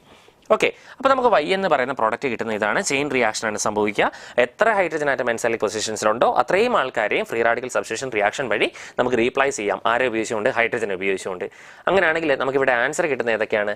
എക്സ് എന്ന് പറയുന്ന ആള് ortho and para chloro toluene. X എന്ന് പറയുന്നത് ortho and para chloro toluene. Y എന്ന് പറയുന്നത് tri chloro methyl benzene. Yes, tri chloro methyl benzene. Okay, അപ്പോൾ എക്സ് എന്ന് പറയുന്നത് ഓർത്തോ ആൻഡ് പാരാ ക്ലോറോ ടോൾവീനും ഇത് ട്രൈ ക്ലോറോ മീഥൈൽ ബെൻസീനും കിട്ടും. So the correct answer is option number 3. നമ്മുടെ ഫസ്റ്റ് റിയാക്ഷൻ ഏതാണ്? Halogenation reaction. Second reaction actually free radical substitution reaction. Okay, so correct answer option number 3. Next question number 66. DDT and BHSC are highly soluble in water. No. Insoluble in water. അങ്ങനെ നമുക്ക് പറയാൻ പറ്റുമോ? കുറച്ചളവിലൊക്കെ soluble ആകുന്നുണ്ട് അല്ലേ? Complete insoluble ആണെന്ന് പറയാൻ പറ്റില്ല. Very high soluble in water. No, not much soluble in water. That's a most correct answer. Not much soluble in water. Little ബിറ്റൊക്കെ സോലുബിൾ ആകാം, എന്നാൽ കാര്യമായിട്ടൊന്നും സോലുബിൾ ആകില്ല. So the more correct answer is option number 4, not much soluble in water. Okay, next 67. Which of the following defect is also known as dislocation defect? Dislocation defect നമ്മുടെ ഫ്രങ്കൽ defect ആണ്. ഫ്രങ്കൽ defect അറിയപ്പെടുന്ന മറ്റൊരു പേരാണല്ലോ dislocation defect എന്ന് പറയുക. So correct answer option number 1 വരും, ഫ്രങ്കൽ defect. ഫ്രങ്കൽ ഡിഫക്റ്റിനെയാണ് നമ്മൾ dislocation defect എന്ന് പറയുന്ന പേരിൽ വിളിക്കുക. Okay, yes. ഇനി next question number 68. 0.1 molar aqueous solutions of a weak acid HA is 30% ionized. If KF of water is 1.86 degrees Celsius, the freezing point of the solution will be എന്നാണ് ചോദ്യം. ഇപ്പോൾ freezing പോയിന്റുമായിട്ട് ബന്ധപ്പെട്ട് നമ്മൾ പഠിക്കുന്നത് depression of freezing point എന്ന് പറയുന്ന topic solution ചാപ്റ്ററിലാണ്. ഇത് നമ്മൾ ചെയ്യുമ്പോൾ നമ്മൾ പഠിച്ചിട്ടുണ്ട് ഡെൽറ്റ TF അഥവാ depression of freezing point that is equal to TF0 minus TF നമ്മൾ പഠിച്ചിട്ടുണ്ട്. ഡെൽറ്റ TFനെ നമ്മൾ വിളിക്കുന്ന പേരാണ് depression of freezing point. TF0 എന്ന് പറയുന്ന പ്യുവർ സോൾവെന്റിന്റെ ഫ്രീസിംഗ് പോയിന്റും TF എന്ന് പറയുന്ന സൊല്യൂഷന്റെ ഫ്രീസിംഗ് പോയിന്റുമാണ്. നമുക്കിവിടെ കണ്ടുപിടിക്കേണ്ടത് സൊല്യൂഷന്റെ ഫ്രീസിംഗ് പോയിന്റ് ആണ്. അങ്ങനെയാണെങ്കിൽ ഈ TFനെ ഞാൻ ഇപ്പുറത്തേക്ക് കൊണ്ടുവരിക, അപ്പോൾ അത് പോസിറ്റീവായിട്ട് മാറും. അതേ സ്ഥാനത്ത് ഡെൽറ്റ TFനെ ഞാൻ റൈറ്റ് സൈഡിലേക്ക് മാറ്റുകയാണ്, അപ്പോൾ TF0 അവിടെ കിടപ്പുണ്ട്. ഈ പോസിറ്റീവ് ടൈം റൈറ്റ് സൈഡിലേക്ക് വരുമ്പോൾ നെഗറ്റീവായിട്ട് മാറും, നെഗറ്റീവ് ഡെൽറ്റ TF എന്ന് കിട്ടും. ഓക്കെ, ഇനി നമുക്ക് ഇതിനകത്ത് വാല്യൂ സബ്സ്റ്റിറ്റ്യൂട്ട് ചെയ്യാം. TF that is equal to TF0 എന്ന് പറയുന്ന പ്യുവർ സോൾവെന്റിന്റെ ഫ്രീസിംഗ് പോയിന്റ്. ഇവിടുത്തെ പ്യുവർ സോൾവെന്റ് ആക്ച്വലി വാട്ടർ ആണ്. വാട്ടർ ആണെങ്കിൽ വാട്ടറിന്റെ ഫ്രീസിംഗ് പോയിന്റ് നമുക്കറിയാം 0 degree Celsius. Okay, minus delta TF ചെയ്താൽ മതി. ഇനി ഡെൽറ്റ TFന്റെ വാല്യൂ കണ്ടുപിടിക്കണം. അതിന് വേണ്ടിയിട്ട് നമുക്കറിയാം TF that is equal to 0 minus delta TF എന്ന് പറയുന്നത് I into KFA into M ആണ്. I into KFA into M. Okay, അപ്പോൾ ഇതാണ് നമ്മുടെ ഇക്വേഷൻ നമ്പർ 1 നമ്മൾ വിളിച്ച് ഇവിടെ നിർത്താണ്. ഇനി ഇതിൻ്റെ അകത്ത് സബ്സ്റ്റിറ്റ്യൂട്ട് ചെയ്യാൻ വേണ്ട എല്ലാ വാല്യൂസും നമുക്ക് കിട്ടിയോ അല്ലെങ്കിൽ അറിയാമോ എന്ന് നമുക്കൊന്ന് ചെക്ക് ചെയ്ത് നോക്കാം. ആദ്യം തന്നെ I വാല്യൂ നമുക്ക് കണ്ടുപിടിക്കണം. ക്വസ്റ്റ്യൻ പറഞ്ഞിട്ടുണ്ട് HA എന്ന് പറയുന്ന ആള് വീക്ക് ആസിഡ് ആണെന്ന് പറഞ്ഞിട്ടുണ്ട്. HA എന്ന് പറയുന്ന ആസിഡിനെ സംബന്ധിച്ച് അതൊരു ഈക്വിലിബ്രിയം അറ്റൈൻ ചെയ്യും, കാരണം ഒരു വീക്ക് ആസിഡ് ആണ്. അത് H++ A- ഫോമിൽ അത് അയോണൈസ് ചെയ്യപ്പെടാം. H++ A-. അത് 30% അയണൈസ് ചെയ്തെന്നാണ് പറഞ്ഞിരിക്കുന്നത്. അങ്ങനെയാണെങ്കിൽ ഡിഗ്രി ഓഫ് ഡിസോസിയേഷൻ ആൽഫ എന്ന് പറയുന്നത് 0.3 ആയിരിക്കും. 30% എന്നല്ലേ പറഞ്ഞിരിക്കുന്ന ക്വസ്റ്റിനകത്ത്. അപ്പോൾ നമുക്ക് ആ പെർസെൻറ്റേജ് ഒഴിവാക്കണം. പെർസെൻറ്റേജ് ഒഴിവാക്കാൻ വേണ്ടിയിട്ടാണ് നമ്മൾ 30/100 ചെയ്യുന്നത്. 30/100 ചെയ്യുമ്പോൾ നമുക്ക് 0.3 എന്ന് കിട്ടുന്നത്. ഓക്കെ, ആൽഫ എന്ന് പറയുന്നത് ഡിഗ്രി ഓഫ് ഡിസോസിയേഷൻ എന്ന് മാത്രമേ ഉള്ളൂ, പെർസെൻറ്റേജ് ഡിസോസിയേഷൻ ഇന്നില്ല. ഓക്കെ, അപ്പോൾ നമുക്ക് ആ പെർസെൻറ്റേജ് ഡിസോസിയേഷൻ ആ ക്വസ്റ്റനിൽ തന്നിരിക്കുന്നത്. പെർസെൻറ്റേജ് ഒഴിവാക്കാൻ വേണ്ടി നമ്മൾ 100 കൊണ്ട് ഡിവൈഡ് ചെയ്ത് കഴിയുമ്പോൾ നമുക്ക് ഡിഗ്രി ഓഫ് ഡിസോസിയേഷൻ ആൽഫ കിട്ടും. That become 0.3. ഓക്കെ, ഇനി കെ എഫിൻ്റെ വാല്യൂ നമുക്കറിയാമോ? കെ എഫിൻ്റെ വാല്യൂ നമുക്ക് ആൽഫയുടെ വാല്യൂ അല്ലല്ലോ വേണ്ടത്, നമുക്ക് ഐ വാല്യൂ ആണ് വേണ്ടത്. അതുകൊണ്ട് തന്നെ നമുക്ക് ഇനി ഉപയോഗിക്കാൻ പറ്റുന്ന ഒരു ഇക്വേഷൻ പറയുന്നത് നമുക്കറിയാം, relationship between degree of dissociation and van Hoff factor alpha is equal to I-1 divided by N-1. Okay, degree of ഡിസോസിയേഷനും വാൻ ഹോഫ് ഫാക്ടറും തമ്മിലുള്ള റിലേഷൻഷിപ്പ് ആണ് alpha is equal to I-1 divided by N-1.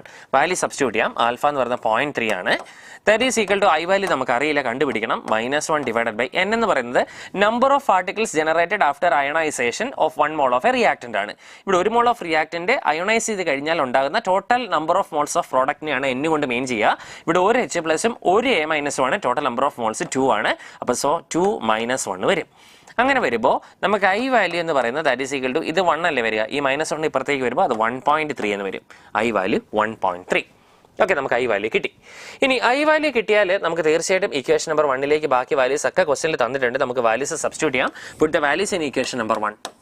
Puttu values in equation number 1. അങ്ങനെ വരുമ്പോൾ T F that is equal to minus I value നമുക്ക് കിട്ടി 1.3 into K എഫിൻ്റെ വാല്യൂ. കെ എഫിൻ്റെ വാല്യൂ ക്വസ്റ്റ്യൻ തന്നിട്ടുണ്ട് കേട്ടോ, 1.86 തന്നിട്ടുണ്ട്. 1.86 ഇൻറ്റു ദ മൊളാലിറ്റി. മൊളാലിറ്റി ഇവിടെ തന്നിട്ടുണ്ടല്ലോ, 0.1 മോളാൽ അക്വ സൊല്യൂഷൻ തന്നിട്ടുണ്ട് അല്ലേ, 0.1 മോളാൽ തന്നിരിക്കുക. Okay, into 0.1 molal.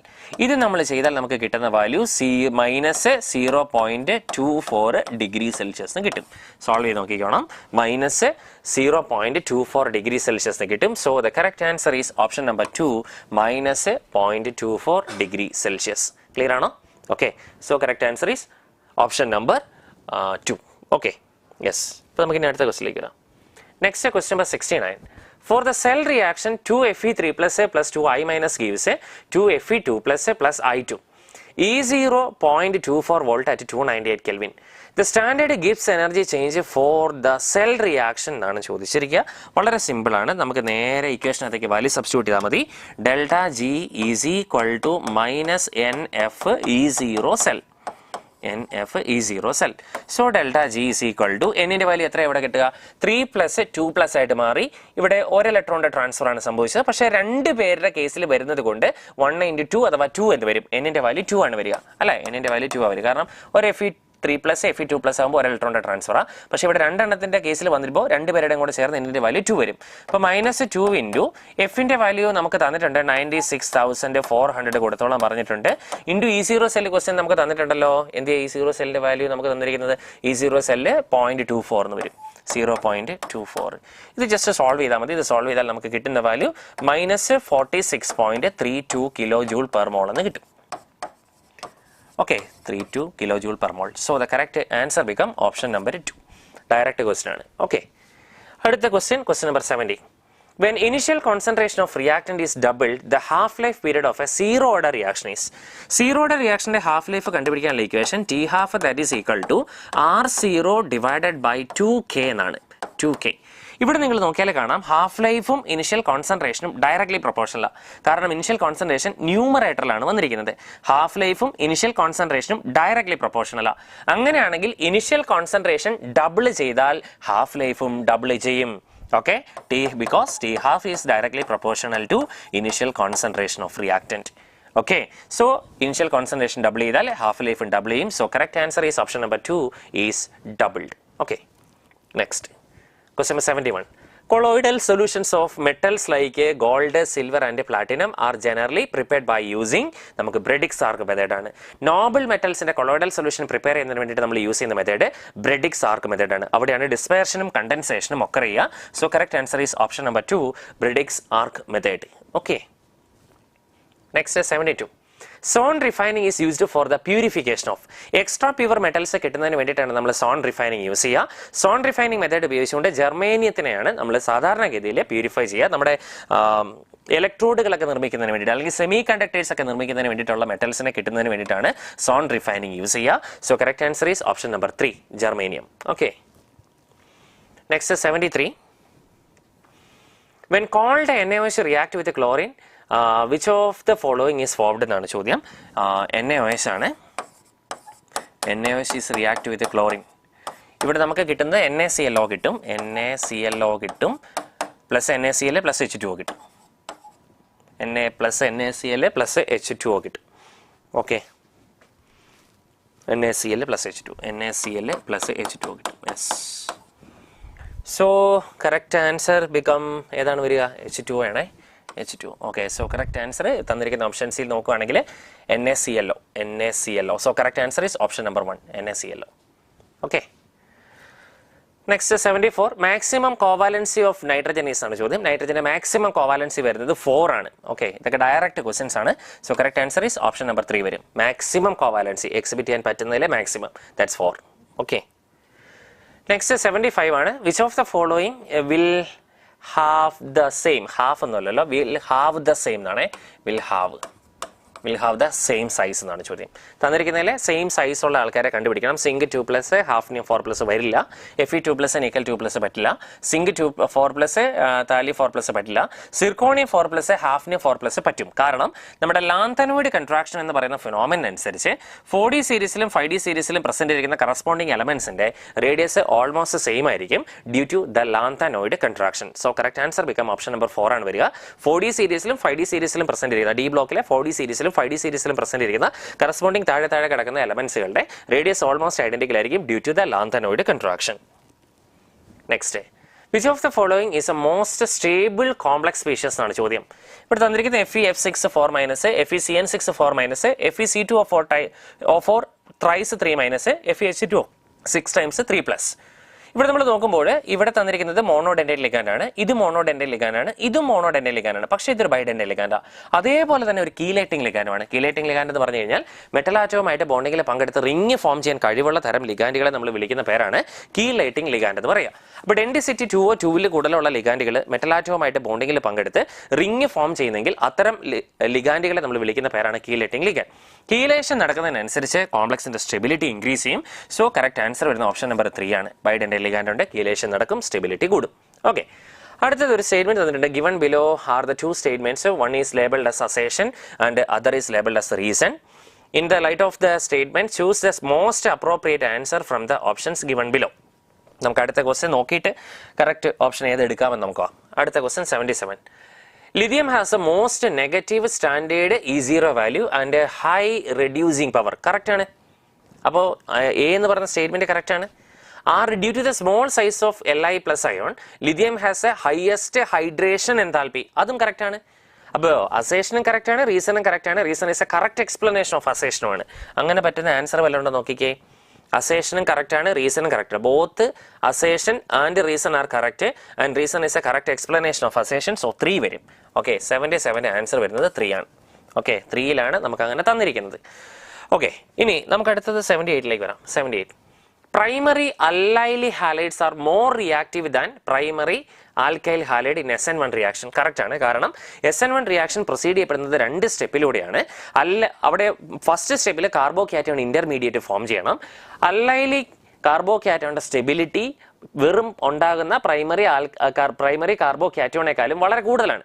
ഓക്കെ, അല്ലൈലി ഹാലൈഡിന്റെ അകത്തു നിന്ന് ഉണ്ടാകുന്ന ഹാലജനെ, അല്ലൈലിക് എന്ന് പറയുമ്പോൾ നമുക്കറിയാലോ CH2 ഡബിൾ ബോണ്ട് CH2X, ഇത് അല്ലൈലിക് ഹാലൈഡ്. ഇവിടുന്ന് ഹാലജനെ നമ്മൾ ലീവ് ചെയ്ത് കഴിഞ്ഞാൽ ഉണ്ടാകുന്നത് കാർബോകാറ്റയോൺ, ഇതാണ് അല്ലൈലിക് കാറ്റയോൺ. അല്ലൈലിക് കാറ്റയോണിന്റെ സ്റ്റെബിലിറ്റി കമ്പാരിറ്റീവ്ലി കൂടുതലാണ്. അതുകൊണ്ട് അതേസമയം RXന്റെ അകത്തു നിന്നാണ് ഹാലജൻ ലീവ് ചെയ്യുന്നതെങ്കിൽ ഉണ്ടാകുന്നത് വെറും പ്രൈമറി കാർബോകാറ്റയോൺ മാത്രമാണ്. പ്രൈമറി കാർബോകാറ്റയോണേക്കാളും മോർ സ്റ്റെബിലിറ്റി ഉള്ളത് അല്ലൈലിക് കാറ്റയോൺ തന്നെയാണ്. അതുകൊണ്ട് തന്നെ SN1 റിയാക്ഷൻ ഈ അല്ലൈലിക് കാറ്റയോണിൽ അല്ലെങ്കിൽ അല്ലൈലിക് ഹാലൈഡിൽ കൂടുതലായിട്ട് സംഭവിക്കും. സ്റ്റേറ്റ്മെന്റ് കറക്റ്റ് ആണ്. റീസൺ അല്ലൈലിക് കാർബോകാറ്റയോൺ ഇന്റർമീഡിയറ്റ് ഈ സ്റ്റെബിലൈസ്ഡ് ബൈ ദ റെസണൻസ്. തീർച്ചയായിട്ടും ഇത് സ്റ്റെബിലൈസ് ചെയ്യപ്പെടുന്നത് റെസണൻസ് വഴിയാണ്. സോ അതാണ് അതിന്റെ റീസൺ വരുന്നതും. സോ ബോത്ത് ആർ കറക്റ്റ് ആണ്. അസേഷനും റീസണും കറക്റ്റ് ആണ്. അപ്പോൾ അതിന് പറ്റുന്ന ഒരു ഓപ്ഷൻ നമുക്ക് ചെക്ക് ചെയ്യണം. Both assertion and reason are the correct, and reason is a correct explanation of assertion. So the correct answer ഇവിടെയും വരുന്നത് 3 തന്നെയാണ്. തേർഡ് ഓപ്ഷൻ തന്നെയാണ് ഇവിടെയും കറക്റ്റ് ആൻസർ ആയിട്ട് നമുക്ക് എടുക്കാൻ പറ്റുക. Okay, yes. ഇനി നമുക്ക് 79. Assertion, increase in the pressure of a pure water decrease its freezing point. ശരിയാണ് അല്ല, increase in the presence of a pure water decrease its freezing point. ശരിയാണ്, കറക്റ്റ് ആണ്. Density of water is maximum at 273 Kelvin. 273 Kelvin അല്ല 277 Kelvin ഇല്ല density ഏറ്റവും കൂടുതൽ maximum കിട്ടുന്നത്. അപ്പോൾ അസേഷൻ കറക്റ്റ് ആണ്, റീസൺ ഇൻകറക്റ്റ് ആണ്. അങ്ങനെയുള്ള ഒരു ഓപ്ഷൻ ഉണ്ടോ നോക്കിക്കേ. അസേഷൻ കറക്റ്റ് ആണ്, assertion is correct but the reason is incorrect. So ഇവിടെ കറക്റ്റ് ആൻസർ വരുന്നത് 1 ആണ് വരിക. Yes 1. Option number 1 is a correct answer. ഇനി അടുത്തത് 80 ആണ്. Assertion although the fluorine is more electronegative than chlorine, parafluorobenzoic acid is weaker acid than parachlorobenzoic acid. Correct ആണ്. Okay, പാരാക്ലോറോബെൻസോയിക് acid ആണ് more acidic എന്ന് പറയാം. അതിന് കാരണം അതിൻ്റെ അകത്ത് വേക്കൻറ്റ് ഡി ഓർബിറ്റൽസ്, ക്ലോറിനകത്ത് വേക്കൻറ്റ് ഡി ഓർബിറ്റൽസ് ഉണ്ട്, ഇലക്ട്രോൺ പെയറിനെ കൂടുതലായിട്ട് അക്സെപ്റ്റ് ചെയ്യാൻ പറ്റും. അതൊരു എക്സെപ്ഷണൽ കേസായിട്ട് നമ്മൾ ക്ലാസ്സിൽ പഠിക്കുന്നതാണ്. ഓക്കെ, അടുത്ത due to the matching size of 2p orbitals of fluorine and chlorine ആണ്. ഇത് chlorine. Fluorine has a strongest plus R effect than chlorine. Okay, തെറ്റല്ലേ, റീസൺ തെറ്റാ. ഓക്കെ, റീസൺ തെറ്റാണ്. അപ്പോൾ ഇതിൻ്റെ അകത്ത് അസേഷൻ കറക്റ്റും റീസൺ ട്രൂ ആയിട്ട് വരും. 80ക്ക് അസേഷൻ കറക്റ്റ്, റീസൺ ഫോൾസ്, അങ്ങനെ ഉണ്ടോ option? Assertion is correct, reason is false, answer is option number 1 വരും. Answer is option number 1. Okay, next 81. The stability of the hydrates of 15th group elements increases from NH3 to BiS3. നേരെ തിരിച്ച decreases from NH3 to BiS3 ആണ്. കാരണം അതിൻ്റെ കേസിലാണ് ഏറ്റവും കൂടുതലുള്ളത് അല്ലേ, NH3ക്കാണ് ഏറ്റവും കൂടുതലുള്ളത്. അപ്പോൾ NH3യിൽ നിന്ന് ബിസ്മത്തിലേക്ക് വരുന്നതോറും അത് ഡിക്രീസ് ചെയ്യുക ചെയ്യുക. അപ്പോൾ അസേഷൻ അവിടെ ഇൻകറക്റ്റ് ആണ്. ഇനി reason basicity of the hydrates of 15th group element decreases from NH3 to BiS3, അത് കറക്റ്റുമാണ്. അപ്പോൾ അസേഷൻ ഇൻകറക്റ്റും റീസൺ കറക്റ്റുമാണ്. 81. അങ്ങനെ ഓപ്ഷൻ ഏതാ നോക്കിക്കേ. Assertion is not correct but reason is correct. Answer is option 2 വരും. Answer option 2. 81. 82. In the following sequence of reaction CH3Br, KCN ഉപയോഗിച്ച് treat ചെയ്യുന്നു. CH3Brനെ നമ്മൾ KCN ഉപയോഗിച്ച് ട്രീറ്റ് ചെയ്ത് കഴിഞ്ഞാൽ സബ്സ്റ്റിറ്റ്യൂഷൻ സംഭവിക്കും. അപ്പോൾ CH3CN ആണ് നമുക്ക് കിട്ടുക. CH3CN. അതിനെ നമ്മൾ H3O+ ഉപയോഗിച്ച് ട്രീറ്റ് ചെയ്ത് കഴിഞ്ഞാൽ H3O+ ഉപയോഗിച്ച് ട്രീറ്റ് ചെയ്താൽ CH3COOH കിട്ടും. ഇത് നമ്മൾ റിഡ്യൂസ് ചെയ്യാണ്, reduction, lithium aluminium hydride LiAlH4. ഇവിടെ നമുക്ക് കിട്ടുന്നത് CH3CH2OH കിട്ടും. യെസ്, എന്ന് പറഞ്ഞാൽ ഈഥൈൽ ആൽക്കഹോൾ ആണ് കിട്ടുക, ethyl alcohol. So the correct answer is option number 4, ethyl alcohol. Clear ആണോ? Okay, yes. ഇനി അടുത്തത് ക്വസ്റ്റ്യൻ നമ്പർ 83 ആണ്. The compound that does not liberate carbon dioxide on treatment with aqueous NaHCO3 solution ഇതാണ് ചോദ്യം. അപ്പോൾ നമുക്ക് NaHCO3 സംബന്ധിച്ച് അത് അയണൈസ് ചെയ്താൽ NaHCO3 അയണൈസ് ചെയ്ത് കഴിഞ്ഞാൽ Na+ കിട്ടും, പ്ലസ് HCO3- കിട്ടും. ഈ പറഞ്ഞ HCO3- H+ അഥവാ ആസിഡുമായിട്ട് റിയാക്ട് ചെയ്യുമ്പോഴാണ് കാർബൺ ഡയോക്സൈഡ് റിലീസ് ചെയ്യുക. ക്വസ്റ്റ്യൻ ചോദിച്ചിരിക്കുന്ന compound that does not liberate carbon dioxide എന്ന ചോദ്യം. അങ്ങനെയാണെങ്കിൽ HCO3- വീക്ക് ആയിട്ടുള്ള ആസിഡ് ഉപയോഗിച്ച് ട്രീറ്റ് ചെയ്താൽ ഒരിക്കലും കാർബൺ ഡയോക്സൈഡ് റിലീസ് ചെയ്യില്ല. അപ്പോൾ HCO3- വീക്ക് ആസിഡ് ഉപയോഗിച്ചുകൊണ്ട് ട്രീറ്റ് ചെയ്താൽ കാർബൺ ഡയോക്സൈഡ് റിലീസ് ചെയ്യില്ല. ബെൻസോയിക് ആസിഡ് HCO3- സ്ട്രോങ്ങാ, സാലിസിലിക് ആസിഡ് HCO3- സ്ട്രോങ്ങാ, ബെൻസിൻ സൾഫോണിക് ആസിഡും HCO3- സ്ട്രോങ്ങാ. ഫീനോൾ എന്ന് പറയുന്നത് HCO3- വീക്കാണ്. അതുകൊണ്ട് തന്നെ ഫീനോൾ ഉപയോഗിച്ചുകൊണ്ട് ട്രീറ്റ് ചെയ്താൽ ഒരിക്കലും കാർബൺ ഡയോക്സൈഡ് റിലീസ് ചെയ്യില്ല. So correct answer option number 4, phenol. Okay, yes. Next 84. Which one is a most reactive towards nucleophilic addition reaction? Electron withdrawing ഗ്രൂപ്പിന്റെ പ്രസൻസ് ഉണ്ടെങ്കിൽ ന്യൂക്ലിയോഫിലിക് അഡീഷൻ റിയാക്ഷൻ വളരെ fast ആയിട്ട് സംഭവിക്കും. Due to the presence of electron withdrawing group, nucleophilic addition reactions are become more fast. ഇപ്പോൾ ഇവിടെ തന്നിരിക്കുന്നതിൽ CHO ഉണ്ട്, എല്ലായിടത്തും CHO ഉണ്ട്, ഇവിടെ CHO ഉണ്ട്, CH3 ഉണ്ട്. CH3 എന്ന് പറഞ്ഞാൽ ഇലക്ട്രോൺ ഡൊണേറ്റിംഗ് ഗ്രൂപ്പാണ്. ഇത് COCH3, ഇത് CHO. യെസ്, ഇതാണ് NO2 ഗ്രൂപ്പ് കിടക്കുന്നു. NO2 ഇസ് ഇലക്ട്രോൺ വിഡ്രോയിങ് ഗ്രൂപ്പാണ്. ഇലക്ട്രോൺ വിഡ്രോയിങ് ഗ്രൂപ്പിന്റെ പ്രസൻസ് ഓർത്തോ പാരാ പൊസിഷൻസിലുണ്ടെങ്കിൽ തീർച്ചയായിട്ടും nucleophilic addition reactions more fast ആയിട്ട് സംഭവിക്കും. So the correct answer become option number 3, due to the presence of electron withdrawing group NO2. Okay, yes. Next 85. Chloroform when treated with aniline and alcoholic KOH gives എന്നാണ് ചോദ്യം. Chloroform എന്ന് പറയുമ്പോൾ നമ്മുടെ CHCl3 അല്ലേ, CHCl3 chloroform അനിലീനുമായിട്ട് റിയാക്ട് ചെയ്യും. Aniline എന്ന് പറയുമ്പോൾ benzene ring NH2, chloroform CHCl3. when treating with aniline and chloroform in presence of alcoholic KOH. Alcoholic AOHന്റെ പ്രസൻസിൽ ട്രീറ്റ് ചെയ്യാം. Alcoholic AOH. അപ്പോൾ ഐസോസൈനൈഡ് അല്ലേ ഉണ്ടാവുക, NC. യെസ്, ഇത് NC ഉണ്ടാവും, ഐസോസൈനൈഡ്. ഈ റിയാക്ഷൻ ഒരു പേരും ഉണ്ടായിരുന്നല്ലോ, നമ്മൾ പഠിക്കുന്നുണ്ടല്ലോ, കാർബിലമീൻ റിയാക്ഷൻ എന്ന് പറയുന്ന റിയാക്ഷനാണിത്. ഇപ്പം നമുക്ക് ഫിനൈൽ ഐസോസൈനൈഡ് ആണ് പ്രോഡക്റ്റ് കിട്ടുക. ഫിനൈൽ ഐസോസൈനൈഡ് നമുക്ക് പ്രോഡക്റ്റ് കിട്ടും.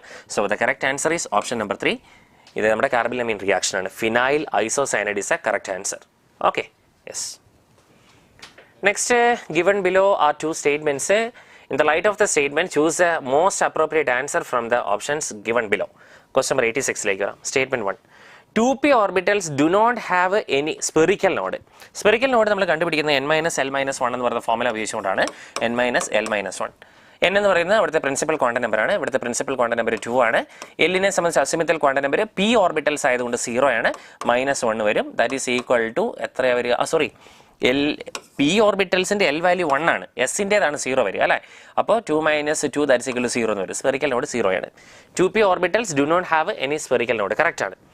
ഇനി the number of nodes in a p orbitals is given by n-2 where n is the principal quantum number. No, അങ്ങനെ നമുക്ക് കണ്ടുപിടിക്കാൻ പറ്റില്ലല്ലോ. ഇത് നമുക്ക് റേഡിയൽ നോഡ് കിട്ടി. ഇനി ആംഗുലാർ നോഡ് എന്ന് പറയുന്നത് L വാല്യൂ ആണ്. L value that is equal to 1 ആണ് വരിക. അപ്പോൾ total number of node that is equal to radial node plus angular node ആണ്. that is equal to 1 വരും. ഇവിടെ നിങ്ങൾ വാല്യൂ സബ്സ്റ്റിറ്റ്യൂട്ട് നോക്കിക്കേ. 2p ഓർബിറ്റൽസ് സംബന്ധിച്ച് പ്രിൻസിപ്പൽ ക്വാണ്ടം നമ്പർ n-ന്റെ വാല്യൂ 2 ആണ്. 2 - 2 ചെയ്ത് കഴിഞ്ഞാൽ 0 അല്ലേ വരിക. അപ്പോൾ അത് തെറ്റാണല്ലോ. ആക്ച്വലി അവിടെ ഒരു നോഡ് ഉണ്ട്. അപ്പോൾ ഇവിടെ സ്റ്റേറ്റ്മെൻറ്റ് 1 കറക്റ്റും സ്റ്റേറ്റ്മെൻറ്റ് 2 ഇൻകറക്റ്റും ആണ്. അപ്പോൾ ആൻസർ ഏത് വരും? Statement 1 is correct but statement 2 is incorrect. So correct answer is option number 3 വരും. ഓക്കെ, ക്വസ്റ്റ്യൻ നമ്പർ 86നെ സംബന്ധിച്ച് അതിൻ്റെ കറക്റ്റ് ആൻസർ വരുന്നത് ഓപ്ഷൻ നമ്പർ 3 ആണ്. ഓക്കെ, ഇനി അടുത്തത് നമുക്ക് ക്വസ്റ്റ്യൻ നമ്പർ 87ലേക്ക് വരാം. 87 in the titration involving KMnO4 no indicator is used. ശരിയാണ്. KMnO4ന് ആക്ച്വലി ഒരു കളർ ഉള്ളതുകൊണ്ട് തന്നെ അവിടെ നമുക്കൊരു ഇൻഡിക്കേറ്ററിൻ്റെ ആവശ്യം വരുന്നില്ല. No indicator is used. Correct ആണ്. Statement 1. Statement 2 MnO4 - act as a self indicator. ശരിയാണ്. ഇപ്പോൾ രണ്ട് സ്റ്റേറ്റ്മെൻറ്റ് ശരിയാണ്. സ്റ്റേറ്റ്മെൻറ്റ് 1ഉം സ്റ്റേറ്റ്മെൻറ്റ് 2ഉം ശരിയാണ്. സോ നമുക്ക് ഇവിടെ എടുക്കാൻ പറ്റുന്നത് both statement 1 and statement 2 are correct എന്നുള്ളതാണ്. Both statement 1 and statement 2 are correct. So correct answer is option number 2 വരും. 2 is a correct answer. Option 2. Next 88. Statement 1. Cathode is negative terminal an electrolytic cell whereas anode is a negative terminal in a galvanic cell. Correct ആണ്. Statement 1 correct ആണ്. Cathode is negative ടെർമിനലാണ് electrolytic സെല്ലിൻ്റെ. അതുപോലെ തന്നെ നമ്മുടെ galvanic സെല്ലിൻ്റെ ആനോഡാണ് negative terminal വരിക. സ്റ്റേറ്റ്മെൻറ്റ് കറക്റ്റ് ആണ്. Statement 2. In a Daniell cell electron flow from zinc electrode to the copper electrode in outer circuit. ശരിയാണ്. അതും സ്റ്റേറ്റ്മെൻറ്റ് കറക്റ്റ് തന്നെയാണ്. സിങ്ക് ഇലക്ട്രോഡിൽ നിന്ന് കോപ്പർ ഇലക്ട്രോഡിലേക്കാണ് ഡാനിയൽ സെല്ലിൻ്റെ അകത്ത് ഇലക്ട്രോണിൻ്റെ ഫ്ലോ സംഭവിക്കുന്നത്. അപ്പോൾ സ്റ്റേറ്റ്മെൻറ്റ് 1ഉം സ്റ്റേറ്റ്മെൻറ്റ് 2ഉം അവിടെയും കറക്റ്റ് ആണ്. 88ൻ്റെ ആൻസർ വരുന്നത് നമുക്ക് സ്റ്റേറ്റ്മെൻറ്റ് 1ഉം സ്റ്റേറ്റ്മെൻറ്റ് 2ഉം കറക്റ്റ് ഉള്ളത്. Statement 1 and statement 1 is correct. Both the statement 1 and statement 2 are correct. 2 is answer വരും. ഓക്കെ, 2 ഈസ് ആൻസർ വരും. അപ്പോൾ ഇതും നമുക്ക് 2 ആണ് ആൻസർ വരിക. ഇനി നമുക്ക് 89. Statement 1. Alcohol undergo dehydration in the presence of a protic acid such as H2SO4 H3PO4. Correct ആണ്. ആൽക്കഹോളിനെ തീർച്ചയായിട്ടും ഡീപ്രോട്ടനേഷൻ നടത്തുന്നതിന് വേണ്ടിയിട്ട് പ്രോട്ടിക് ആസിഡ്സ് ഉപയോഗിച്ചാൽ മതി. ശരിയാണ്. Statement 2. Dehydration of alcohol is the best method for the preparation of a unsymmetrical ether. No. നമുക്ക് ഒരിക്കലും unsymmetrical ether കിട്ടൂല. അപ്പോൾ സ്റ്റേറ്റ്മെൻറ്റ് 2 ഇൻകറക്റ്റ് ആണ്. സ്റ്റേറ്റ്മെൻറ്റ് 1 കറക്റ്റ് ആണ്. Statement 1 is correct. Statement 2 is incorrect. Statement 1 is correct but statement 2 is incorrect. 3 answer വരും. Option number 3 is a correct answer. 89ൻ്റെ answer വരുന്നത് 3 ആണ്. ഇനി 90. Statement 1. Cationic detergents do not have a germicidal properties. Correct ആണ്. Cationic detergents ഇല്ല. Statement 2. Bacteria can degrade detergents containing highly branched gene. Statement 2 incorrect ആണ്. ബാക്ടീരിയയെ സംബന്ധിച്ച് degrade ചെയ്യാൻ പറ്റുന്നില്ല. അപ്പോൾ ബ്രാഞ്ചഡ് ചെയിനും എസ്പെഷ്യലി. അപ്പോൾ തീർച്ചയായിട്ടും സ്റ്റേറ്റ്മെൻറ്റ് 1 കറക്റ്റ്. Statement 2 incorrect. അപ്പോൾ നമ്മൾ ഇപ്പോൾ കണ്ട ഓപ്ഷൻ തന്നെയാണ് ഓപ്ഷൻ നമ്പർ 3 തന്നെ. Statement 1 correct. സ്റ്റേറ്റ്മെൻറ്റ് 2 ഇൻകറക്റ്റ് ആണ്. Okay, yes. ഇനി 91 ആണ്. 91 option number question number 91. Match A following. നമുക്കിവിടെ എന്ത് കണ്ടുപിടിക്കട്ടെ? KSP കണ്ടുപിടിക്കട്ടെ. അപ്പോൾ നമുക്ക് ഓരോരോ ഓപ്ഷൻസ് എടുത്ത് ചെയ്ത് നോക്കേണ്ടതായിട്ട് വരും. എയെ സംബന്ധിച്ച് ALOH ട്രൈസ് ആണ്. ALOH ട്രൈസ് തന്നിരിക്കുന്നു. ഇത് ഇക്വിലിബ്രിയം അറ്റൈൻ ചെയ്ത് കഴിഞ്ഞാൽ നമുക്കിവിടെ കിട്ടുന്നത് Al3+ കിട്ടും. അതുപോലെ തന്നെ 3OH- കിട്ടും. ഇത് നമുക്ക് S എന്ന് എടുക്കാം. ഇത് നമുക്ക് 3S എന്ന് എടുക്കാം. അങ്ങനെയാണെങ്കിൽ KSP that is equal to SA into 3Sന്റെ ഹോൾ ക്യൂബ് വരും. അപ്പോൾ that is equal to 27S⁴ എന്ന് വരും. 27S⁴. അപ്പോൾ ഇതിന് മാച്ച് ആകുന്നത് എ ലോയിസ് ട്രൈസിന് മാച്ച് ആകുന്നത് Q ആണ്. എയ്ക്ക് മാച്ച് ആകുന്നത് Q. ഇനി രണ്ടാമത്തേത് BaCrO4 ആണ്. CrO4 ആണ്. Is in equilibrium with barium 2 plus CrO4 2- വരും. അപ്പോൾ ഇവിടെ നമുക്ക് എസ് ഇതും എസ് ആണ് വരിക. So KSP that is equal to S² എന്ന് വരും. അപ്പോൾ KSP that is equal to S² വരുന്നത് ബിക്ക് മാച്ച് ആകുന്നത് പി മാച്ച് ആവും. ഓക്കെ, ഇനി Hg2I2 ആണ്. Hg2I2 is in equilibrium with Hg2 2 plus 2I- വരും. അപ്പോൾ ഇത് എസും വരും, ഇത് 2Sഉം വരും. അങ്ങനെയാണെങ്കിൽ KSP that is equal to SA into 2Sന്റെ സ്ക്വയർ വരും, കാരണം 2I- ഉണ്ട്. അപ്പം അങ്ങനെ നമ്മൾ ചെയ്ത് കഴിഞ്ഞാൽ നമുക്ക് കിട്ടുന്നത് 4S³ കിട്ടുക. That is equal to 4S³ എന്ന് കിട്ടും. അപ്പോൾ ഇവിടെ 4S³ കിട്ടുന്നത് എസ്സിലാണ് ഉള്ളത്. അപ്പോൾ സിക്ക് മാച്ച് ആവുന്നത് എസ് ആണ്. ഇനി അടുത്തത് Al2SO4 ട്രൈസ് ആണ്. Al2SO4 thrice is in equilibrium with 2Al3 plus 3SO4 2- കിട്ടും. ഇത് നമുക്ക് 2S ഉണ്ട്, ഇത് നമുക്ക് 3S എടുക്കണം. ഇനി നമ്മൾ KSP കാൽക്കുലേറ്റ് ചെയ്യുകയാണെങ്കിൽ KSP that is equal to 2Sന്റെ സ്ക്വയർ ഇൻറ്റു 3Sന്റെ ക്യൂബ് വരും. അപ്പം 108 വരും. 108S⁵ വരും. ഓക്കെ, അപ്പോൾ അതിന് മാച്ച് ആകുന്നത് 108S⁵ വരുന്നത് 6 ആണ്. 6. ഓക്കെ, 6. അപ്പോൾ നോക്കണം, എയ്ക്ക് മാച്ച് ആകുന്നത് Q, എച്ച് മാച്ച് ആകുന്നത് Q, ബിക്ക് മാച്ച് ആകുന്നത് P, സിക്ക് മാച്ച് ആകുന്നത് S, ഡിക്ക് മാച്ച് ആകുന്നത് 6. So correct answer is option number 1. Okay, next 92. Match column 1 with column 2. Column 1ൽ റിയാക്ഷൻ ആണ്, കോളം 2ൽ ടൈപ്പ് ഓഫ് റിയാക്ഷൻ. ഓക്കെ, നോക്കാം. അപ്പോൾ നമുക്ക് ഫസ്റ്റ് വന്നിരിക്കുന്നത് നമുക്ക് ആൽക്കൈനാണ്. ആൽക്കൈന് hydrogen in presence of palladium. തീർച്ചയായിട്ടും ഒരു റിഡക്ഷൻ റിയാക്ഷനാണ്, റിഡക്ഷൻ റിയാക്ഷൻ. അപ്പോൾ ഇത് റെഡ്യൂസിങ് ഏജന്റ് ഉപയോഗിച്ച് ട്രീറ്റ് ചെയ്യുന്നത്. അപ്പോൾ ഇതിന് മാച്ച് ആകുന്ന ആളെന്ന് പറയുന്നത് നമ്മുടെ Q ആണ്, റിഡക്ഷൻ റിയാക്ഷൻ. ഇനി അൺഹൈഡ്രസ് AlCl3 HCl നമ്മുടെ ഫ്രീഡൽ ക്രാബ്സ് റിയാക്ഷൻ ആണ് വന്നിരിക്കുന്നത്. അപ്പോൾ ക്ലോറിനേഷൻ ആണ് നടക്കുന്നത്. ക്ലോറിനേഷൻ അഥവാ നമ്മുടെ സബ്സ്റ്റിറ്റ്യൂഷൻ റിയാക്ഷൻ ആണ്, അല്ലേ? ഹാലജനേഷൻ, ക്ലോറിനേഷൻ നടക്കും. അപ്പോൾ ആക്ച്വലി ഇത് ഫ്രീ റാഡിക്കൽ അല്ലല്ലോ, ഫ്രീ റാഡിക്കൽ ഒന്നുമല്ല, സബ്സ്റ്റിറ്റ്യൂഷൻ റിയാക്ഷൻ സംഭവിക്കുക. ആ സബ്സ്റ്റിറ്റ്യൂഷൻ റിയാക്ഷൻ എന്ന് പറയുന്നത് പല സ്ഥലങ്ങളിൽ സംഭവിക്കാനുള്ള ഒരു സാധ്യത ഉള്ളത് കൊണ്ട് തന്നെ ഇവിടെ ഐസോമറൈസേഷൻ നമുക്ക് പറയാം. കാരണം ഡിഫറെൻറ്റ് ടൈപ്പ് ഓഫ് കാർബൺ ആറ്റവും ഹൈഡ്രജൻ ആറ്റവും ഒക്കെ അവിടെ ഉള്ളത് കൊണ്ട് തന്നെ ആക്ച്വലി ഇത് ഐസോമറൈസേഷൻ റിയാക്ഷൻ. അപ്പോൾ ബിക്ക് മാച്ച് ആകുന്നത് എസ് ആണ്, ഐസോമറൈസേഷൻ. ഇനി സി എന്ന് പറയുന്നത് ജസ്റ്റ് ഹീറ്റ് ചെയ്യുന്നത് മാത്രമേ ഉള്ളൂ. ഹീറ്റിംഗ് പ്രോസസ്സ് പൈറോളിസിസ് ആണ്. അപ്പോൾ ഇതിന് മാച്ച് ആകുന്നത് പി ആണ്. അടുത്ത ക്ലോറിൻ പ്രസൻസ് ഓഫ് ലൈറ്റ് ആണ്. ലൈറ്റിന്റെ പ്രസൻസിൽ ഫ്രീ റാഡിക്കൽ സബ്സ്റ്റിറ്റ്യൂഷൻ റിയാക്ഷൻ ആണ് സംഭവിക്കുക. അപ്പോൾ ഇതിന് മാച്ച് ആകുന്നത് 6 ആണ്. സോ എക്ക് മാച്ച് ആകുന്നത് Q, ബിക്ക് മാച്ച് ആകുന്നത് S, സിക്ക് മാച്ച് ആകുന്നത് P, ഡിക്ക് മാച്ച് ആകുന്നത് 6. So correct answer is option number 1. Okay, 92. Next 93.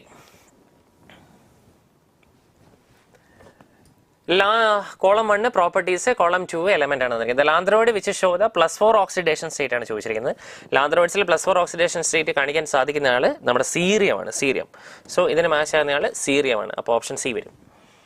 ഇനി lanthanoid which can show +2 oxidation state, അത് യൂറോപ്യം ഉണ്ട്. യൂറോപ്യം 2+ ഉണ്ട്, ഇറ്റാർബിയം 2+ ഉണ്ട്. ഇവിടെ തന്നിരിക്കുന്ന യൂറോപ്യം ഉണ്ട്. അപ്പോൾ നമുക്ക് ഡി വരും. ഇനി റേഡിയോ ആക്റ്റീവ് എലമെന്റ് പ്രോമിത്യം ആണ്. പ്രോമിത്യം മാത്രമേ റേഡിയോ ആക്ടിവിറ്റി കാണിക്കാറുള്ളൂ. അപ്പോൾ ഇതിന് മാച്ച് ആകുന്നത് എ വരും. ഇനി lanthanoid which has 4F configuration at +3 state വരുന്ന ഗഡോലിനിയാണ് വരിക. അതിന് മാച്ച് ആകുന്നത് ബി വരും. അപ്പോൾ 1ന് മാച്ച് ആകുന്നത് സി വരണം. 1ന് മാച്ച് ആകുന്നത് സി 2 ഓപ്ഷൻസിലുണ്ട്. 2ന് മാച്ച് ആകുന്നത് ഡി വരണം. ഓക്കെ, 2ന് മാച്ച് ആകുന്നത് ഡി 2 ഓപ്ഷൻസിലുണ്ട്. 3ക്ക് മാച്ച് ആകുന്നത് എ വരണം. 3ക്ക് മാച്ച് ആകുന്നത് എ ഉള്ള ഒറ്റ ഓപ്ഷനേ ഉള്ളൂ. So correct answer is option number 3. Option number 3 is a correct answer. Okay, next 94. Maths column. Column 1ൽ ട്രാൻസ്ഫോർമേഷനാണ്, കോളം 2ൽ റിയേജൻസ് ആണ് വന്നിരിക്കുന്നത്. ആദ്യത്തേത് അല്ലൈൽ കാർബണൈൽ ടു പ്രൊപ്പനാളാണ്. അപ്പോൾ ആൽക്കഹോൾ ടു ആൽഡിഹൈഡ് ആണ്. അതിന് മാച്ച് ആവുന്നത് PCC അല്ലേ, PCC. ഓക്കെ, സോ ഇതിന് മാച്ച് ആവുന്നത് 6 വരും, 6. ഇനി ഈഥൈൻ നൈട്രൈൽ ടു എത്തനാൾ ആണ്. നൈട്രൈൽ ടു ആൽക്കഹോൾ ആണ് വരുന്നത്. അപ്പോൾ അതിന് മാച്ച് ആവുന്നത് ഡൈബാൽ എസ്. അപ്പോൾ ഇതിന് എസ് വരും. അടുത്തത് 1 ഹെക്സനോൾ ടു ഹെക്സനോയിക് ആസിഡ് ആണ്. 1 ഹെക്സനോൾ ടു ഹെക്സനോയിക് ആസിഡ് എന്ന് പറയുമ്പോൾ പൊട്ടാസ്യം ഡൈക്രോമേറ്റ് ഉപയോഗിച്ചാൽ മതി അല്ലേ. ഹെക്സനോൾ ടു ഹെക്സനോയിക് ആസിഡ് അല്ലേ oxidation. Presence of H plus acidic presence, അസിഡിൻ്റെ പ്രസൻസിലാണ്. അപ്പോൾ തീർച്ചയായിട്ടും ഇതിന് മാച്ചാകുന്നത് പി വരും. ഇനി ബ്യൂട്ടീൻ ടു ബ്യൂട്ടനാളാണ്, ആൽഡിഹൈഡ് തന്നെയാണ്. അപ്പോൾ നമുക്ക് ക്യൂ അല്ലേ വരിക. Ozone H2O2 zinc dust S, തീർച്ചയായിട്ടും അത് ക്യൂ വരും. സോ കറക്റ്റ് എക്ക് മാച്ചാകുന്നത് R ഉണ്ട്, ബിക്ക് മാച്ചാകുന്നത് S ഉണ്ട്, സിക്ക് മാച്ചാകുന്നത് പിയും ഡിക്ക് മാച്ചാകുന്നത് ക്യൂ. സോ കറക്റ്റ് ആൻസർ വരുന്നത് ഓപ്ഷൻ നമ്പർ 1 ആണ്. Okay, next 95 column 1 polymer, column 2 the monomeric acid ആണ് ചോദിച്ചിരിക്കുന്നത്. നൈലോൺ 6 എന്ന് പറയുന്നത് കാപ്രോലാക്ടം, അപ്പോൾ എസ് വരും. അടുത്തത് ഡാക്രോൺ ആണ്, ഡാക്രോൺ എന്ന് പറയുന്നത് ടെർത്താലിക് ആസിഡ് ആണ്, അപ്പോൾ പി വരും. പിന്നീട് വരുന്നത് ബ്യൂണ എസ് അല്ലേ, ബ്യൂണ എസ് സ്റ്റൈറീന്, അപ്പോൾ ക്യൂ. പിന്നെ റയോൺ ഉണ്ട്, റയോൺ എന്ന് പറയുമ്പോൾ നമുക്ക് സെല്ലോസ് അസറ്റേറ്റ് വരും, 6 വരും. എക്ക് മാച്ചാകുന്നത് എസ്, ബിക്ക് മാച്ചാകുന്നത് പി എ, സിക്ക് മാച്ചാകുന്നത് ക്യൂ, ഡിക്ക് മാച്ചാകുന്നത് 6. So correct answer is option number 1 വരും. ഓക്കെ, നെക്സ്റ്റ് 96 ആണ്. For the reaction N2 + 3H2 gives a 2NH3, delta എച്ചിൻ്റെ വാല്യൂയാണ് ചോദിച്ചിരിക്കുന്നത്. Delta H that is equal to delta U minus delta N G R T അല്ലേ, yes. അപ്പോൾ delta H that is equal to delta U minus delta N G എന്ന് പറയുമ്പോൾ ഇത് gaseous ഫോമിലുള്ള ആളാണ്, ഇതും ഗേഷ്യസ് ഫോമിലുള്ള ആളാണ്, ഇതും ഗേഷ്യസ് ഫോമിലുള്ള ആളാണ്. സോറി, നമുക്കിവിടെ പ്ലസ് അല്ലേ വരിക, പ്ലസ്സാണ് വരിക. അപ്പോൾ നമുക്ക് number of moles of gaseous product വരുന്നത് 2 ഉണ്ട്. Number of moles of gaseous റിയാക്ടൻ്റെ 3 + 1 4 വരും. അപ്പോൾ 2 - 4 വരും, ദാറ്റ് ഈസ് ഈക്വൽ ടു -2 വരും. അപ്പോൾ delta H is equal to delta U, delta N ജിയുടെ വാല്യൂ വരുന്നത് -2 RT എന്ന് വരും. അപ്പോൾ delta H is equal to delta U -2 RT. So correct answer is option number 2. Delta എന്ന് പറയുന്നത് difference between the gaseous product and gaseous reactant ആണ്. 2 മോൾ gaseous പ്രോഡക്റ്റും 4 മോൾ gaseous റിയാക്ടൻ്റും ഉണ്ട്. അവർ തമ്മിലുള്ള ഡിഫറൻസ് എന്ന് പറയുമ്പോൾ 2 - 4, അതിൻ്റെ വാല്യൂ -2 ആണ് വരിക. Okay, yes.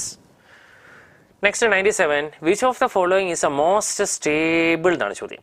SN2+, ജെർമേൻ 2+, സിർക്കോണിൻ 2+, ലെഡിൻ്റെ 2+. കാരണം നമ്മുടെ ഇനേർട്ട് പെയർ എഫക്റ്റ് താഴേക്ക് വരുന്നതിനനുസരിച്ച് +2 ഓക്സിഡേഷൻ നമ്പർ മോർ സ്റ്റേബിൾ ആകും due to the inert pair effect. നമ്മൾ പി ബ്ലോക്കിൽ പഠിക്കുന്നത്. നെക്സ്റ്റ് 98, കാർബോകാറ്റോൺസ് ഹരീനിസ് ആസിഡ് അല്ല, ബ്രോൺസ്റ്റഡ് ആസിഡ് അല്ല, ലൂവീസ് ബേസ് അല്ല, ലൂവീസ് ആസിഡ്. കാരണം കാർബോകാറ്റോണിനെ സംബന്ധിച്ച് ഇലക്ട്രോൺ ഡെഫിഷ്യൻസിയാണ്. അവർ ഇലക്ട്രോൺ പെയറിനെ അക്സെപ്റ്റ് ചെയ്യാനുള്ള ടെൻഡൻസി കാണിക്കും. There electron pair acceptors, though they can act as a Lewis acid, electron pair acceptor ആണ്. So correct answer is option number 4. Okay, next 99, the distribution of speed of a molecules of a gas depends on the temperature. Correct ആണ്, ടെമ്പറേച്ചറിനെ depend ചെയ്യും, volume depend ചെയ്യില്ല, pressure depend ചെയ്യില്ല, molecular മാസിനെ depend ചെയ്യും. നമ്മുടെ ഗ്രഹാംസ് law of diffusion, അതുപോലെ തന്നെ നമ്മുടെ Maxwell Boltzmann distribution curve, ഇവിടെയൊക്കെ നമ്മൾ പഠിക്കുന്നുണ്ട്. ടെമ്പറേച്ചർ ഡിപ്പെൻഡൻ്റ് ആണ്, മോളിക്കുലർ മാസിനെ ഡിപ്പെൻഡൻ്റ് ആണ്. അപ്പോൾ 1ഉം 4ഉം ആണ് വരിക. സോ കറക്റ്റ് ആൻസർ വരുന്നത് ഓപ്ഷൻ നമ്പർ 2 ആണ്.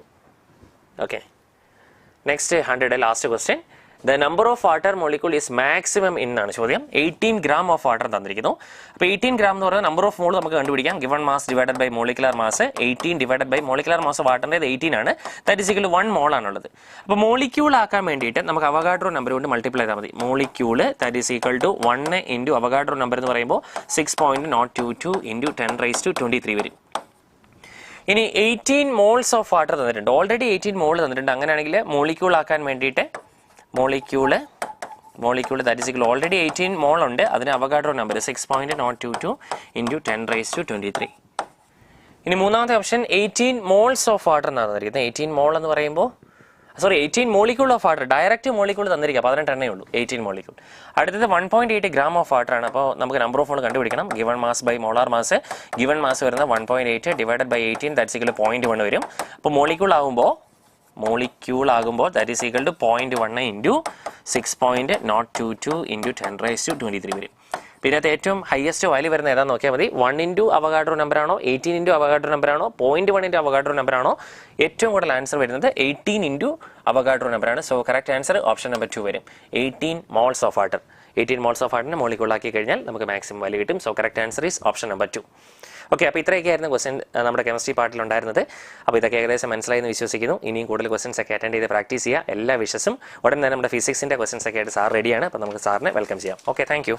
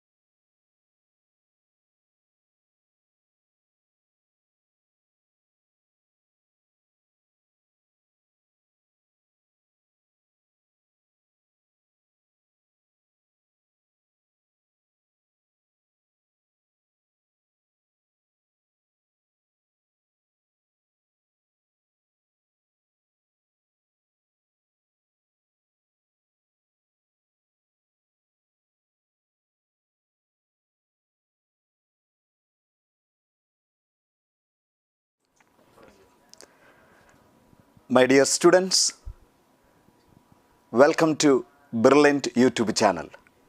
ഞാൻ സാംസൺ എസ് ഫിസിക്സിൻ്റെ ക്വസ്റ്റ്യൻ ഡിസ്കഷനാണ്. നീറ്റിൻ്റെ പരീക്ഷ വളരെ ആസന്നമായിരിക്കുകയാണ്.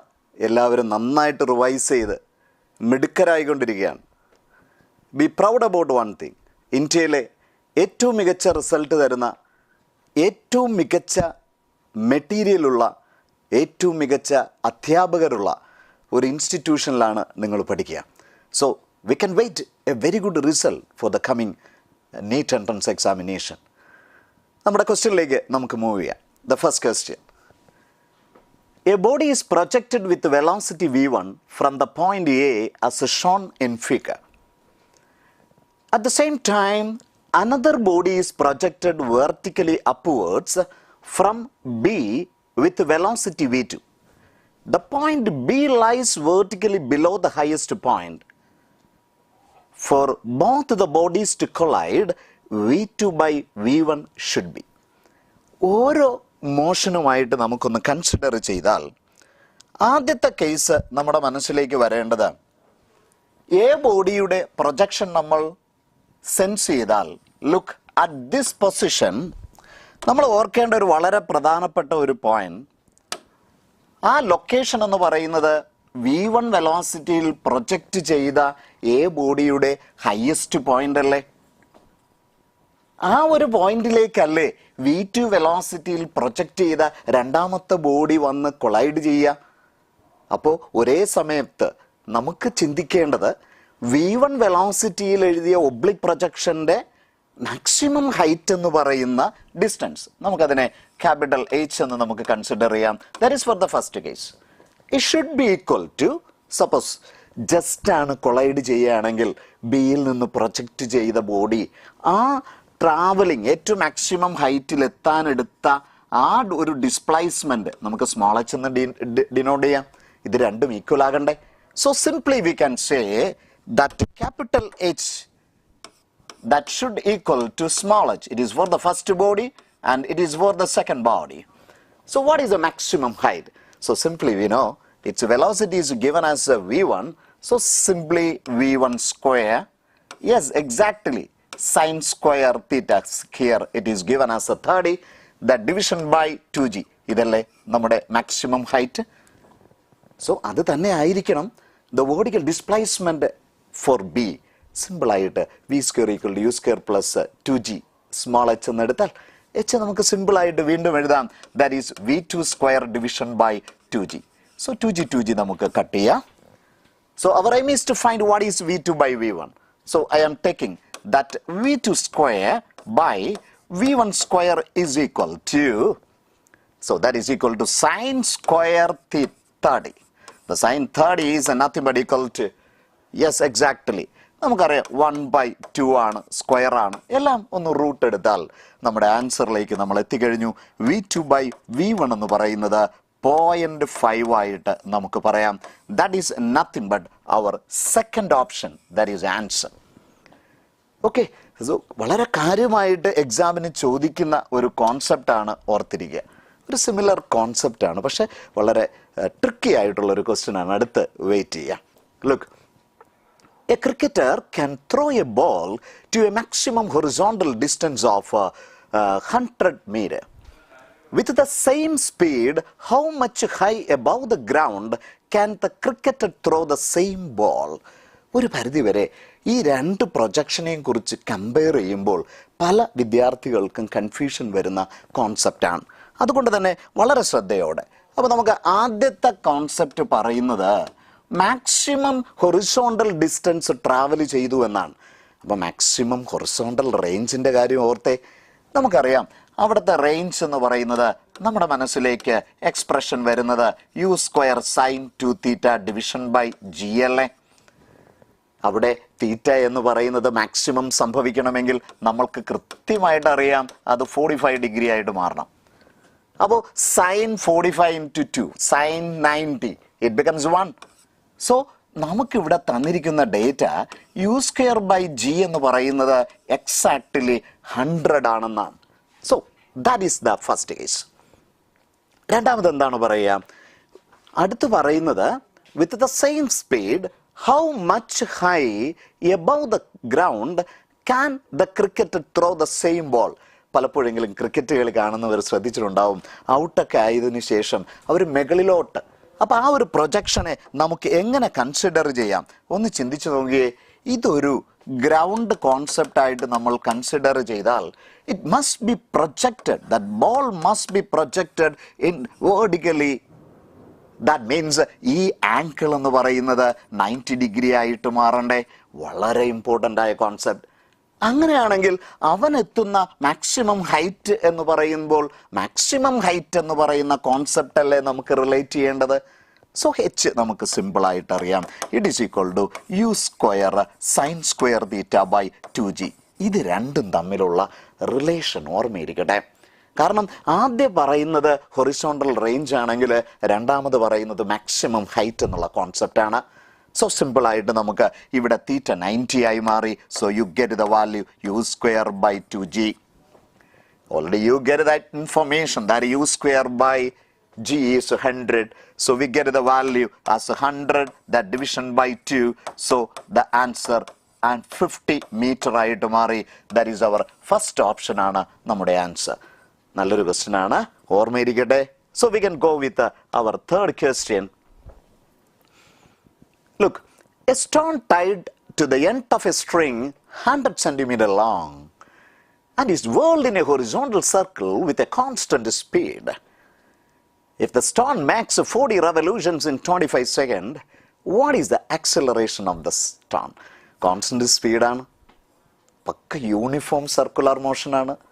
യൂണിഫോം സർക്കുലർ മോഷൻ കൺസിഡർ ചെയ്യുമ്പോൾ അവിടെ സെൻട്രിപെറ്റൽ ആക്സിലറേഷൻ മാത്രമേ നമുക്കുണ്ടാകൂ എന്ന് നമുക്കറിയാം. സോ നമ്മുടെ മനസ്സിലേക്ക് പെട്ടെന്ന് നമ്മുടെ റിലേഷൻസ് ഒക്കെ ഈ തരത്തിൽ മനസ്സിലേക്ക് വരും. ഇവിടെ നമ്മുടെ റെവല്യൂഷൻസിൻ്റെ കാര്യമൊക്കെ പറയുന്നത് കൊണ്ട് we can go with this one. ഇവിടുത്തെ റേഡിയസ് എന്ന് പറയുന്നത് 100 സെൻറ്റിമീറ്റർ ആണ് അല്ലേ? That means 1 metre into omega. So ഇവിടുത്തെ ഡേറ്റ ഒന്ന് ശ്രദ്ധിച്ച് നോക്കിയേ. അവിടെ ഒരു അല്പം ചിന്ത വേണം കേട്ടോ. പ്രസൻസ് ഓഫ് മൈൻഡ് ഉണ്ടെങ്കിൽ ആ ചോയ്സിലേക്ക് നമുക്ക് എത്താൻ പറ്റൂ. So അവിടെ സിമ്പിൾ ആയിട്ട് we know the concept as omega is nothing but equal to 2 pi f. So that much is square. So that is equal to, what is the frequency here? It is simply given that it makes 40 revolutions per second in 25 seconds. അങ്ങനെയാണെങ്കിൽ എന്താണ് frequency? Frequency എന്ന് പറയുന്നത് ഒരു സെക്കൻഡിലുള്ള revolutions അല്ലേ? So we can just substitute as 14 by 25. So we can just substitute that 2 pi f. ഓർത്തോണേ, ഇവിടെ ഈ പൈൻ്റെ രൂപത്തിലുള്ള കോൺസെപ്റ്റ്സുകളൊന്നും ഇല്ല അല്ലേ? സോ സിമ്പിളായിട്ട് the pi is 22 by 7 into that 14 by 25. So that much square. So we can cancel it. So you get the value 88 by 25. That much square. So our answer, that is the first choice as the answer. നല്ലൊരു question ആണ്, നല്ലൊരു concept ആണ്, ഓർത്തിരിക്കാം. Look ചെയ്യാം, ഒരു word വ്യത്യാസമുണ്ട് ഈ ഒരു ക്വസ്റ്റ്യനിൽ, അത് ഓർത്തിരിക്കുക. Yes, the fourth concept as so we can read it. Identify the incorrect statement. നമ്മുടെ നീറ്റ് പരീക്ഷ എഴുതുമ്പോൾ അത് ഫിസിക്സ് ആയിക്കോട്ടെ, കെമിസ്ട്രിയോ ബയോളജിയോ ഏതിലും ഇങ്ങനെയുള്ള ഇൻകറക്റ്റ്, ട്രൂ, ഫോൾസ്, റോങ് എന്നൊക്കെ പറയുമ്പോൾ ഒരല്പം ഇമ്പോർട്ടൻസ് കൊടുക്കണം. ഒന്ന് അണ്ടർലൈനൊക്കെ ചെയ്തിട്ട് ചെയ്യാൻ ശ്രമിക്കുക, തെറ്റ് വരാതിരിക്കാൻ വേണ്ടി. The first statement, the Young's modulus and the shear modulus are relevant only for solids. Only for solids വളരെ ഇമ്പോർട്ടൻ്റ് ആയ കാര്യമാണ്. ട്രൂ സ്റ്റേറ്റ്മെന്റ് ആണ്. The bulk modulus is the relevant for solids, liquids and gases. ഏത് മാറ്ററിനും applicable ആകുന്നത് bulk modulus ആണ്. Liquid ആയിക്കോട്ടെ, gases ആയിക്കൊള്ളട്ടെ, വളരെ പ്രധാനപ്പെട്ട കോൺസെപ്റ്റാണ്. അതും ട്രൂ സ്റ്റേറ്റ്മെൻ്റ് ആണ്. Alloys have larger values of Young's modulus than മെറൽസ്.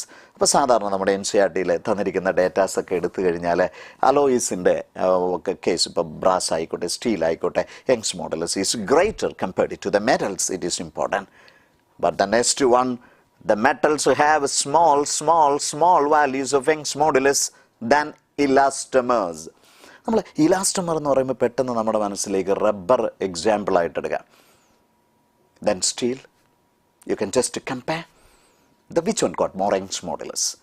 അവിടെ നമ്മുടെ യങ്സ് മോഡുലസ് എന്ന് പറയുമ്പോൾ നമ്മുടെ stress division by the extension by the original length എന്ന് പറയുമ്പോൾ ഒരു ചെറിയ ഒരു ഫോഴ്സ് അല്ലെങ്കിൽ ഒരു സ്ട്രെസ് ഈക്വലായിട്ട് ഒരേ 1 മീറ്റർ ലെങ്തുള്ള സ്റ്റീലിനും റബ്ബറിനും കൊടുക്കുമ്പോൾ എക്സ്റ്റൻഷൻ എന്ന് പറയുന്നത് വളരെ കൂടുതലാണ് റബ്ബറിന്. സ്വാഭാവികപരമായിട്ടും വൈ ലെസ് ആയിരിക്കും.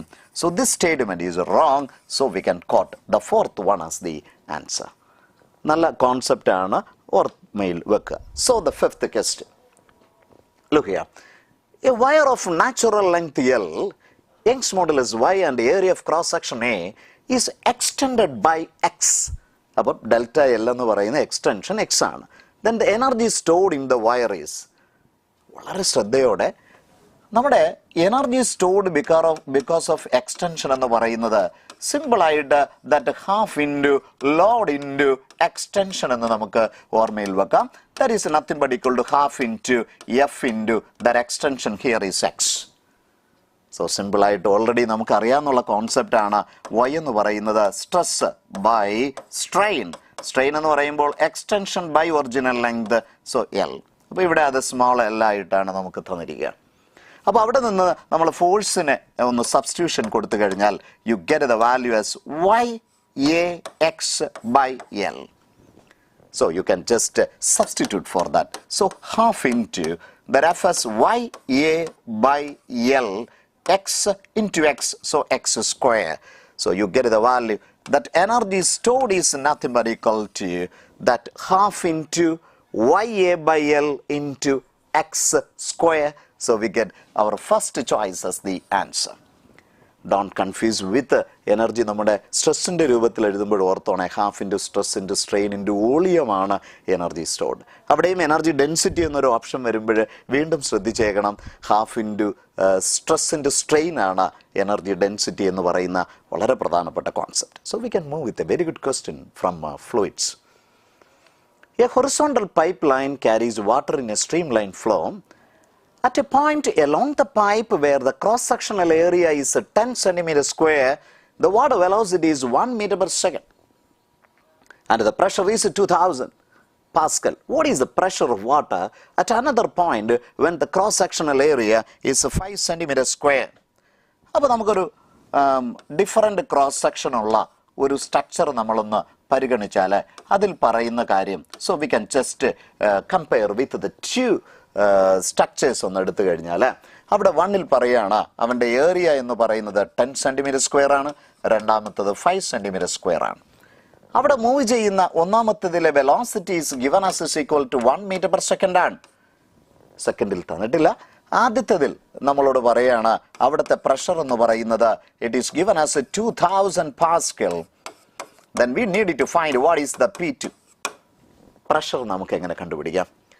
ഓർക്കണേ, ഒരു പ്രധാനപ്പെട്ട കോൺസെപ്റ്റ് ബെർണോളിസ് തിയറം. നമ്മൾ ഒരു ഹൊറിസോണ്ടൽ ആയിട്ടുള്ള ഒരു ഹൈറ്റിലുള്ളതിന് ഉറപ്പായിട്ടും ഗ്രാവിറ്റേഷണൽ കോൺട്രിബ്യൂഷൻ 0 ആണെന്നറിയാം, അല്ലെങ്കിൽ കോൺസ്റ്റന്റ് ആണെന്നറിയാം. നമുക്ക് ആ ഡിഫറൻസ് 0 ആക്കി മാറ്റാം. അതുകൊണ്ട് തന്നെ നമുക്ക് ബെർണോളിസ് തിയറം അപ്ലൈ ചെയ്താൽ pressure at the position plus the kinetic energy contribution per unit volume that half rho v1 square should equal to, for the smaller section we can say as P2 plus half rho into v2 square. So simply ഇവിടെ നമ്മുടെ ഡാറ്റകളൊന്ന് നോക്കുമ്പോൾ കണ്ടുപിടിക്കേണ്ടത് P2 ആണ്. P1 already അറിയാം, V1 അറിയാം, V need to C V2 നമ്മൾ കണ്ടുപിടിക്കണം. അതിന് സിമ്പിളായിട്ട് നമ്മുടെ ഇക്വേഷൻ ഓഫ് കണ്ടിന്യൂവിറ്റി സിമ്പിളായിട്ടൊന്ന് യൂസ് ചെയ്ത് നോക്കി. ഇവിടെ നമുക്കറിയാം ഇക്വേഷൻ ഓഫ് കണ്ടിന്യൂവിറ്റി എന്ന് പറയുന്നത് A1 V1 എന്ന് പറയുന്നത് A2 V2 സമമാണ്. So our aim is to find what is V2. So V2 is nothing but equal to A1 V1 by A2. So that is equal to A1 is given as 10 into that 1 division by that A2 is given as 5. So you get the value as 2 meter per second. So നമുക്ക് P2ലേക്ക് എത്താം. So P2 എന്ന് പറയുന്നത് P1 plus ഇവിടെ ഇത് രണ്ടും ഒരേപോലത്തെ term അല്ലേ. So we can just take that half rho into that V1 square minus V2 square. We can just substitute, that is equal to, what is P1 here? P1 എന്ന് പറയുന്നത് simple ആയിട്ട് it is given as 2000. The density water, it is 1000. That much into 1 minus, what is V2? V2 it is given as, നമ്മൾ കണ്ടുപിടിച്ച value ആണ് 2 ആണ്. So 2 square become 4. So on solving, ഇവിടെ -3 വരും എന്നുള്ള കാര്യം ഓർക്കുക. So 3000 by 2, 1500. So you get the answer as is equal to 2000 minus 1500 as 5000 Pascal. The fourth one as the answer. നല്ല ക്വസ്റ്റ്യൻ ആണ്. പ്രത്യേകിച്ച് ബെർണോളിസ് തിയറും ബേസ് ചെയ്തിട്ട് ഒരു ക്വസ്റ്റ്യൻ ചോദിക്കാനുള്ള സാധ്യത വളരെ കൂടുതലാണ്. One more one. The working of venturimeter is based on, it is Bernoulli's theorem. അതുമായിട്ട് ബന്ധപ്പെട്ട മാഗ്നസ് എഫക്റ്റ് എന്താണ്, എയറോഫോയിലിൻ്റെ മൂവ്മെൻറ്റ്, ഇതൊക്കെ നിങ്ങൾ വളരെ കാര്യമായിട്ട് ഓർത്തിരിക്കണമേ, എക്സാമിന് ഇമ്പോർട്ടൻ്റ് ആണ്. 3 metal rods of the same material and identical in all respects are joined as shown in the figure. The temperature at the ends are maintained as indicated. Assuming no loss of heat from the curved surfaces of the rod, the temperature at the junction X would be. അപ്പോൾ നമ്മുടെ heat conduction കോൺസെപ്റ്റിലേക്ക് നമ്മൾ വരുമ്പോഴേ സിമ്പിളായിട്ട് നിങ്ങളുടെ മനസ്സിലേക്ക് വരേണ്ട idea look here. അപ്പോൾ ഇവിടെ നിന്ന് നമ്മുടെ ഒരു ഹീറ്റ് ഫ്ലോ സ്റ്റാർട്ട് ചെയ്താൽ and is just divided into 2 components അല്ലേ, ഒരു പാരലൽ കോമ്പിനേഷൻ എന്നുള്ള കറണ്ട് കോൺസെപ്റ്റ് നിങ്ങളുടെ മനസ്സിലേക്ക് വരട്ടെ. അപ്പം നമ്മുടെ കറണ്ടിൻ്റെ അതേ കോൺസെപ്റ്റ് നമ്മൾ എടുത്താൽ ഇവിടെ നിന്ന് വരുന്ന ഫസ്റ്റ് വണ്ണിൻ്റെ ഹീറ്റ് ഫ്ലോ എന്ന് പറയുന്നത് രണ്ടിൻ്റെയും സമ്മായിട്ട് നമുക്ക് കൺസിഡർ ചെയ്തുകൂടെ? വളരെ സിമ്പിളായിട്ട് നമ്മൾ ഓർക്കണം, ഇവിടെ 0 ആണ് അല്ലേ. അവിടെ എക്സ് എന്ന് പറയുന്ന ടെമ്പറേച്ചർ ഉറപ്പായിട്ടും 0യേക്കാൾ കൂടുതലായിരിക്കണം. അപ്പോൾ അത് ബേസ് ചെയ്ത് നമ്മുടെ ന്യൂട്ടൻ്റെ കണ്ടക്ഷൻ നിയമം നമ്മളൊന്ന് അപ്ലൈ ചെയ്താൽ നമുക്കറിയാം K A into that temperature gradient അല്ലേ. സോ അത് ബേസ് ചെയ്തിട്ട് നമ്മൾ സബ്സ്റ്റിറ്റ്യൂട്ട് ചെയ്താൽ ഒരേ മെറ്റീരിയൽ ആണെന്ന് നമ്മളോട് പ്രത്യേകിച്ച് പറയുന്നുണ്ട്. K into E A into the temperature gradient we can say as X minus 0 the division by say L it should be equal to. For the രണ്ടാമത്തെ കേസ് എടുക്കുമ്പോൾ അവിടെ ഓർത്തിരിക്കുക that 90 is a greater temperature, so K into A into that 90 minus X, that division by L plus. അതേ similar റോഡാണ് വീണ്ടും ഇരിക്കുക. So we can substitute as K in A into 90 minus X division by L. നമുക്ക് common ആയിട്ടുള്ള K A L common ആയിട്ട് എടുക്കാം, cancel ചെയ്യാം. So simply you get as X is equal to 90 minus X plus 90 minus X. So x നമ്മൾ ഒരു സൈഡിലേക്ക് മാറ്റുമ്പോൾ you get as a 3x take the value as 180 and x take the value as 180 by 3 and our answer become that 60 degrees Celsius. That is our second option as the answer. So ഈ heat ഫ്ലോയുടെ രൂപം അത് നമ്മുടെ current ഫ്ലോയുമായിട്ട് ഒന്ന് താരതമ്യപ്പെടുത്തി അതിലെ ടേംസുകളൊക്കെ തന്നെ പഠിച്ചിരിക്കാൻ വേണ്ടി ശ്രദ്ധിക്കുക. ഒരു സിമിലർ ആസ്പെക്റ്റ് തന്നെയാണ് കേട്ടോ വീണ്ടും ചോദ്യമായിട്ട് വരുന്നത്. 2 slabs are of the thickness D1 and D2. Their thermal conductivities are K1 and K2 respectively. They are in series. The free ends of the combination of these 2 slabs are at temperatures T1 and T2. Assume that T1 is greater than T2. The temperature T of their common junction is. So we need to find it. അപ്പോൾ നമുക്ക് ആ രണ്ട് cases ഒന്ന് assume ചെയ്ത് കഴിഞ്ഞാൽ ഇതൊരു road എന്നുള്ള ഒരേ തിക്നെസ്സിലുള്ള കോൺസെപ്റ്റ് D1 ആണ് ആദ്യത്തതിൻ്റെ തിക്നെസ് എന്ന് പറയുന്നു, D2 ആണ് രണ്ടാമത്തതിൻ്റെ തിക്നെസ് എന്ന് പറയുന്നു. മെയിൻറ്റെയിൻ ചെയ്യുന്ന ടെമ്പറേച്ചർ എന്ന് പറയുന്നത് ഒരെണ്ണം ഇത് T1 ആണ്, ഇത് T2 ആണ്. ഈ ഒരു തിക്നെസ് D1 ആയിട്ടാണ് പറയുന്നത്, ഇതെന്ന് പറയുന്നത് D2 ആണ്. തെർമൽ കണ്ടക്ടിവിറ്റി ഇത് K1 ആണ്, K2 ആണ്. അപ്പോൾ ഇവിടെ സീരീസ് കോമ്പിനേഷൻ ഓഫ് റെസിസ്റ്റേഴ്സ് എന്നുള്ള കോൺസെപ്റ്റ് എടുത്താൽ ദ കറണ്ട് ഫ്ലോ സെയിം എന്ന് പറയുന്ന മാതിരി തന്നെ ഇവിടെ നമുക്ക് പറയാം ഹീറ്റ് ഫ്ലോ സെയിം ആണ് എന്ന് പറഞ്ഞാൽ H1 എന്ന് പറയുന്നത് ഉറപ്പായിട്ടും H2വിന് സമമായിരിക്കണം. അപ്പോൾ H1 എങ്ങനെ നമുക്ക് പറയാം? സിമ്പിളായിട്ട് നമ്മൾ നേരത്തെ പറഞ്ഞ കോൺസെപ്റ്റ് എടുത്തു കഴിഞ്ഞാൽ K1 into that area have to taken as the same into the temperature gradient. നമുക്ക് കോമൺ ആണ് കണ്ടുപിടിക്കേണ്ടത്. T1 ഗ്രേറ്റർ ആയിട്ടാണ് നമുക്ക് പറഞ്ഞിരിക്കുന്നത്. So T1 minus X the division by the separation as a D1. So it must be equal to, so we can say that K2 into that area into that temperature ഇവിടെ കൂടുതൽ x ആണെന്നുള്ള കാര്യം ഓർക്കണേ. x minus that T2 division by that D2. So സിമ്പിളായിട്ട് നമുക്ക് A അങ്ങ് cut ചെയ്ത് കളയാം. എക്സിനെ നമുക്ക് ഒരുമിപ്പിച്ചെടുക്കണം. So K1T1/D1 minus K1/D1x equal to K2x division by D2 minus K2T2/D2 ആണ്. അപ്പോൾ നമ്മൾ ഒന്ന് ഒരുമിച്ച് എഴുതി കഴിഞ്ഞാൽ എക്സിൻ്റെ രൂപത്തിലേക്ക് നമുക്ക് എടുത്തു കഴിഞ്ഞാൽ നോക്കിയേ, രണ്ടിലും എക്സ് കോമൺ അല്ലേ മക്കളെ?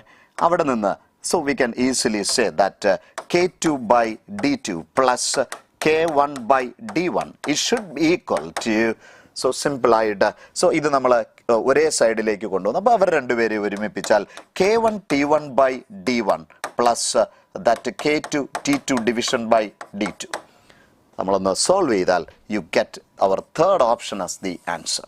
അപ്പോൾ എപ്പോഴും ഇത്തരത്തിലുള്ള ക്വസ്റ്റ്യൻ വരുമ്പോൾ ഈ ഇലക്ട്രിസിറ്റിയുമായിട്ടുള്ള കമ്പാരിസൺ നിങ്ങളെ ഒത്തിരി കാര്യങ്ങൾ ഓർത്തെടുക്കാൻ സഹായിക്കും. So we can go with the next question. സിമ്പിളായിട്ടുള്ള കാര്യമാണ്, പക്ഷെ ശ്രദ്ധിച്ച് ചെയ്യണം. നമുക്ക് ഒരു column 1 column 2 match the following ആണ്. ഇവിടെ പറയുന്നുണ്ടത് ഐഡിയൽ ഗ്യാസ് ആണ്. ഇനിഷ്യൽ സ്റ്റേജ് എന്ന് പറയുന്നത് പ്രഷർ പി ആണ്, വോളിയം വി ആണ്. അത് 2V വോളിയമായിട്ട് മാറുന്നു. അങ്ങനെയാണെങ്കിൽ ഡിഫറൻറ്റ് തെർമോഡൈനമിക് പ്രോസസ്സസ് ആണ്, എക്സ്പാൻഷൻ ആണ് നമ്മുടെ കേസ്. അങ്ങനെയാണെങ്കിൽ what is the work done? അപ്പോൾ സിമ്പിളായിട്ട് നമ്മുടെ എ ചോയ്സ് ഐസോബാറിക് ആണ് അല്ലേ? അപ്പോൾ നമുക്കറിയാം പ്രഷർ ഇൻറ്റു ഡെൽറ്റ വി അല്ലേ? So P into change in volume എന്ന് പറയുന്നത് final volume minus final volume 2V ആണ്. ഇനിഷ്യൽ വോളിയം നമുക്ക് PV ആയിട്ട് കിട്ടി. സോ എ എന്ന് പറയുന്നത് ക്യൂവുമായിട്ട് റിലേറ്റഡ് ആയി കഴിഞ്ഞു. സോ 1 or 2 ആയിരിക്കും നമ്മുടെ ഓപ്ഷനായിട്ട് വരിക. അടുത്ത കോൺസെപ്റ്റ് എന്ന് പറയുന്നത് സിമ്പിളായിട്ട് ഐസോതെർമൽ പ്രോസസ്സ്. ആ റിലേഷൻസ് എപ്പോഴും നിങ്ങളുടെ മനസ്സിലേക്ക് ഓർത്തിരിക്കണമേ. അവിടെ നമ്മുടെ വർക്ക് ഡണ്ണിൻ്റെ കോൺസെപ്റ്റ് എന്ന് പറയുന്നത് nRT log that much V2/V1. അത് ഓർത്തിരിക്കണമേ, വളരെ ഇമ്പോർട്ടൻ്റ് ആണ്. നമ്മുടെ ഐഡിയൽ ഗ്യാസ് കോൺസെപ്റ്റ് വരുമ്പോൾ nRT എന്ന് പറയുന്നത് നമുക്ക് PV ആയിട്ട് എടുക്കാം അല്ലേ? ഇവിടുത്തെ ഫൈനലായിട്ടുള്ള വോളിയം 2V ആയിട്ടല്ലേ നമുക്ക് തന്നിരിക്കുക, ഇനിഷ്യൽ വോളിയം V അല്ലേ? So we can just cancel. So PV log 2 ആയിട്ട് നമുക്ക് കൺസിഡർ ചെയ്യാം. ദാറ്റ് മീൻസ് ബി എന്ന് പറയുന്നത് 6 ആയിട്ട് മാറുന്നു. നമ്മുടെ ആൻസർ എന്ന് പറയുന്നത് ജസ്റ്റ് ഫസ്റ്റ് ചോയ്സ് ആയിട്ട് മാറി. അപ്പോൾ അഡയബാറ്റിക്കിൻ്റെ കോൺസെപ്റ്റ് ഓർത്തിരിക്കണേ. അവിടുത്തെ അഡയബാറ്റിക് കോൺസെപ്റ്റ് വരുമ്പോൾ വർക്ക് എന്ന് പറയുന്നത് സിമ്പിളായിട്ട് സാധാരണ P1 V1 minus P2 V2 by that gamma minus 1. Good. The ratio of specific heat. Okay, ആദ്യത്തെ കേസ് നമ്മുടെ മനസ്സിലേക്ക് PV ആയിട്ടാണ് എടുക്കുന്നതെങ്കിൽ ഈ അഡയബാറ്റിക് കോൺസെപ്റ്റ്സിൽ നമുക്കറിയാം PV rise to gamma is a constant അല്ലേ? അപ്പോൾ 2 സിറ്റുവേഷൻ ആയിട്ട് നമ്മൾ എടുത്താൽ രണ്ടാമത്തെ കേസ് ഞാൻ P1 ആയിട്ട് തൽക്കാലത്തേക്ക് എടുക്കുകയാണ്.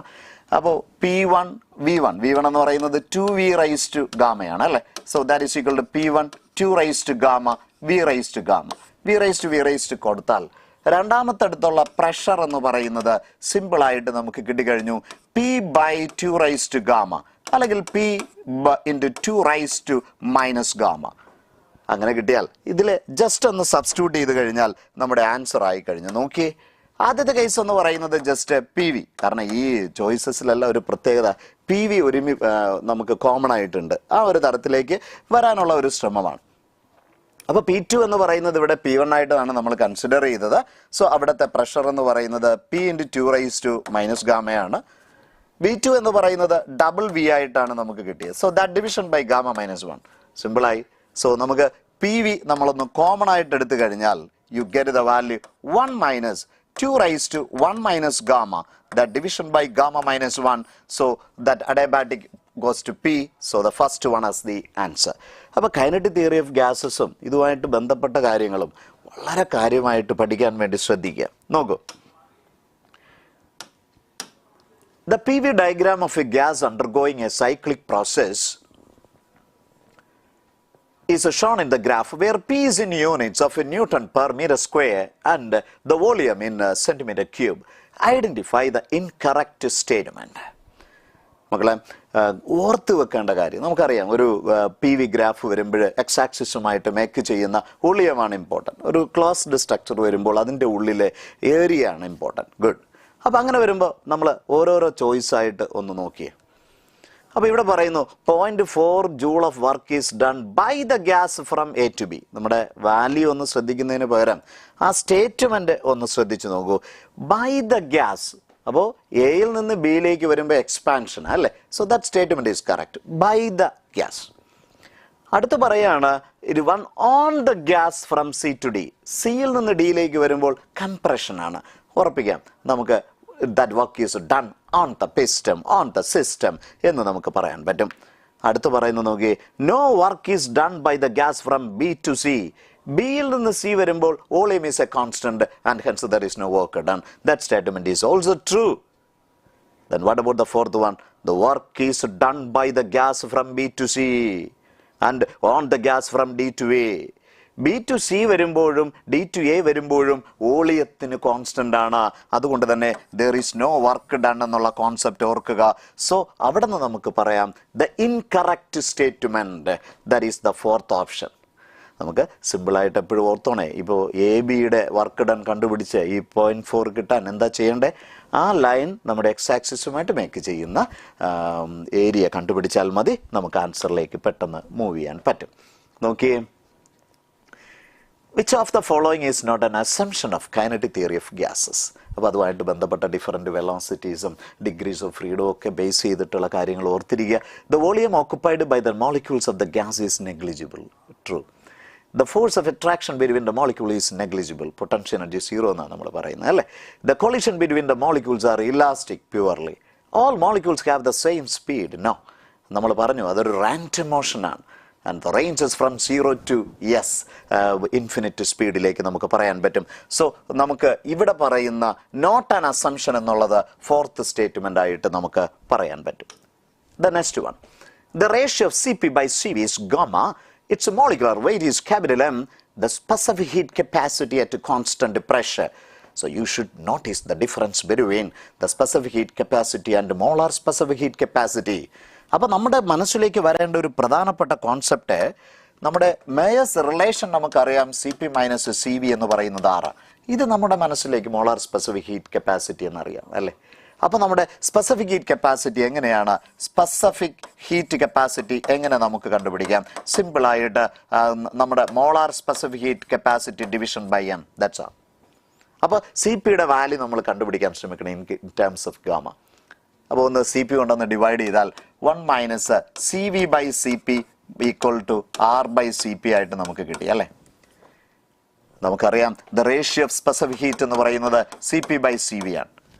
So we can just substitute as 1 minus 1 by gamma is R by Cp. So gamma minus 1 by gamma is equal to R by Cp. So our aim is to just find what is the value for Cp. So Cp is equal to R into gamma by gamma minus 1. So Cp by capital M is the answer. So that Cp is nothing but equal to gamma R division by that gamma minus 1, that division by m. So you get the third option as the answer.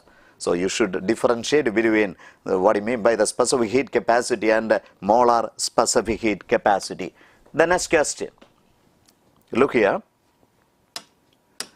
The starting from the origin, a body oscillates a symbol harmonically with a time period of 2 seconds. After what time will its kinetic energy be 75% of the total energy? ഇവിടെ പറഞ്ഞിരിക്കുന്നത് kinetic energy എന്ന് പറയുന്നത് 75% എന്ന് പറയുമ്പോൾ 0.75 എന്ന് പറയുമ്പോൾ നമുക്കറിയാം it is 3/4 times of the total energy. അപ്പോൾ നമ്മുടെ മനസ്സിലേക്ക് വരേണ്ട ഒരു ഐഡിയ, നമ്മൾ എക്സ് എന്ന് പറയുന്ന ഡിസ്പ്ലേസ്മെന്റ് നമ്മൾ എ സൈൻ ഒമേഗ ടി ആയിട്ടാണ് എടുക്കുന്നതെങ്കിൽ അതിൻ്റെ വെലോസിറ്റി എന്ന് പറയുന്നത് നമുക്ക് സിമ്പിളായിട്ട് അറിയാം A omega cos omega T ആണ്. So its kinetic energy is simple. That is equal to half em into v square. That is equal to half em into a square omega square cos square omega t. അപ്പോൾ ആ kinetic എനർജിയുടെ value total എനർജിയുമായിട്ട് എങ്ങനെയാണ് നമുക്ക് relate ചെയ്യാൻ പറ്റുക? ഒന്ന് ശ്രദ്ധിക്കുക. നമുക്കറിയാം കൈനറ്റിക് എനർജി നമുക്കിപ്പോൾ കിട്ടിക്കഴിഞ്ഞു. That is equal to half m A square omega square cos square omega T. It should be equal to 3/4 times of the total energy. The total energy is half m a square omega square. So അത് base ചെയ്തിട്ട് സിമ്പിളായിട്ട് നമുക്ക് അതൊന്ന് cut ചെയ്ത് കളഞ്ഞാൽ cos square omega T എന്ന് പറയുന്നത് 3/4 ആയി. That means cos omega t is nothing but equal to root 3 by 2. So, root 3 by 2 concept എന്ന് പറയുന്നത് 30 degree അല്ലേ? Yes, pi by 6. So, omega t. So, simply you know that we have to relate it with the time period as 2 pi by t into t എന്ന് പറയുന്നത് നമ്മുടെ pi by 6 ആയിട്ട് കിട്ടി. Pi by cancel. So, our time എന്ന് പറയുന്നത് t by 12 ആണ്. Time period 2 എന്നാണ് നമുക്ക് തന്നിരിക്കുക. So, you get the value as 1 by 6 second. That means simply നമുക്ക് രണ്ടാമത്തെ ആൻസർ ആയിട്ട് എടുക്കാം. Yes, you got it. Look the next one. Two masses M1 and M2 are suspended together by a massless spring, a force constant K. When the masses are in equilibrium, M1 is removed without disturbing the system. The second one is important. M1 is removing without disturbing then the amplitude of oscillation. Okay, simple ആയിട്ട് amplitude of oscillation നമുക്ക് ഫോഴ്സുമായിട്ട് relate ചെയ്യാം for a spring F is equal to K into X. So ആദ്യത്തെ കേസിൽ നമ്മുടെ amplitude x1 ആയിട്ടാണ് നമുക്ക് എടുക്കേണ്ടതെങ്കിൽ the responsible force division by K ആണ് അല്ലേ എന്ന് പറഞ്ഞാൽ അത് M1 plus M2 into G by K അല്ലേ മക്കളെ. That is a very important.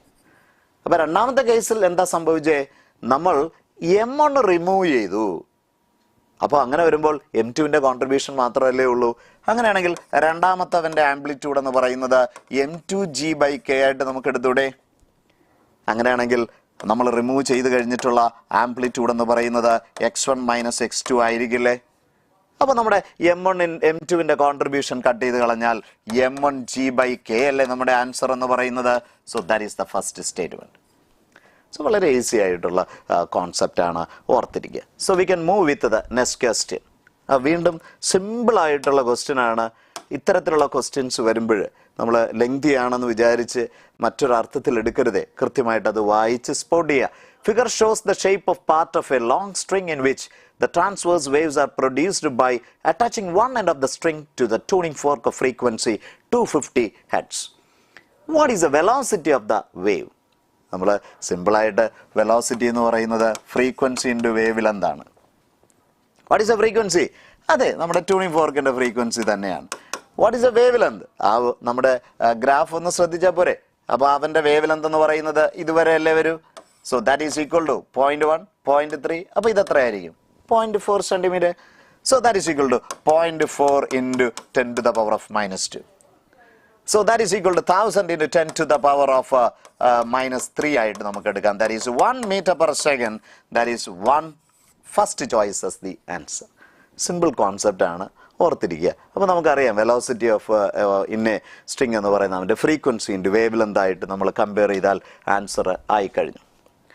Standing വേവുമായിട്ട് ബന്ധപ്പെട്ട ഒരു നല്ലൊരു ക്വസ്റ്റ്യൻ ആണ്. അപ്പോൾ വേവ്സുമായിട്ട് ബന്ധപ്പെട്ട് ബീറ്റ്സ്, ഡോപ്ലർ എഫക്റ്റ്, ഈ ഇങ്ങനെയുള്ള കോൺസെപ്റ്റ്സുകൾ വളരെ കാര്യമായിട്ട് പഠിച്ചിരിക്കുക. ക്വസ്റ്റ്യൻസ് നമുക്ക് ഷുവർട്ടിയോടെ അവിടെ കേൾക്കാവുന്നതാണ്. The stationary wave produced on a string is represented by the equation y is equal to a sin pi by 3x cos 40 pi t, where x and y are in centimeter and t is in second. The distance between the two consecutive nodes. അപ്പം രണ്ട് നോഡുകൾ തമ്മിലുള്ള അകലം എന്ന് പറയുമ്പോൾ അത് exactly നമുക്ക് λ/2 ആയിട്ട്, ഇപ്പോൾ ലാംഡ കണ്ടുപിടിച്ചാൽ ആൻസറായി. അപ്പോൾ ഇവൻ്റെ ഒരു ജനറലൈസ്ഡ് ആയിട്ട് സ്റ്റാൻഡിങ് വേവ്സിൻ്റെ ഇക്വേഷൻ നിങ്ങളുടെ മനസ്സിലേക്ക് വരണം. That is equal to 2a sin kx cos omega t. അപ്പോൾ നമ്മൾ ജസ്റ്റ് ഒന്ന് കമ്പയർ ചെയ്തേ. അവിടെ കേക്ക് തുല്യമായിട്ട് നമ്മുടെ മനസ്സിലേക്ക് വന്ന കോൺസെപ്റ്റ് എന്ന് പറയുന്നത് π/3 അല്ലേ. അപ്പോൾ 2π/λ എന്ന് പറയുന്നതല്ലേ മക്കളെ π/3 എന്ന് നമുക്ക് പറയാൻ പറ്റുക. സോ ലാംഡ എന്ന് പറയുന്നത് 6 അല്ലേ മക്കളെ. സോ 6/2 3 സെൻറ്റിമീറ്റർ അല്ലേ നമ്മുടെ answer. The 2 as the answer. So സിമ്പിളാണ് മക്കളെ. ഈ ഒരു generalised equation for that standing waves കൃത്യമായിട്ട് പഠിക്കണേ. നമ്മുടെ എസ്പെഷ്യലി നമ്മുടെ ഓപ്പൺ ട്യൂബ്, ക്ലോസ്ഡ് ട്യൂബ്, അതുമായിട്ട് ബന്ധപ്പെട്ട കാര്യം, റെസൊണൻസ് കോളം, ഇങ്ങനെയുള്ള കാര്യങ്ങൾ വളരെ വ്യക്തമായിട്ട് പഠിച്ചിരിക്കാൻ വേണ്ടി ശ്രദ്ധിക്കുക. എ ഗുഡ് ക്വസ്റ്റ്യൻ, നല്ല ചലഞ്ചിങ് ആയിട്ടുള്ള ഒരു കോൺസെപ്റ്റാണ്. The acceleration a of a particle is given as, so it is given as a is equal to 3t square plus 2t plus 2, where t is in time. If the particle starts out with a velocity u is equal to 2 meter per second at t is equal to 0, then the velocity at the end of 2 seconds is. അപ്പോൾ നമ്മുടെ വെലോസിറ്റിയുടെ contribution എങ്ങനെയാണ് നമ്മൾ ആക്സിലറേഷനുമായിട്ട് relate ചെയ്യുന്നത് ഓർത്തിരിക്കണേ. സാധാരണ നമ്മുടെ ഡിസ്പ്ലേസ്മെൻറ്റിൽ നിന്ന് വെലോസിറ്റിയും വെലോസിറ്റിയിൽ നിന്ന് ആക്സിലറേഷനിലും എത്താം. ഡിഫറൻസിയേഷൻ നമ്മൾ ചെയ്യുന്ന മാതിരി തന്നെ തിരിച്ച് ഇൻ്റഗ്രേഷൻ ചെയ്താൽ നമുക്ക് ആക്സിലറേഷൻ എന്ന് പറയുന്നത് dv/dt ആയിട്ട് നമുക്ക് കൺസിഡർ ചെയ്തൂടെ. So that is equal to 3t² plus 2t plus 2 അല്ലേ. അങ്ങനെയാണെങ്കിൽ നമ്മുടെ ഒരു dv the change in velocity എന്ന് പറയുന്നത് 3t² plus 2t plus 2 into dt എന്നുള്ള കോൺസെപ്റ്റിലേക്ക് നമുക്ക് എടുത്തൂടെ. So in order to find the velocity you have to integrate. So അത് നമ്മുടെ ഇനിഷ്യലിൽ നിന്ന് ഇത് ഫൈനൽ ആണെന്നിരിക്കട്ടെ, നമുക്ക് കണ്ടുപിടിക്കേണ്ടത് 0 തുടങ്ങി 2 സെക്കൻഡ്സ് അല്ലേ നമുക്ക് വേണ്ടത്. സോ ഇതെന്ന് പറയുന്നത് V F minus V initial അല്ലേ. നമ്മുടെ വി ഇൻ്റഗ്രൽ ഡി വി എന്ന് പറയുന്നത് വി ആണ്. സോ അത് final limit V F minus V A ആയിട്ട് എടുത്താൽ ഈക്വൽ ടു ഇതിൻ്റെ ഇൻ്റഗ്രേഷൻ ഒന്ന് ശ്രദ്ധിച്ചേ 3 into t³/3 between the limits 0 to 2 plus 2 into t dt യുടെ integration. So simply we can say that t²/2 between the limits of 0 to 2 plus. So integral 2 dt. So simple ആയിട്ട് നമുക്ക് 2 into t between the limits of 0 to 2. So that is equal to നമുക്ക് 3 2 2 cut ചെയ്ത് കളയാം. So upper limit എന്ന് പറയുന്നത് 2 ആണ്. 2³ എന്ന് പറയുന്നത് 8 ആണ്. 2² എന്ന് പറയുന്നത് 4 ആണ്. 2 into നമ്മുടെ ഇവിടെ t ആണ്. സോ ഇറ്റ് ബിക്കംസ് 2 into 2 4 ആണ്. So you get the value as 16. But keep in mind this is the change in velocity, the final velocity minus initial.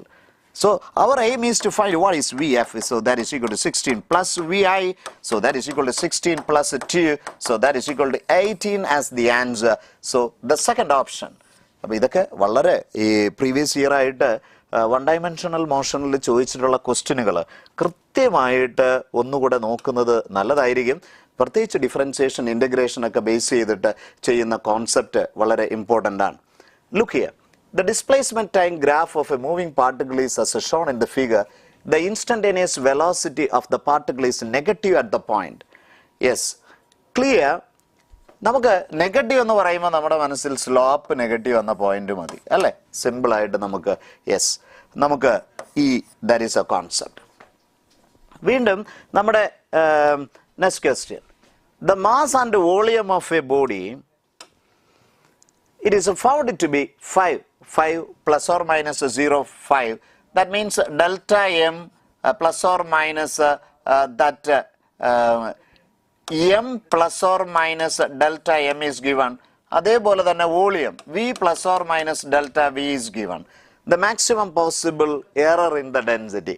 Simple ആയിട്ട് നമുക്കറിയാം മക്കളെ, ഡെൻസിറ്റി എന്ന് പറയുന്നത് മാസ് ബൈ വോളിയമാണ്. സോ സിമ്പിൾ ആയിട്ട് delta d by d into 100% എന്ന് പറയുന്നത് നമുക്ക് സിമ്പിൾ ആയിട്ട് എഴുതാം delta m by m into 100% plus that delta v by v into 100%. So simple ആയിട്ട് what is delta m by m? Yes, exactly delta m is what 0.05/5 into 100% plus delta v that is 0.05/1 into 100%. So that is equal to 1 plus that 5 equal to 6%. That one is the answer. എററുമായിട്ട് ബന്ധപ്പെട്ട് screw ഗേജും അതോടൊപ്പം നമ്മുടെ vernier കാലിപ്പേഴ്സും ഒക്കെ ഓർക്കുക, വളരെ important ആണ്. Force F is given in terms of time and distance. വളരെ simple ആയിട്ടുള്ള question ആണ്. നമ്മൾ എപ്പോഴും ഓർക്കേണ്ടത് ഈ സൈൻ ഫംഗ്ഷൻ, ലോഗറിതമിക് ഫംഗ്ഷൻ, എക്സ്പൊണൻഷ്യലൊക്കെ വരുമ്പോൾ അത് ഡയമെൻഷൻലെസ് ആണെന്ന് ഓർത്തിരിക്കുക. അങ്ങനെ വരുമ്പോൾ മക്കളെ ശ്രദ്ധിക്കുക, ഫോഴ്സ് എന്ന് പറയുന്നത് A sine C T B cos D X എന്ന് പറയുമ്പോൾ സൈനിന് ഡയമെൻഷൻ ഇല്ലാത്തതുകൊണ്ട് തന്നെ എക്കും ബിക്കും ഒരേ ഡയമെൻഷൻ ആയിരിക്കില്ലേ? അപ്പോൾ അത് ഫോഴ്സ് അല്ലേ? ഫോഴ്സ് ബൈ ഫോഴ്സ് 0 ഡയമെൻഷൻ അല്ലേ മക്കളെ? സോ അതുകൊണ്ട് തന്നെ ഒന്നുകിൽ ഒന്നാമത്തെ അല്ലെങ്കിൽ മൂന്നാമത്തെ ആൻസർ ആയിരിക്കും. പിന്നെ ഈ സൈൻ സി ടി ഉള്ളിലും ഡയമെൻഷൻ പാടില്ല. അപ്പോൾ സി ടി ഡയമെൻഷൻലെസ് ആകണം. അപ്പോൾ സിയുടെ ഡയമെൻഷൻ എന്താണ്? യെസ്, എക്സാക്ട്ലി അത് t⁻⁻1 ആയിരിക്കും. പിന്നെ വേണ്ടത് ഡി എക്സ് അത് ഡയമെൻഷൻലെസ് ആകണം. അപ്പോൾ എക്സ് ഡിസ്റ്റൻസിൻ്റെ ഡയമെൻഷൻ ആണെങ്കിൽ ഡിക്ക് 1 ഡിസ്റ്റൻസിൻ്റെ ആയിരിക്കണം. So that division by L raise to -1. So L T raise to -1 ഉള്ളതായിരിക്കും. സോ നമുക്ക് തേർഡ് വൺ ആൻസർ ആയിട്ട് പറയാം. സോ അങ്ങനെ ഒരു ലോജിക്ക് എപ്പോഴും ഉപയോഗിക്കുവാൻ വേണ്ടി ശ്രദ്ധിക്കുക. ഈ ഒരു ക്വസ്റ്റ്യൻ ഒന്ന് പ്രത്യേകിച്ച് ശ്രദ്ധിക്കുക. അപ്പോൾ ഇതിൽ കുറച്ച് ഡേറ്റ മിസ്സിംഗ് ആണ്, ശ്രദ്ധിക്കുക. ഇത് ഇങ്ങനെ ഒരു പാരലോഗ്രാം നമുക്ക് തന്നിട്ടുണ്ട്. 120 ഡിഗ്രിയാണ്. ആദ്യം എയിൽ ഒരു +Q വെച്ചിട്ടുണ്ട്. അങ്ങനെ ഇരിക്കുമ്പോൾ ഡിയിലുള്ള ഇലക്ട്രിക് ഫീൽഡാണ് ഇ എന്നാണ് തന്നിരിക്കുക. അവിടുത്തെ പൊട്ടൻഷ്യൽ വി എന്നാണ് തന്നിരിക്കുക. അങ്ങനെയാണെങ്കിൽ നമ്മുടെ ക്വസ്റ്റ്യൻ എന്ന് പറയുന്നത് ബി പൊസിഷനിൽ കൃത്യതയോടെ -2Q എന്ന് പറയുന്ന ഒരു ചാർജും അതോടൊപ്പം സിയിൽ +Q എന്ന് പറയുന്ന മറ്റൊരു ചാർജും വെച്ചാൽ what is the electric field and potential at D? That's A question. അപ്പം ആദ്യം +Q ആണ് വെച്ചിരുന്നത്. അപ്പോഴുള്ള വാല്യൂ ഇയും വിയും നമുക്ക് തന്നിട്ടുണ്ട്. അങ്ങനെയാണെങ്കിൽ വാട്ട് ഈസ് നമുക്ക് ആദ്യം പൊട്ടൻഷ്യൽ അവിടുത്തത് കണ്ടുപിടിക്കാം. സിമ്പിളാണ്. പൊട്ടൻഷ്യൽ വരുമ്പോൾ നമുക്ക് സ്കേലാർ ക്വാണ്ടിറ്റി ആണ്, 3ഉം കൂടെ ആഡപ്പ് ചെയ്താൽ മതി. ഒരു കാര്യം ഓർത്തോണേ, ഈ 120 ഡിഗ്രി ആയതുകൊണ്ട് തന്നെ എൻ്റെ എല്ലാ സൈഡും സെയിം ആയിരിക്കും. അപ്പോൾ ഇത് ഈ എ ഡിയും ഈ ബി ഡിയും ഈ ബി സിയും ഒക്കെ സെയിം ആയിരിക്കും. അപ്പോൾ അങ്ങനെയാണെങ്കിൽ നമ്മുടെ വി എന്ന് പറയുന്നത് K × Q ഡിവിഷൻ ബൈ നമ്മുടെ സെപ്പറേഷൻ ആയിട്ട് നമ്മൾ കൺസിഡർ ചെയ്താൽ വി ക്യൂക്ക് പ്രൊപ്പോർഷണൽ അല്ലേ? അങ്ങനെ വരുമ്പോൾ എയുടെ കോൺട്രിബ്യൂഷൻ വി ആണെങ്കിൽ ബിയുടേത് -2V ആകില്ലേ മക്കളെ? അങ്ങനെയാണെങ്കിൽ സിയുടേത് +V അല്ലേ? അപ്പോൾ എല്ലാം കൂടെ 0 അല്ലേ ആയിരിക്കും? That is a very important. അപ്പോൾ പൊട്ടൻഷ്യൽ എന്ന് പറയുന്നതിൻ്റെ വാല്യൂ 0 ആയിരിക്കും. അപ്പോൾ അങ്ങനെ വരുമ്പോൾ നമ്മുടെ ഫസ്റ്റ് ഓപ്ഷൻ ആയിരിക്കും ആൻസർ ആയിട്ട് വരും. ഇലക്ട്രിക് ഫീൽഡ് എങ്ങനെ നമുക്ക് കണ്ടുപിടിക്കാം? പെട്ടെന്ന് ഞാനൊന്ന് പറയാൻ ശ്രമിക്കാം. അപ്പോൾ നമ്മുടെ എ കൊടുക്കുന്ന കോൺട്രിബ്യൂഷൻ ഇങ്ങോട്ടായിരിക്കും. നമ്മളവിടെ ഒരു ടെസ്റ്റ് ചാർജ് വെച്ചപ്പോൾ -2Q അതിനെ ഡബിൾ ഇമ്പാക്റ്റിൽ മുകളിലോട്ട് വലിക്കും. അത് 2E കോൺട്രിബ്യൂഷൻ ആയിട്ട് നമുക്ക് കൺസിഡർ ചെയ്യാം. +Q ആ ടെസ്റ്റ് ചാർജിനെ ഈ കോൺട്രിബ്യൂഷൻ ആയിട്ട് തള്ളി. ഇത് രണ്ട് 120 ഡിഗ്രിയിലല്ലേ മക്കളെ? സോ അതിൻ്റെ റിസൾട്ടൻ്റ് ഒരേ വാല്യൂ ഈ തന്നെ ആയിരിക്കുമല്ലേ കിട്ടുക? സോ 2Eയിൽ നിന്ന് ഈ സബ്ട്രാക്ട് ചെയ്താൽ ഈ അല്ലേ കിട്ടൂ. So the first option as the answer. ആ ക്വസ്റ്റ്യനിലെ കറക്ഷൻ ഒന്ന് ഓർത്തിരിക്കാം. Next one, a charge Q is kept at the centre of a circle of radius R. അങ്ങനെയാണെങ്കിൽ that if the permittee of a free space is epsilon 0, then the work done in carrying a charge Q along the diameter. അപ്പോൾ നമ്മുടെ മനസ്സിലേക്ക് വരേണ്ട കാര്യം ഇവിടെ നിന്ന് എടുത്ത് ഇതുവരെ കൊണ്ടുവരുമ്പോൾ നമ്മൾ ശ്രദ്ധിക്കേണ്ടത് ചേഞ്ച് ഇൻ പൊട്ടൻഷ്യൽ എനർജിയാണ്. അപ്പോൾ അതുകൊണ്ട് തന്നെ സെപ്പറേഷൻ റിമൈൻസ് സെയിം ആയതുകൊണ്ട് ഒരേ വാല്യൂ ആയിരിക്കും. So difference in potential energy 0 ആണ്. So fourth one as the answer. അപ്പോൾ ശ്രദ്ധിക്കുക, ഇത്തരം ക്വസ്റ്റ്യനുകൾ വളരെ ഇമ്പോർട്ടൻ്റ് ആണ്. Next one, a parallel plate condenser is filled with two dielectrics K1 and K2, each occupying equal space thickness wise.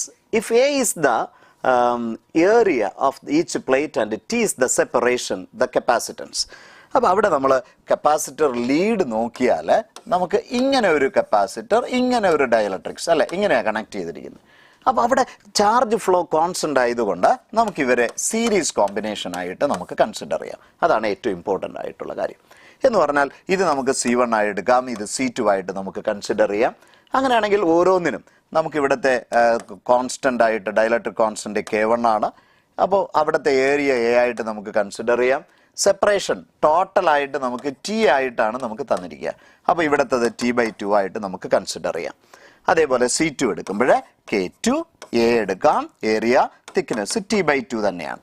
അങ്ങനെ വരുമ്പോൾ ഇത് series combination അല്ലേ?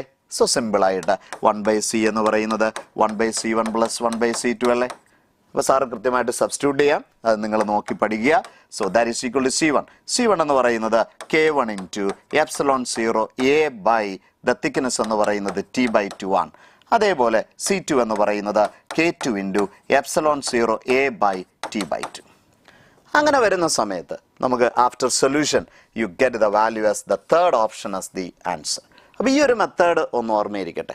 അപ്പോൾ നമ്മളിവിടെ സീരീസ് കോമ്പിനേഷൻ ആയിട്ടാണ് കൺസിഡർ ചെയ്യുന്നത്. അതുകൊണ്ടാണ് 1/C ആയിട്ട് നമ്മൾ കൺസിഡർ ചെയ്യുക. അപ്പോൾ അതിന് വേറെ മുകളിലായിട്ട് ഇങ്ങനെ ഇന്ന് വന്നാൽ, ഐ മീൻ ഇങ്ങനെയാണ് ഫില്ല് ചെയ്യുന്നുണ്ടെങ്കിൽ അത് പാരലൽ കോൺസെപ്റ്റ് ആയിട്ട് നമുക്ക് എടുക്കേണ്ടി വരും.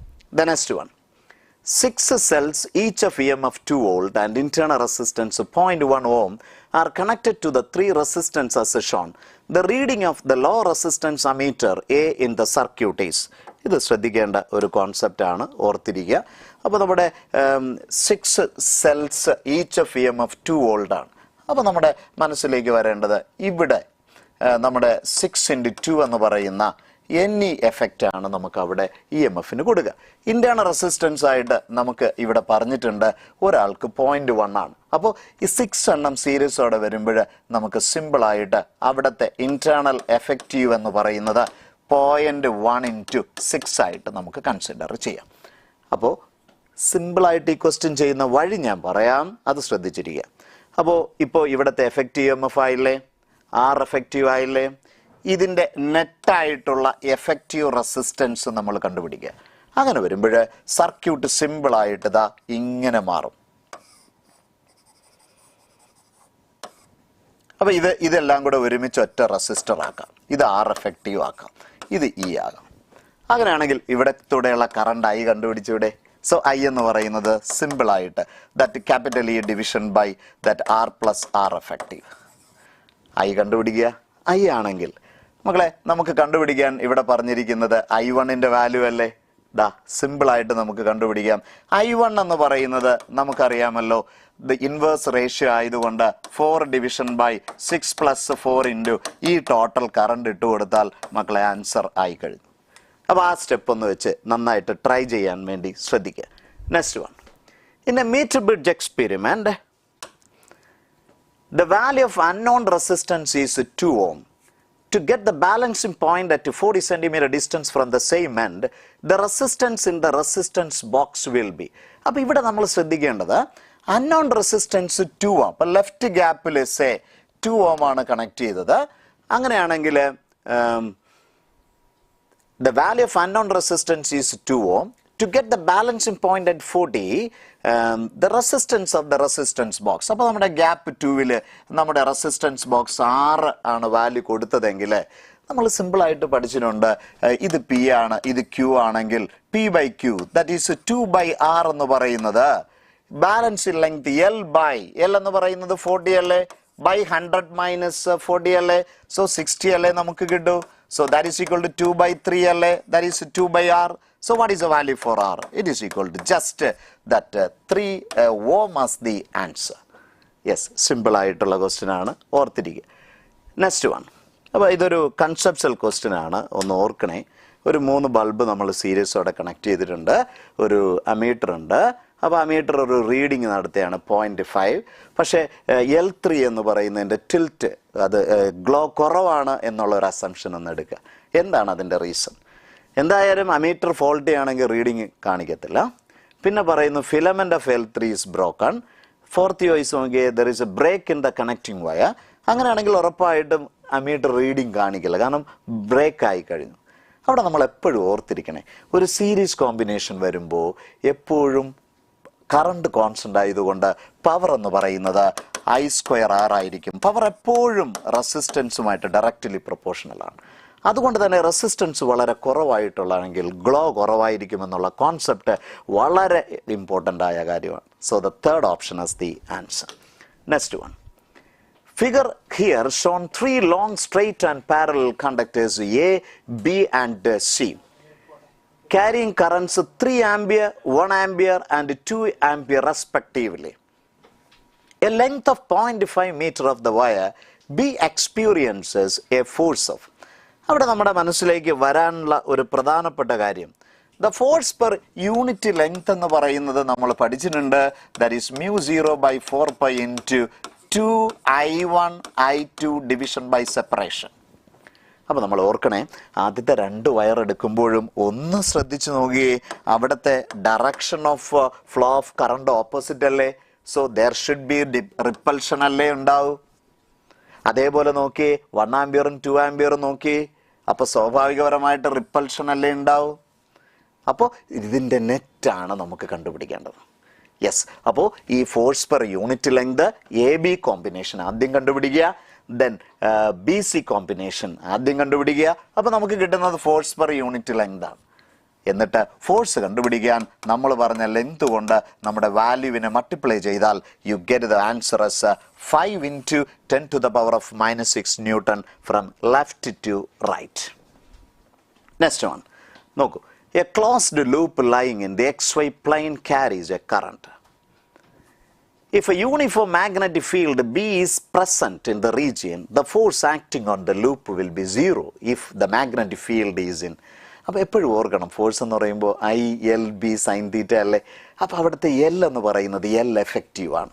അപ്പോൾ ക്ലോസ്ഡ് ലൂപ്പ് എന്ന് പറയുമ്പോൾ ഉറപ്പായിട്ട് L എഫക്റ്റീവ് 0 ആകുന്നത് കൊണ്ട് ഫോഴ്സ് ഏത് കേസ് എടുത്താലും 0 ആകുമെന്നുള്ള കാര്യം ഓർക്കുക. സോ നമുക്ക് ഫോർത്ത് ഓപ്ഷൻ അവിടെ ആൻസർ ആയിട്ട് നമുക്ക് കൊടുക്കാം. അപ്പോൾ ഇത്തരം ക്വസ്റ്റ്യനുകൾ ട്രിക്കിയാണ്, അതൊന്ന് ഓർത്തിരിക്കുക, ഇമ്പോർട്ടൻ്റ് ആണ്. Look here, at A place the horizontal and the vertical components of earth field are 0.3 Gauss and 0.173 Gauss respectively.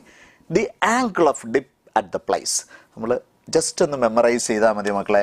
Tan delta എന്ന് പറയുന്നത് BV by BH അല്ലേ. So it becomes 0.173 by 0.3. Exactly 0.57 വരും. 0.57 എന്ന് പറയുമ്പോൾ നമുക്കറിയാം 1/√3 ആണ് അല്ലേ. ഇപ്പോൾ 30 ഡിഗ്രിയാണ് നമുക്ക് ആൻസർ ആയിട്ട് വരിക. സോ സിമ്പിൾ കോൺസെപ്റ്റ് ആണ്, അത് ഓർത്തിരിക്കുക. Next one, the relative permeability of a substance X is slightly less. Slightly less എന്ന് പറയുമ്പോൾ ഉറപ്പായിട്ട് ഡയാമാഗ്നറ്റ് ആണ്. And Y is slightly more എന്ന് പറയുമ്പോൾ പാരാമാഗ്നറ്റ്. ഏറ്റവും കൂടുതലാണ് ഫെറോ വരുന്നത് കേട്ടോ, അത് ഓർത്തിരിക്കുക. അപ്പോൾ നമുക്ക് സിമ്പിളായിട്ട് that third option as the answer ആയിട്ട് പറയാം. Next one, A straight line conductor of length 0.4 meter is moved with a speed of 7 meter per second perpendicular to a magnetic field of intensity 0.9 Weber per meter square. The induced EMF. Simple calculation. You know, it is equal to B into L into V. So that is equal to 0.9 into that length as 0.4 into 7 and you get the value as 2.52 volt. ഇതൊക്കെ വളരെ easy questions ആണ്. We can wait such questions also. കഴിഞ്ഞ ഒരു 2-3 വർഷമായിട്ട് അങ്ങനെ വളരെ easy questions ആണ് നമ്മൾ വെയിറ്റ് ചെയ്യുന്നത് എന്നുള്ള കാര്യം ഓർക്കുക. അപ്പോൾ ഇവിടെ ചോദിച്ചിട്ടുള്ള കോൺസെപ്റ്റ് എന്ന് പറയുന്നത്, look here, if the wire AB is replaced by a semicircular wire, the magnitude of induced current. അപ്പോൾ ഇൻഡ്യൂസ്ഡ് കറണ്ട് എന്ന് പറയുമ്പോൾ ഇൻഡ്യൂസ്ഡ് EMF ബൈ റെസിസ്റ്റൻസ് അല്ലേ. അപ്പോൾ ഒരു കാര്യം ഓർത്തോണേ, ഈ റെസിസ്റ്റൻസ് എന്ന് പറയുമ്പോൾ നമ്മൾ ഈ കണക്ട് ചെയ്തിരിക്കുന്നതിൻ്റെ റെസിസ്റ്റൻസ് ആണ്, അല്ലാതെ ആ സ്ലൈഡിങ് വയറിൻ്റെതല്ല. അപ്പോൾ ഇവിടെ പറയുന്നത് ഇങ്ങനെ ഇരിക്കുന്ന ഇതിനെ നമ്മൾ ഒരു സെമി സർക്കുലർ ആയിട്ട് മാറ്റിയാൽ, മക്കൾ അവിടെ L എഫക്റ്റീവ് അല്ലേ നമ്മൾ കൺസിഡർ ചെയ്യേണ്ടി വരുന്നത്. അങ്ങനെ വരുമ്പോൾ ഈ 2R തന്നെ അല്ലേ അവൻ്റെ ഡയമീറ്റർ അല്ലേ അവൻ്റെ L എഫക്റ്റീവ് ആയിട്ട് വരുന്ന സെമി സർക്കുലറിന്. അപ്പോൾ ഒരേ ലെങ്ത് അല്ലേ. അപ്പോൾ ഒരു വ്യത്യാസവും നമ്മുടെ EMFന് വരില്ല, അതുകൊണ്ട് തന്നെ കറണ്ടിനും വ്യത്യാസം വരില്ല എന്നുള്ള കാര്യം ഓർക്കുക. So 2 as the answer. Next one, a capacitor of capacity C is connected in AC circuit. If the applied EMF is V equal to V0 sin omega t, then the current is. നമുക്ക് current കണ്ടുപിടിക്കുമ്പോൾ capacitor അതെപ്പോഴും ഓർക്കണേ, കറണ്ടും പൊട്ടൻഷ്യലും തമ്മിൽ ഒരു 90 degree phase difference ഉണ്ടെന്നുള്ള കാര്യം ഓർത്തോണേ. അപ്പോൾ അങ്ങനെ വരുമ്പം തന്നെ നമ്മൾ ഓർത്തേക്കണം 2 അല്ലെങ്കിൽ 4 ആയിരിക്കും ആൻസർ വരിക. പിന്നെ ഓർക്കേണ്ടത് നമുക്കറിയാം I is equal to I0 sin omega t plus pi/2 അല്ലേ. ഇനി I0 എങ്ങനെ കണ്ടുപിടിക്കും? നമുക്ക് EMF V അല്ലേ കണ്ടുപിടിക്കുക. പിന്നെ Z എന്ന് പറയുമ്പോൾ XC ആയിട്ട് എടുക്കുക അല്ലേ. XC എന്ന് പറയുന്നത് 1/ωc അല്ലേ. സോ ωc ടൈംസ് V0, അതാണ് I0. അങ്ങനെ വരുമ്പോൾ നമുക്ക് കറക്റ്റായിട്ട് ഫോർത്ത് ഓപ്ഷൻ ആൻസർ ആയിട്ട് നമുക്ക് പറയാൻ പറ്റും. Next one, the phase difference between the current and potential in LCR series. LCR നെറ്റ്വർക്കിൽ വളരെ ശ്രദ്ധയോടെ ചെയ്യേണ്ട ഒരു കോൺസെപ്റ്റാണ്. Is always 0. No cannot be 0. 0 ആകാം. കാരണം റെസിസ്റ്റൻസ് എന്നുള്ള കോൺസെപ്റ്റ് വരുന്നതാണെങ്കിൽ കറണ്ടും പൊട്ടൻഷ്യലും എപ്പോഴും ഫേസ് ഡിഫറൻസ് 0 ആണ്. So that will happen only when that resonance concept ഒക്കെ വരുന്ന സമയത്ത്. സോ ഫോർത്ത് ഓപ്ഷൻ ഒന്ന് ശ്രദ്ധിക്കുക, കറണ്ടും പൊട്ടൻഷ്യലിനെ അത് ഡിപ്പെൻഡ് ചെയ്യത്തില്ല. ഓൺലി ദ ഇൻഡക്ടർ ഉണ്ടോ കപ്പാസിറ്റർ ഉണ്ടോ അതിൻ്റെയൊക്കെ വാല്യൂസിനെ ആയിരിക്കും അത് ഡിപ്പെൻഡ് ചെയ്യുന്നത് എന്നുള്ള കാര്യം ഓർക്കുക. Look here, the two coherent monochromatic light beams of intensities I and 4I the maximum and minimum possible intensity. നമുക്ക് വൈ മാക്സിമം എന്ന് പറയുന്നത് നമുക്കറിയാം √I1 plus √I2 the whole square ആണ് അല്ലേ. അപ്പോൾ നമ്മൾ മാക്സിമം കണ്ടുപിടിക്കാൻ നമ്മൾ ശ്രമിച്ചാൽ √I പ്ലസ് √4I എന്ന് പറയുമ്പോൾ 2√I അല്ലേ, ദാറ്റ് മച്ച് സ്ക്വയർ എന്ന് പറയുമ്പോൾ അത് 9I ആണ് കിട്ടുക.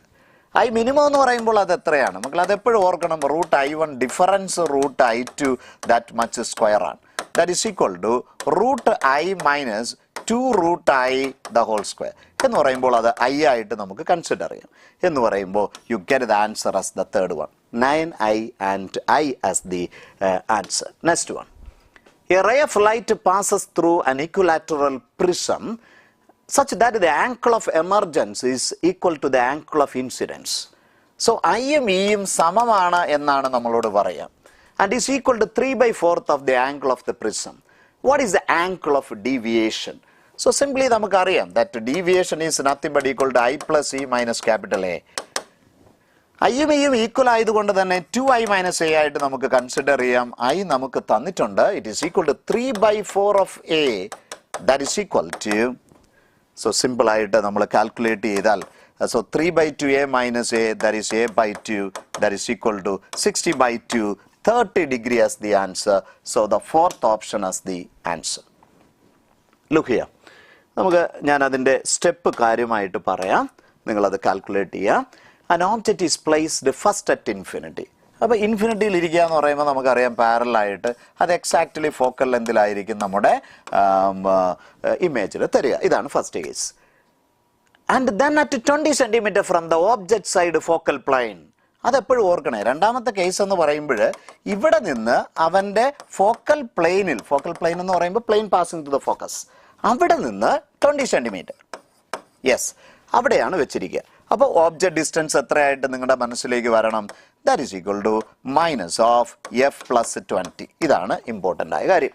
രണ്ടാമത് പറയുന്നത് the images thus formed are 5 cm apart. അപ്പോൾ ആദ്യത്തതിൽ എവിടെ ഉണ്ടായി? F.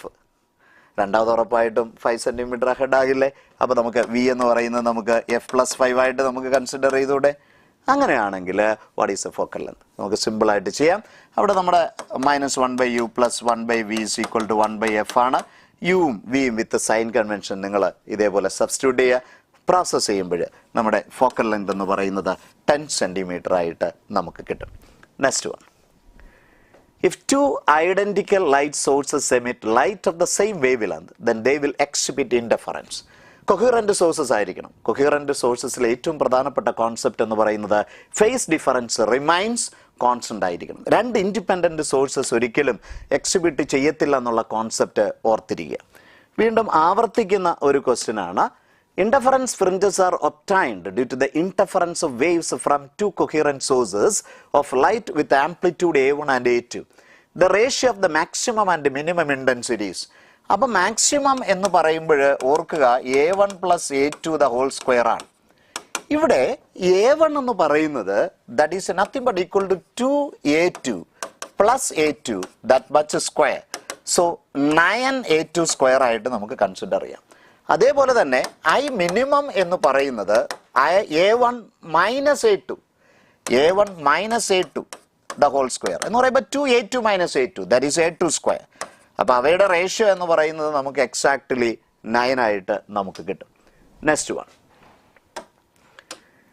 A convex lens of focal length 60 cm forms A real image double the size of the object, the distance of the object from the lens is. മക്കളെ സിമ്പിളായിട്ട് ഈ equation ഒന്ന് ഉപയോഗിച്ചാൽ മതി. M is equal to F/F plus U. അവിടെ magnification നമ്മൾ കൊടുക്കുമ്പോൾ ഒന്ന് ശ്രദ്ധിച്ചേക്കുക, റിയൽ ആണ്, ഡബിൾ ദ സൈസ് ആണ്.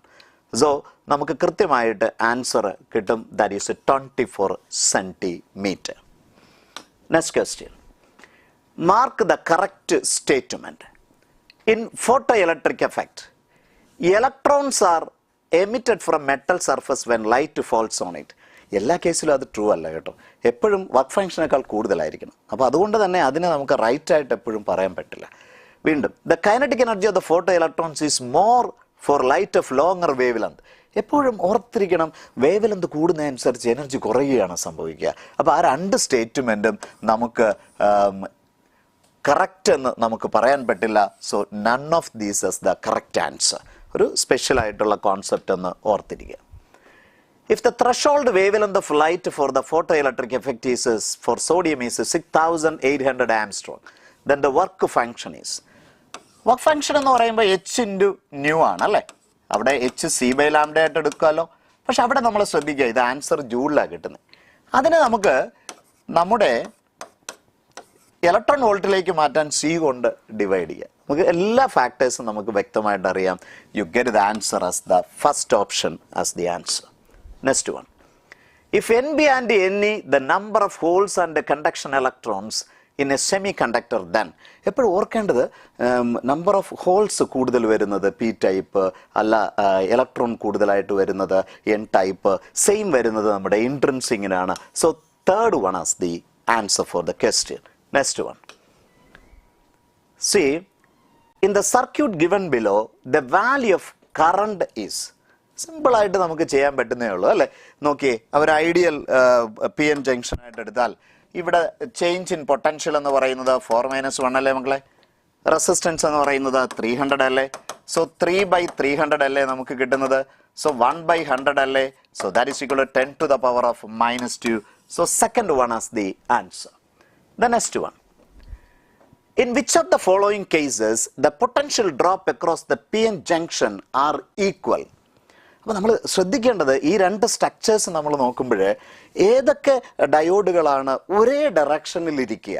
കാരണം നമുക്കറിയാം ഫോർവേഡ് ബയസ്ഡ് ആണെങ്കിൽ അത് ഈസി പാത്താണ്, അത് റിവേഴ്സ് ബയസ്ഡ് ആണെങ്കിൽ അത് ഒപ്പോസ് ചെയ്യും കറണ്ടിനെ എന്നുള്ള കോൺസെപ്റ്റ് നമ്മുടെ മനസ്സിൽ ഓർക്കുക. അങ്ങനെ വരുമ്പോൾ നമ്മൾ നോക്കിയ ഒന്നാമത്തെ ചോയ്സ് എടുക്കുമ്പോൾ രണ്ടും രണ്ട് തരത്തിലാണ് ഡിസ്ട്രിബ്യൂട്ട് ചെയ്തിരിക്കുക. മൂന്നിലും അങ്ങനെയാണ്, പക്ഷെ രണ്ടിൽ നോക്കിയ രണ്ടും ഫോർവേഡാണ്. സോ പി എൻ ജംഗ്ഷന് ഒരേ പൊട്ടൻഷ്യൽ ആണെന്ന് നമുക്ക് പറയാം. അങ്ങനെയാണെങ്കിൽ 2 as the answer. So we can go with the next question. Simple concept അല്ലേ. ഒറ്റ റീഡിങ്ങിൽ നമുക്ക് ആൻസർ പറയാൻ പറ്റും. ബൈൻഡിങ് എനർജി കോൺസെപ്റ്റ് ആണ് ആഡംസിലെ നമ്മുടെ ന്യൂക്ലിയസിൽ ഏറ്റവും ഇമ്പോർട്ടൻ്റ് ആയിട്ടുള്ള concept. The masses of nucleus, neutron, protons are capital M, Nm and Mp respectively. If nucleus has been divided into neutrons and protons, then ഓർത്തിരിക്കേണ്ട ഒരു പ്രധാനപ്പെട്ട concept, this is the concept. The M should be less than. So ഇത് വെച്ചിട്ടാണ് നമ്മുടെ binding energy concept പറയുന്നു എന്നുള്ള കാര്യം ഓർക്കുക. 49. What do you mean by the thermal neutrons? The neutrons having the energy that is സറൗണ്ടിങ്സിലുള്ള നോർമൽ ടെമ്പറേച്ചറിൻ്റെ energy ഉള്ളതിനെയാണ് നമ്മൾ സാധാരണ തെർമൽ ന്യൂട്രോൺസ് എന്ന് പറയുന്നത്. So we can quote the third one as the answer. So we can move with the next and the last question. The correct statement about nuclear forces is. These are the strongest among the forces. നമ്മുടെ fundamental forces എടുക്കുമ്പോൾ strong nuclear force, weak nuclear force, gravitational force ഒക്കെ consider ചെയ്യുമ്പോൾ അതിൽ strongest ആയിട്ടുള്ളത് നമ്മുടെ strong nuclear ഫോഴ്സാണ്.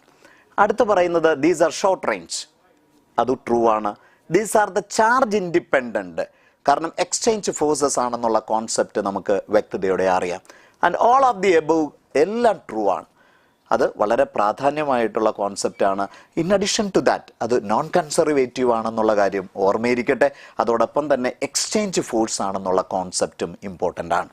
So dear students, NEET എക്സാമിന് ഏറ്റവും നല്ല രൂപത്തിൽ പെർഫോം ചെയ്യാനുള്ള സകല അനുഗ്രഹങ്ങളും സർവേശ്വരൻ നൽകട്ടെ. നന്നായിട്ട് പ്രാർത്ഥിക്കുന്നു. Brilliant team message.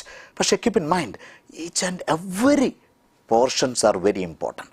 അതുകൊണ്ട് തന്നെ നിങ്ങൾ ശ്രദ്ധിക്കുക, നമ്മൾ ഏറ്റവും പ്രധാനപ്പെട്ട ഇക്വേഷനുകളിലേക്കും ഗ്രാഫുകളിലേക്കും റിയാക്ഷനുകളിലേക്കും ഒക്കെ പോകുന്നതിനോടൊപ്പം അധ്യാപകർ തന്നിരിക്കുന്ന മിനിമം പോയിന്റുകളും ഒന്ന് മറിച്ച് നോക്കുവാൻ മറക്കരുതേ. സോ എല്ലാ ആശംസകളും പ്രാർത്ഥനകളും. Thank you. Take care. വേഗം ആധികാരികമായി അറിയാൻ ബ്രില്യൻറ്റ് സ്റ്റഡി സെന്റർ പാല യൂട്യൂബ് ചാനൽ സബ്സ്ക്രൈബ് ചെയ്യുക. ബെൽ ഐക്കൺ അമർത്തുക. ഈ വീഡിയോ മറ്റ് സുഹൃത്തുക്കളിലേക്കും ഷെയർ ചെയ്ത് നൽകുക.